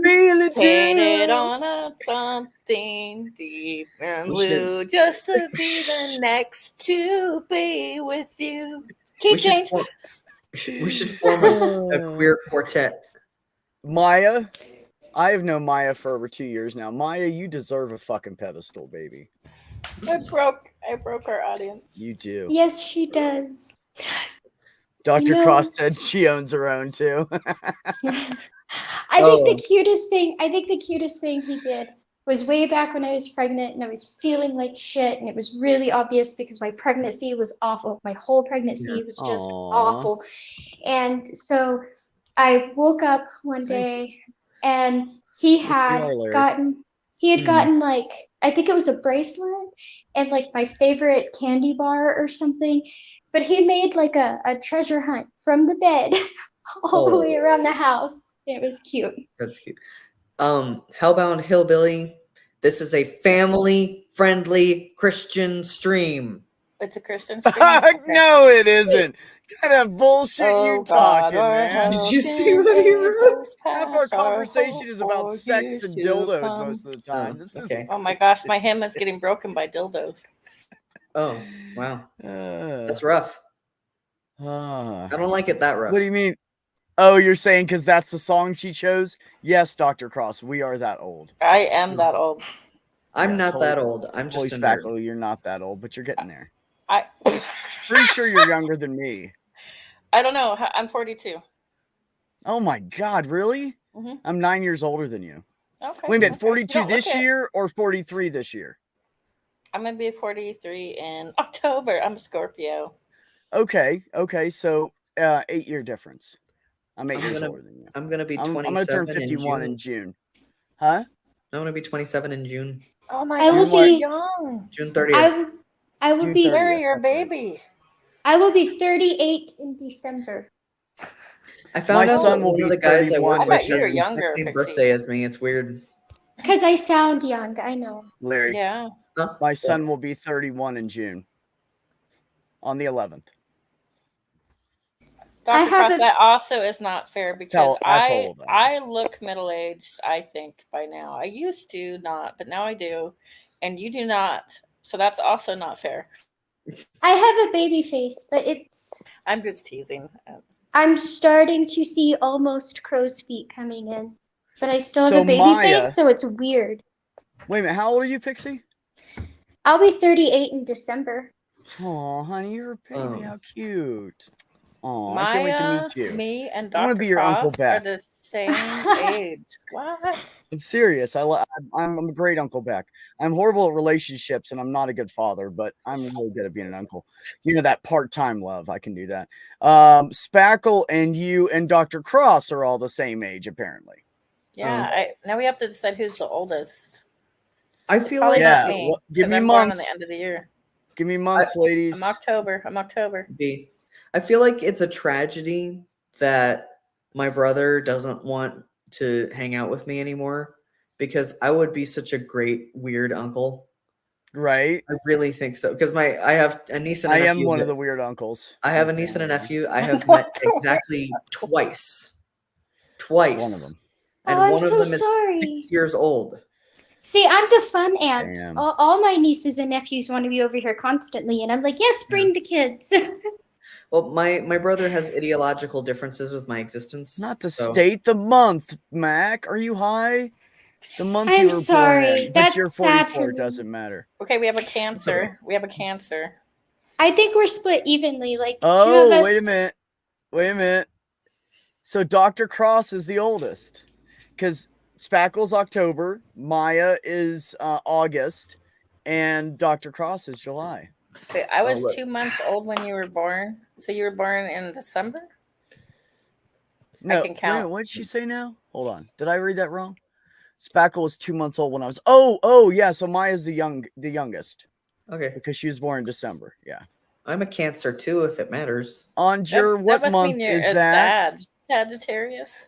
Anjur, I'm a what month is Sagittarius. Libra? It depends on what day in December. That's true. This is the thing we're doing now, B, where I have to put the water in a Pepsi bottle so that it goes down easy. I was born on the first day of the last month, and my daughter was born the day after my 21st birthday. What month, Anjur? We need to know. You're Libra- 42 as well. Libra Everybody's is 42. I feel so old. Libra is either Look. October or the month before September. Yeah, it's either I'm on end the of September, crest. beginning of October. So I'm on Look. the crest of Libra. And Dr. Cross. Dr. What do you Cross. mean you're no fair? You're please black be- and native. I don't care. You are blessed to be black and native because I'm She is Northern beautiful. European Look at and her. I'm gonna age like milk. Yeah. We're curdling. Larry and I are curdling. And you I people look have this almost beautiful. as old. Look, I look as old I as say you, it all the and I'm- time. I wish I had skin that looked I that wish. good. See- Look at her. She's beautiful. My So some DNA. of some of us Sure, are. tell us a month. We need to know if you're older, who you're Oh. older or younger than. This is My important. My It's for the DNA 42 covers. club. Well, she's if she's Libra, she's older because that would be end of September, beginning of October. Yeah, September, October. Okay, so she's not the oldest. Dr. Cross she's- is, but she's second oldest. Yeah, my DNA covers half the globe, like literally half the globe. But I still have pale ass skin, despite I'm my Irish and dad. Scottish. Boom. My dad was so dark. People would talk to him in Spanish because they thought he was a Mexican. Aww. That happened And he- to Justin. And he had a lot of native blood, and so he would just be really confused and look at what. Yeah. But my husband is Filipino, by descent.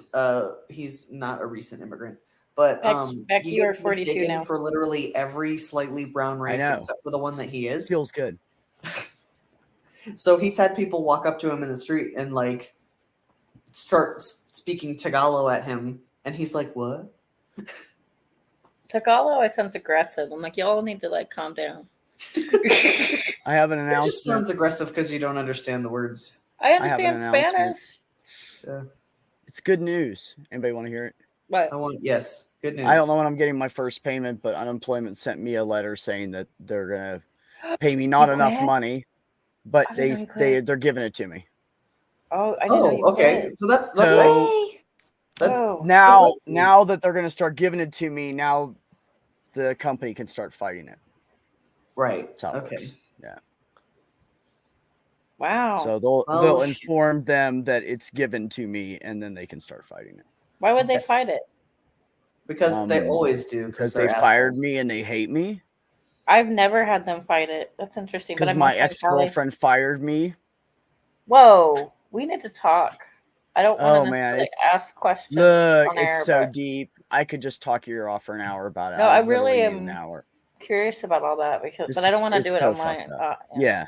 That's Well, fucked I've up. already talked about it a little bit here and there, but I haven't talked about the whole thing, just certain Right. sections. And I shouldn't even have talked about what I did tonight. I should probably delete the video after it goes up on YouTube. Yeah, because if they find this video and they think I know. you're talking shit, then they might bring that up I as know. evidence against you. Right. I know. But and I've talked about it, but on other people's streams that they have no idea I'm connected to. So I don't care about that. They're never gonna find me on like Granny's channel. You know what I mean? Like that's not gonna happen. So anyways, well, that sucks balls. Yeah, they're only gonna give me $400 a week, but it's better than nothing. It's definitely better than $400 a week is not. Well, bad. here that's not good. It's not I'm making like $500 a week right now. That's This is why I'm against dating people at work. Well, yeah, I know. Ben told me. I think you said something too. I know. I know. But I know feelings happen and connections happen, and it's one of the places you can sex connect. was so good, HS. I mean, now you have to delete the video. Damn, that woman can suck. Anyways, the point is because you're Twitter pated.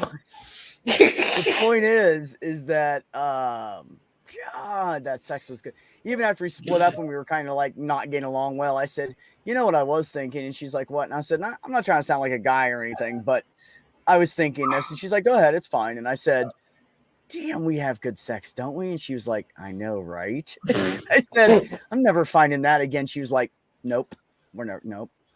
That's right. Nope. That's not true.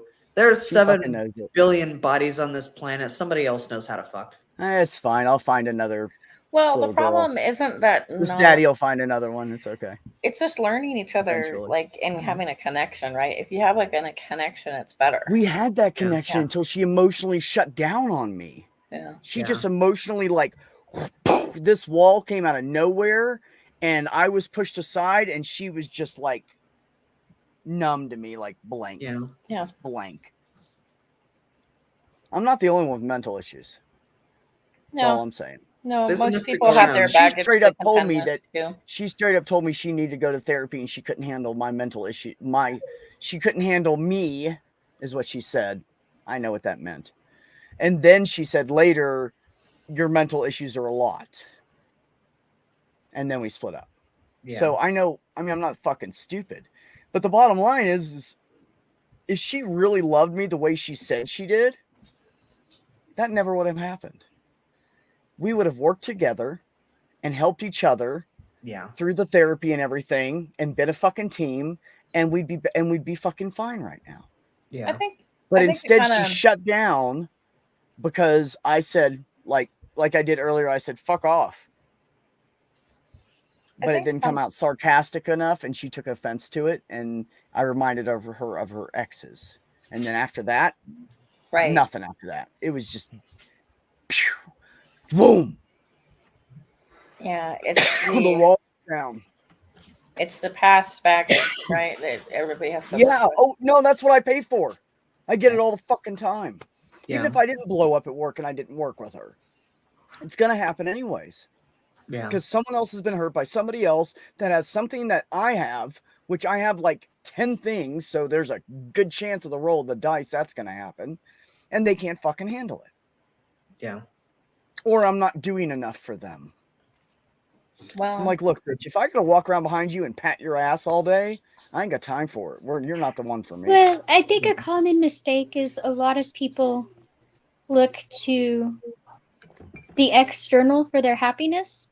And Oh so yeah, I know. they're finding depending their on own. right, exactly. And so I say that all the time. when you don't make them happy, they think there's something off in the relationship, and they go try another one, and then when they don't make them happy, I don't know. Yeah. I think that's a really good point, Pixie. Yeah, so the bottom line is, to me, the bottom line is that if you love somebody, you're not going to do that to them. Yeah. Even as much as I was hurting. Yeah. And what was happening with me, and this whole thing was triggered by that doctor hitting my arm. That's when all the shit started. That's when all the crap started. Everybody can blame it on whatever they want. But I felt literally attacked. And I went right to the fight or flight mode. You are not muted, Holy Speckle. Sorry, my husband was beating me with a straw. I understand that. Beck. Because, because I can say it was obvious when I took a relationship serious and when I didn't, right? Because when I wasn't taking a relationship serious, you didn't have to do much. You could yell, you could show signs of jealousy, and first sign of that, and I was like, bye, see you later, don't care, I'm bored anyway. But I'm not going to say that I haven't hurt my husband or he hasn't hurt me. Yeah. We just, there were times when he needed to be more stubborn than I was, and times where I needed to be more stubborn than he was. But at the same time, I don't think there was ever a point where either of us were willing to let go. Yeah. That was a great... sorry, go ahead. Real quick, and then you can add on. The reason I got so angry to begin with was not just about this doctor physically attacking me. It was that the other doctor was retiring and leaving Heather out on a limb, and she was stressed out. And I was mad in defense of her the entire fucking time. I was not mad because it did me good. I was mad at the lack of office manager that was sitting over there not far from me.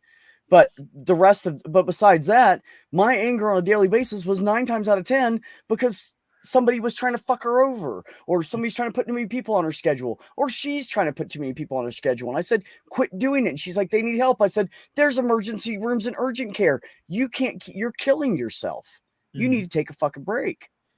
And I was the one that convinced her to, because I said, what are you going to do? You need to do something. Like, you're exhausted. Look at you. And so she started taking every Wednesday off. And I was like, good, sweet. I got through to her, I wasn't being just a dick to be a dick. I was defending the practice. I was defending her. I was trying to watch everybody's back so nobody got fucked over. This whole entire time since all this shit started, Dr. Warenko's been using her credit card for shit that she shouldn't be, her shared business card instead of her own. And so I've been like tracking and keeping track and sending emails to the accountant of all the shit she's bought whenever I can get a hold of the total on it, so she can figure out what she owes and what, it's just like, this is what I do. It's what I was doing every day. And yeah, I got angry, and yeah, I got too loud. And yeah, I do that a lot. I also have bad hearing, so fuck me. I don't even know when I'm too loud. I literally don't even know. And yeah, I did that, but I didn't hit anybody, I didn't crush someone's soul and then fucking 3.5 weeks later fucking fire them. I didn't do that. So. Oh, Beck. Bro, if I could give you a hug right now, man. I'll fucking take it, bro. Yeah. I get two in a couple weeks. Yes, that's awesome. If anybody I'm ever needed a hug. I'm a big. I'm not even big. I'm only 5'6". I'm just a softie with a fucking mushy ass heart. And every time I get hurt, Every Hey, time I you're get hurt. hurt, I get mad and I say these things, and I always say I'm never doing it again. I'm never helping anybody again, and I'm going to be a dickhead from here on out because apparently that's what most of the women like, anyways. Because when you're nice, they just don't. You're not fucking good enough. So I'll Don't go just down be, and that I road. always say That's that not shit. good. And then I stay single for a while, and I repair my shit. And when I'm Yeah. feeling better, I start dating again. Usually somewhere between 4 to 9 months, depending on what's going on. And it's been 2 years before because I was in a really bad mental place. So I stayed single for 2 fucking years. And Yeah. I've done it a few times, and it was the best shit I ever did for myself. Yeah. Anyways, not the point. No, it is the kind of point. the It's point. It's actually a kind of good the point. idea. And you guys, Yeah. if you guys are like me and you're jumping between relationships, give yourself Yeah. a fucking break.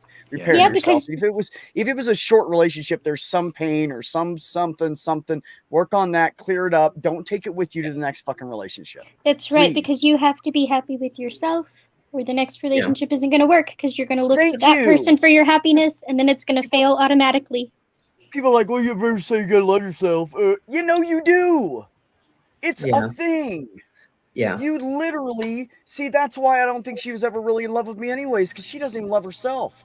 She doesn't see that she's beautiful. She doesn't think she's brilliant. She thinks she's fat because she's got a little bit of a belly at 52 years old, and she's worried about that. And I mean, she just thinks shit of herself. She goes around trying to make everybody fucking love her all the time and looking for acceptance. And I mean, I get that, but I was giving you shit tons of love.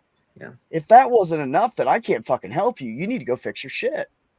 And that's basically what I told her, but really, really nicely. And I hinted and convinced her to do it. Yes. I think you deserve somebody that loves you and has all the great sex that you're talking about. Yeah.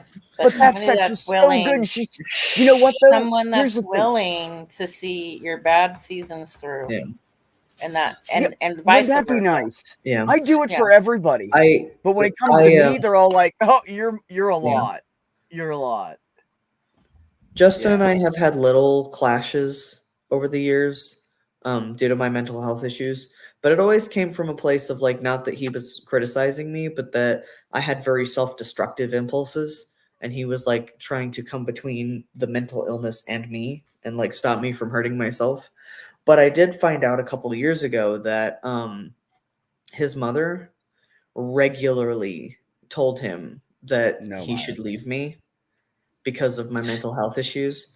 Because if I really loved him, then I would just stop being mentally ill and I would be happy all the time. It doesn't work that way. That's You know crazy. what? No, it doesn't I'm work gonna that just way. say something, and it's a little personal, but like I say it to maybe help other people. Yeah. Go. I have depression. I have anxiety. It is not a fucking cakewalk for people to deal with. It isn't. No. In fact, I feel bad sometimes. Like it's not.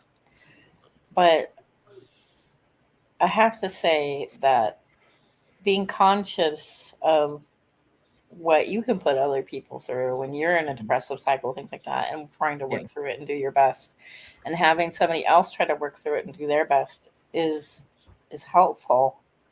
And I wish that more people talked about how to deal with navigate through our own trauma and our own suffering, and be compassionate with mental health. And sort of do life together, as opposed to, well, this person has a mental illness, now they're broken, we're going to just put them in this broken category. Go fix yourself and come back. Because that's the attitude that a lot of people have, is go fix yourself and then come back. And life isn't like that. Even just something as simple as communication, right? Because, you know, I said I'd hurt him and he'd hurt me, but let's get a little more honest.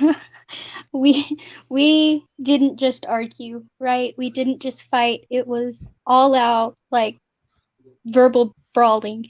You know what I mean? Like, it was, and it was almost daily. Right. And he was fighting his demons and I was fighting my demons, and we were both very, very young. But the longer we've stayed together, the longer we've been together, like, we hardly ever, I can't even remember the last time we had a fight, right? Much less an argument. But it's because we put in the work, not just to try to understand what the other person was going through, but to communicate effectively. Like, I understand you're trying to help, but that's not helping me. It's making it worse. You know, like, I'm not upset at you. I'm just upset and I don't know why, and I need to sit here and figure that out. And I know that you're trying to help me, but you're not helping me. Like it was learning to communicate in those ways and be okay with communicating and be okay with being vulnerable, which is a really hard thing to do. That really like helped us push past those things, right? And recognizing that he doesn't communicate the way I do and I don't communicate the way he does at all. We are opposites, actually. Yeah. And so I had to let go of a lot of, well, this is what I'm hearing, but is that what he meant? So right. like Yeah. there's so much I had to let go of. There have been a lot of things that we have done over the years to kind of alter the way that we behave towards each other and the way that we kind of like structure and order our house. To allow for some of my chronic issues, because I've gotten better and I've learned to deal with most of what's going on with me, but there's stuff that we still do. Like I have to have a separate bedroom, and that's something that evolved out of like I need to have a safe space that is mine, that no one else is allowed to be in unless I say so. Right. And having that like little bit of security in the house allows me to deal with stressful things that happen. Like when we have arguments or when we have things that, we have stressful times, like there's never enough money and there's never enough anything to go around. And so like having that security helps all that other stuff be easier. And so that won't help everybody, but like that's something that we did for us to make things better for us. And that's something that, you may have to do in a relationship when somebody has mental health issues. You have to find creative ways to address issues. And you have to be very aware of like, for me, that was a big thing, becoming aware of where the seat of my anxiety was so that I could find that solution that would be helpful on the day to day. That's the part that helps everybody. The fact that we were able to communicate something kind of vulnerable and maybe even embarrassing, like you need your own space like that, and the fact that your partner could accept that and not be like freaked out by that or whatever. That's the shit that works for everybody. Like just being open, I'm also being very, loving very and lucky. supportive. I'm very, very lucky because Justin is very good to me and he cares about me a lot, and he does care about like, making everything work. I always tell everybody, even if I move in with somebody, I'm keeping my house. Yeah. It can be parked outside their house or they can come park next to me if they have a tiny home, whatever. But I'm keeping my house because sometimes people just need more fucking space. Yeah. And there's nothing wrong with saying, hey, you know what, babe? I think I'm going to go sleep out in my tiny house tonight because I just want to like stretch out and just fart and scratch my ass. Is that cool with you? And then just go on with it, Yeah. But I want to say real quick before you guys continue, because these comments will eventually disappear. See, that's the thing though, is because of part of my mental illness, because of my ADHD, when I talk to someone all the time, I will start interrupting them if they talk too long. And it's really hard for me, I'm pretty good about it on YouTube, but not good about it in person. Once I feel comfortable with someone, I do it by accident. And she felt like I was never listening to her. And that, because I had walked in the door one morning to see her before work, and she said, I think I'm depressed. And I went, oh, okay. And I didn't know what to say for a second. I was kind of processing it, right? Yeah. And then I went over to her and gave her a hug or something. She leaned on me, and I just kind of held her for a minute. She cried a little bit, and then she just kind of like, I'm okay, I was like, cool. She said, I don't feel like you heard me when I said that. I'm like, well, why do you think I fucking hugged you and you cried? I don't understand. What are you saying? Yeah. I didn't have the words at the moment. It was first thing in the morning. I got all this shit going through my head, and I'm madly in love, and I'm just not in a place to I just didn't know how to respond. I wasn't ready for it at all. And so ever since that day, I don't listen to her. So and I do it. I interrupt her a lot. I don't know why I do it with her. And I don't do it with very many people. I really don't do it with very many people. But with her, I don't know why. It's like I can't stop it. It just flies out of my mouth, literally. Don't even know I'm going to say it most of the time. There's no pre-thought. It's just bleh. Oh yeah, I just said that. Looks like Maya knows what you're she talking feels about. like she was being some kind of like, I don't know. I wasn't treating her good. Yeah. And it doesn't matter, what my problems are. I should have treated her better. I mean, if that's what you can say is you made me feel like I wasn't listened to because you interrupted me a lot. That's it? That's pretty much a perfect relationship, right? Who the fuck has a relationship like that? That's what's wrong. Yeah. That's what's wrong. We work together every day. We spend weekends together. We spend sometimes a night during the week together, and that's what's wrong. Yeah. And then all of a sudden, that little nugget of I'm depressed that I didn't respond well to turned into this fucking mountain. This molehill went to a mountain. I find turned into this big fucking thing. I feel like she just exacerbated all of it in her head. I'm serious. If it helps any, if it helps you any at all, and I know that probably doesn't help after the fact when everything's already kind of, but that's actually super, super common for neurodivergent people to show their symptoms more around people that they care about.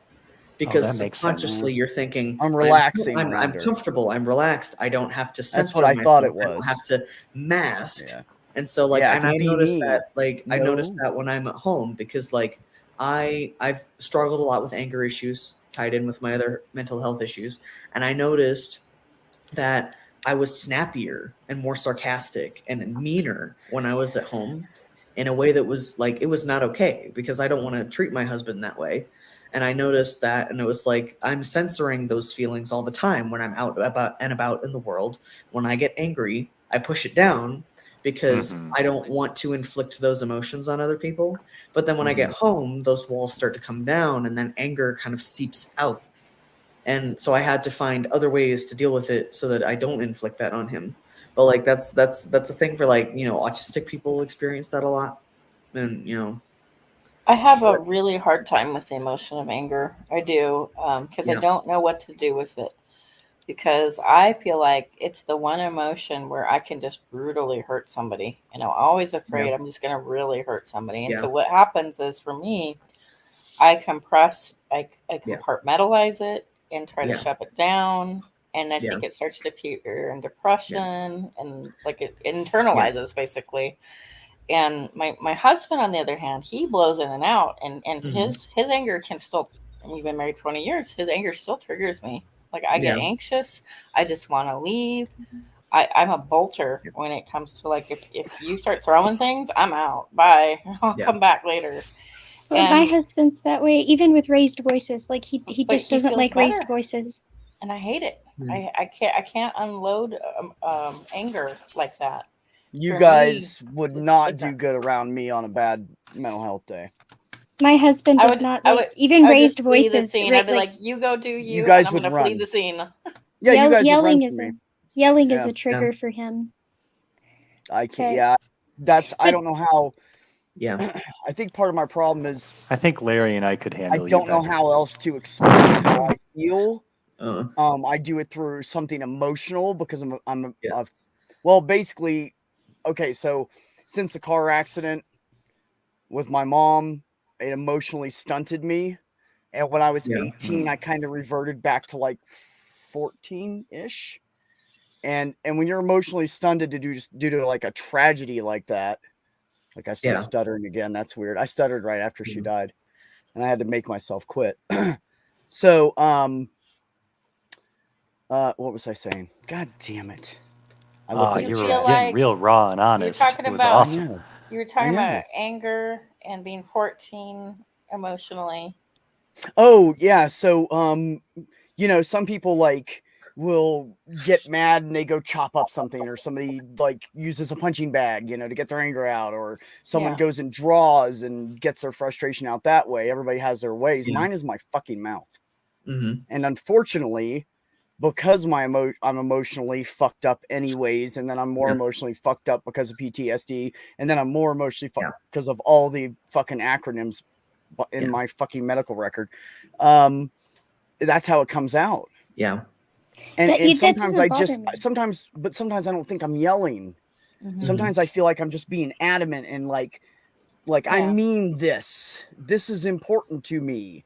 and people are like, "You're yelling." I'm like, "No, I'm not. What are you talking about right now?" I have I to To them, let it's actually, him yelling. know To that he's me, it's yelling. Yeah. to me, So it doesn't feel like that. Also, I grew Yeah. up in a huge Italian family with a Yeah. lot of kids, and you had to like interrupt, and like it's a common thing. Yeah. You I know, mean, when we I interrupt each grew other, up we're like, Irish. We used to punch "Yep." people. It's fine. No, And I'm then not we'll kidding. I'm kidding. interject I'm real kidding. quick. We'll interject real quick while the person's paused, and then the person goes on. You're like, "Thank you." Mhm. Okay. no, Like I that's what get we do that. in my family. When I Yeah. interject in the rest of the world, they're like, "You're interrupting me." I'm like, "No, it's called an interjection. If I you get look it that. up in the dictionary, it'll explain it to you." Yeah. I I have the same interjected. problem. I have the same Yeah, but they problem don't feel actually, like that. and that was a big thing too because I would think, okay, I'm just being adamant. I'm just showing, you know, but like any sort of raised voice is automatically like yelling to my dear husband. It just sets his nerves on end. Like Yeah. it's So like a you have to trigger he stay doesn't calm, handle. or he won't be Yeah, able to stay it, calm. Yeah. Right. I right. get it. And But so So yeah, it I'm the same ignites way. a trauma response in some people. Yeah. yeah, I well, like it could argue both sides is right. Sorry. Like I grew up in a very loud, chaotic family, so like I don't necessarily realize when I'm getting loud because it was always loud and chaotic. Yeah. So I talk a lot of shit about myself, and like I mean it as joke, but like my actual real toxic trait that I have that I've worked very very hard to not do is I'm very very empathetic, and I have like a quality about me that encourages people to tell me about themselves, and people tell me very personal and very private things all the time. And you And you know, blackmail. normally No, I'm I'm a kidding. I'm steel, kidding. normally I'm like a steel trap with anything personal that people tell me. But then there are these rare instances where I get explosively angry, and then like the most painful thing you ever told me is what comes out of my mouth. Oh man, And that is I the don't like worst, and that. it is the worst thing, and I feel horrible about Because it I hold every back time it that so happens. much. It happened with like my parents a lot. Like because my parents were very abusive both physically and verbally.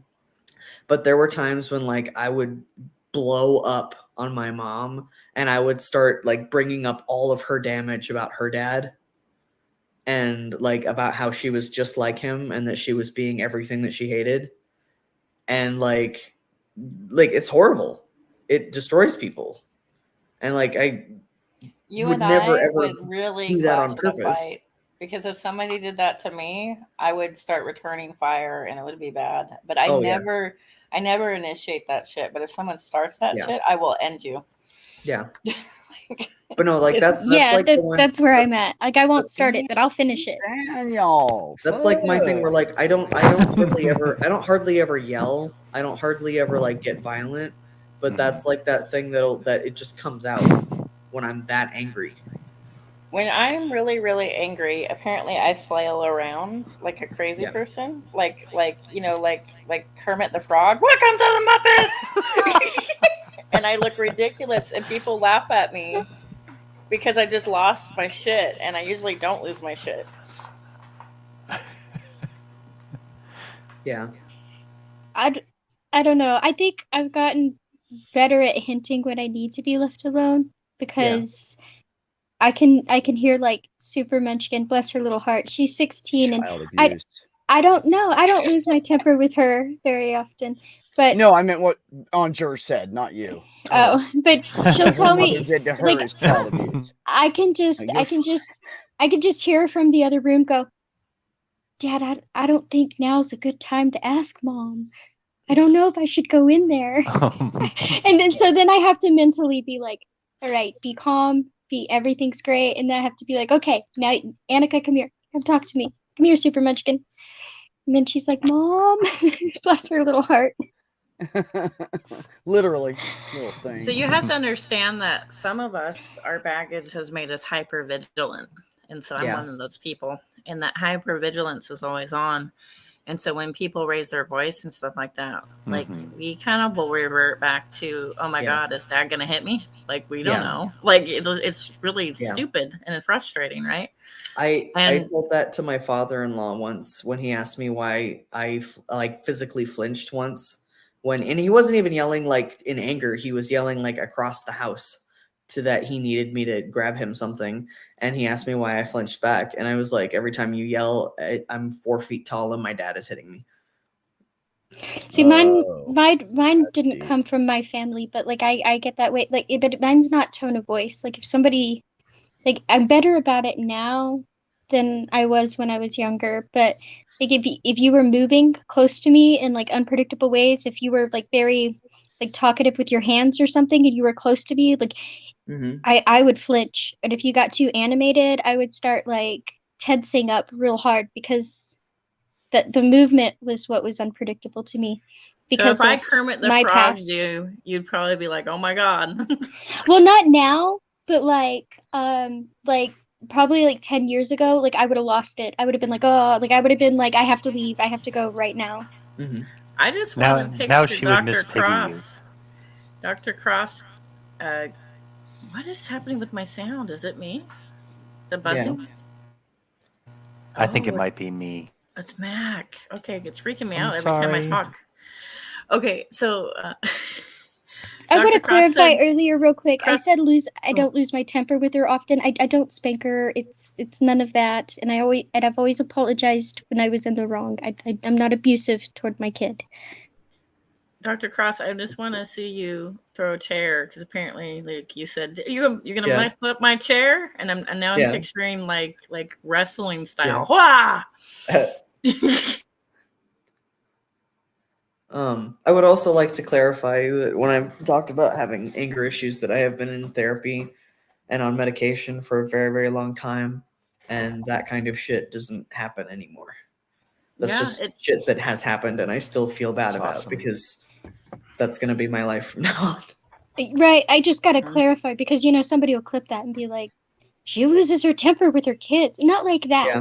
No. I mean, like, I just mean, like, I may have been a little harsh when I was scolding her, and then I felt the need to apologize. I don't mean that I'm, like, doing anything crazy to my kid, because I don't. Has anybody ever been, like, really, like, just, like, you're simmering on something? Like, you're already angry about something else? And I then, can like, something, simmer like, on 2 weeks worth of something. And then, like, some small dumb thing happens. Like you trip over something on the floor, and then you have to like pick that thing up and throw it because that's what made your anger boil over. Just like half my life, Larry. Keep going. That's Go the ahead. thing. That's the tipping point, right? When I'm mad and I'm in a bad place, that's the time that like my hands don't work right. I drop stuff. I knock over cups of coffee because I'm distracted. I'm not paying attention. That's all it is. But it's just like, oh my God, please, someone put a fucking cherry on top of the mound of shit that is on top of my fucking head right now. Please put the cherry on top. That's what the fuck I need. Like I saw both examples in my family, right? Like my mom. I've made a mess in the last 3 days. I haven't cleaned it up. But anyways, go ahead. Yeah. My mom was very, very quick to anger and very loud about it. But in 5 minutes, everything was okay and nothing ever happened. She was very much that. My dad, on the other hand, like it took a lot, and I mean a lot, to upset him. But once he was upset, man, could he hold on to it for a bit, you know? So I think I kind of landed somewhere in the middle of that. Both of my parents were extremely quick to anger and in a very explosive fashion. So like, and like my mother, I kind of cut her a little bit of slack because she was a very young parent. She was abused as a child. She did not have time to become an adult before she became a parent. She had my older brother when she was 15 years old, and she was severely screwed up when that happened. And so like, that doesn't excuse a lot of the stuff that she did, which was very intentional and very hurtful. But like, I didn't understand why my dad was so much older, and he was still exactly the same way. Like he hadn't mellowed at all with his age. And they were both just like lightning fast over anything. And it wasn't just like, like sometimes we were screw ups, and like all kids are screw ups sometimes. But my dad would come home and like there would be a piece of paper on a table, and he would scream about how the house was a mess and that, he was going to fuck us up. Oh God. Yeah, it's over the top. Yeah, it's ridiculous. When I think I had like toxic traits that I didn't realize I was doing until I started growing up, right? I mean, I got married at 21, right? So I was still growing up. I used to do this thing to my husband, and I feel so horrible about it now. But I would tell him, suck it up, because he was always more emotional than me. Like really, truly, he's more emotional. He's more apt to cry and stuff. Suck it up. We need to get through this. And I would basically command him to compartmentalize, like I'm doing, duh. Yeah. And then I would say, I mean, this is really fucked up. I would say, you ought not to feel this way. And I'm like, oh my God. I look back at it and go, Jesus, I was a bitch. Like, I mean, yeah, HS, what the fuck? I know, it's unhealthy, and I didn't realize I was doing that. But what I was doing was spitting out the same shit my family taught me, and I was doing it to someone else. It's See, I think we all have to get past that, though, right? Because, like I said, I love my parents. I love them. They did the best they knew how to do, and they are good people. But none of us escaped without some trauma, right? And I too was very young. Like I said, I had my daughter the day after I turned 21, and I was married probably about a week before I turned 22. So I was still doing a lot of growing up and figuring stuff out and trying to own my own demons and not be self-destructive and all that fun stuff. Yeah. I just feel bad that our partners sometimes are the recipient of some of our bad behavior, and it sucks because like they're usually the people you love the most, and here you are fucking it up, you know, like well, it's because you think they're gonna love you at the end of the day. I thought that too. I still feel bad about stuff that I now said just hide my feelings. Did when I, you know, I still feel bad about stuff don't I listen said or to my did a long time ago. stuff. I was an asshole. Yeah. Exactly. I'm like, don't just nothing about like the first 5 years has anything to do with you or how I feel about you, and I am sorry. Like I still feel bad about things I did in the past. I'm gonna give you one from therapy for free. Some nuggets. Slightly turned on right now. Never mind. Guilt is only a positive emotion if it can motivate positive change. If the change has already been made, or if no change is possible, then there is no point in feeling guilty. Oh, yep, that cured me. Thanks, buddy. I've been looking for that for 33 years. Shut up. Nope, that didn't do it. Try again next week.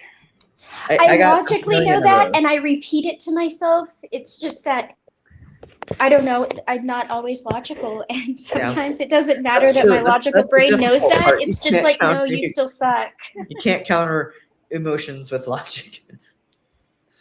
I wish you could. Vice versa. It's not that simple anyway, though, right? Like, what does it even mean? What is a positive change? You know, like that I got like through for my example, day. if I had like you know everybody has shit that they're embarrassed about that's happened in their life. Like for example, one time I was like 13 and there was a dude that I didn't care about at all, but he was obsessed with me and he wanted me to be his girlfriend. And because I didn't know what romantic emotions were at that time, I was like, okay. And so like we made out in a hallway somewhere. And then I was like, oh, I don't care about you at all. And I felt really bad about it afterwards. And like I felt bad about it like, for a long time afterwards. But like there's nothing that I could like sitting here now. There's nothing that I can do about that. That's in the past. It's happened. Yeah. The lesson that I took from it is that don't kiss people that you don't give a shit about. It's true. And so carrying forward that lesson, I no longer have to feel bad about that cringy thing that I did. Well, see, here's the thing. This is what irritates me. And it's like on Juror said earlier. She said, if there's, I think it was on Juror, if there's no communication, fuck it. And that's how I feel. And I'm always very honest with people. And I always tell people to be honest with me. I'm like, don't pull punches. Just tell me the truth. Well, she didn't do that. And she strung me along instead. I mean, that's obvious at this point. Yeah. So, and then, you know, it was like 2.5 weeks ago, I said, look, if we're having trouble doing this, you know, do I need to find another job? And she was like, I don't know. Mm-hmm. I'm busy right now. I can't talk about it. And I was like, okay, whatever, you know. So I gave her the opportunity. Mm-hmm. I literally asked her if she wanted me to leave. I will go find another job. Does she have like obsessive thoughts? Like does she? Because like you said earlier, she blew it. It seems like she blew it out of proportion in her head, right? So, and that very well could be, but usually that I see that happen with people who have like obsessive thoughts, right? Where like they No, she's got misinterpret something, baggage. and then She's the got more they baggage. dwell on it, the bigger it gets, but they obsess on it, so it No, keeps that's getting bigger. me. And maybe her. I don't really know. I never watched her do any of this. I wasn't allowed to be around her for the last month. So who knows? I'm so sorry. I've just realized what time it is, and I needed to time not is it? be up this late. Oh shit! It's working at 11:30. 1:20 Good in night. the fucking morning. Good night, Larry. I gotta Love go you. to work. Night, Bye. Larry. Good night. Thank you, All right, Larry. thank you Thanks for for having everything. me. You guys have a good And- night. It's back at you, buddy. Sleep well Yeah. and dream easy, and thanks for the time check because I'm probably not far behind. I have Yeah, I to didn't even know it was learn. that late, honestly. I had to learn empathy for myself, which I still not really good at, to be honest. But like, I'm internally really hard on myself, and I want, and I think I see this in some other people too, that I want like mercy and affirmation from other people, but I internally am horrible to myself. And this concept of being compassionate to yourself was really lost to me. I could actually took therapy to be like, this is a thing. My internal voice was so mean See, to but me I that I can't didn't do know. that But I was because begging other people, please affirm me, please be kind to me, you know? Yeah. Oh, I told them that when I start, every time I start working someplace, I say, look, my big thing is affirmation. And they look at me funny. And I'm like, hold on, you'll understand in a second. So what I need from you is at least one time a week to walk up to me and say, hey, good job, man. And I'll do anything for you. I will bust my ass for you every day. That's all I need. I'm the opposite. I'm so weird. I'm honest. I just tell people the fucking truth. Right. I No, am I mean, not a fucking liar. I don't make shit up. And that's why I don't understand why any of this had to go the way it went. no, I just mean, meant the whole like, thing with the whole, I know you're talking about something totally different. I'm just talking about my life. yeah. The whole thing was just ridiculous.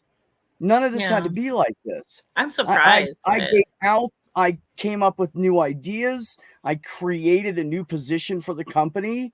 Like, what do you want me to do, man? I asked you if you want me to leave. What do you want from me? You were trying. We were I trying. really very was hard. for like a month.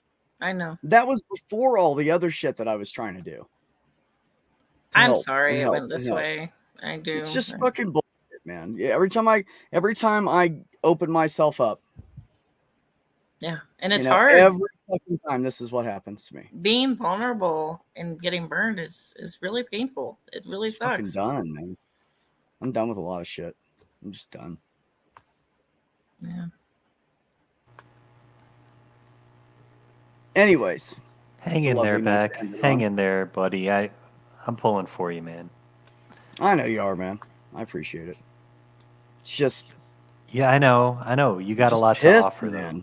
You got a lot to offer the world. I'm mad and I'm hurt, and you know, it's like somebody found a big, huge grizzly bear and stuck it real quick with a penknife and ran out the door, you know, and that motherfucker's mad. That's what I feel like right now. Can I tell you something? Yeah, the buddy. fact that you're out here on YouTube talking about that in such a raw and real way is so valuable and so amazing. And I know I'm just doing it because I want to bitch. I know. Glad It's people are coming getting from a shit out of painful it, place. You're being told heroic, you, I'm whether just you want to honest. be or not. Yeah. And it's the same with Larry. It's the same with everybody on this panel except me. I've been cryptic and secretive about my world, but my pain. But everybody else is super honest and beautiful about it. So I just want to thank you for that, Beck. And I'm sorry you're going through this. I wish I could make it all go away. I know, buddy. And I love you for it. And I appreciate your thoughts and comments and your heart, and you're a good dude. It's, We're both good dudes. You enhance my life on YouTube. I agree, Spackle. Honestly, I was thinking about either coming late or not staying very long tonight, and then Ben said I can't do it, and I was like, "Fuck, all right, fine, I'll just go do this fucking shit." Yeah, so turned into a good stream. Saw my brother today and went to the store and bought some cigarettes, so I was out. Nice. That's Out good. and about. Yeah. Oh yeah, I said you should come see the ocean, and you said no, I want to be unhappy. But I get to meet them in a couple weeks, so I get to give Beck a hug. It's I'm a good busy in thing my because hidey hole. I'm too poor. I can't go anywhere. Oh, I wish I had money right now. I've got way less in the bank than I should for my age. Well, like I said, part of the reason we go to Santa Fe so often is because we don't have to pay for a hotel room. So Oh. and it's only like a it's under 4.5 hour drive. So Yeah, which is great. yeah. That's nothing in the Southwest. That's like a. Oh, look. That's nothing. Yeah. It's You could how do far a you have to go to the twofer. You gas could station. visit me and Dr. Kraus. Who? Or Where? not Kraus. Kraus. Who? Sorry. Cross. I'm Who? tired. Who's close to California? Cross and I both are neighboring cities, basically. Well, yeah, no, I thought there was. Nice. I misunderstood something. Never mind. Anyways, I'm done. What do you guys think? Call it a night. Peace. All Thanks, right. Mac. Good night, pretty shiny peoples. Good to see you, Thank you, Pixie. everybody in the Spackle, what a chat. pleasure. Super. Thank you, everybody in the chat, for your love and support and for being here and advocating for each other and all the things you do for each other. You know, I fucking appreciate all of you guys and I love you. Everybody on the panel, thanks for coming up. And Pixie, it's nice seeing you again. HS, nice seeing you after a while. And Mac, my ever randomly popping in friend, it's always good to see you too. So everybody remember, take care of yourselves. Take care of one another. Have some peace.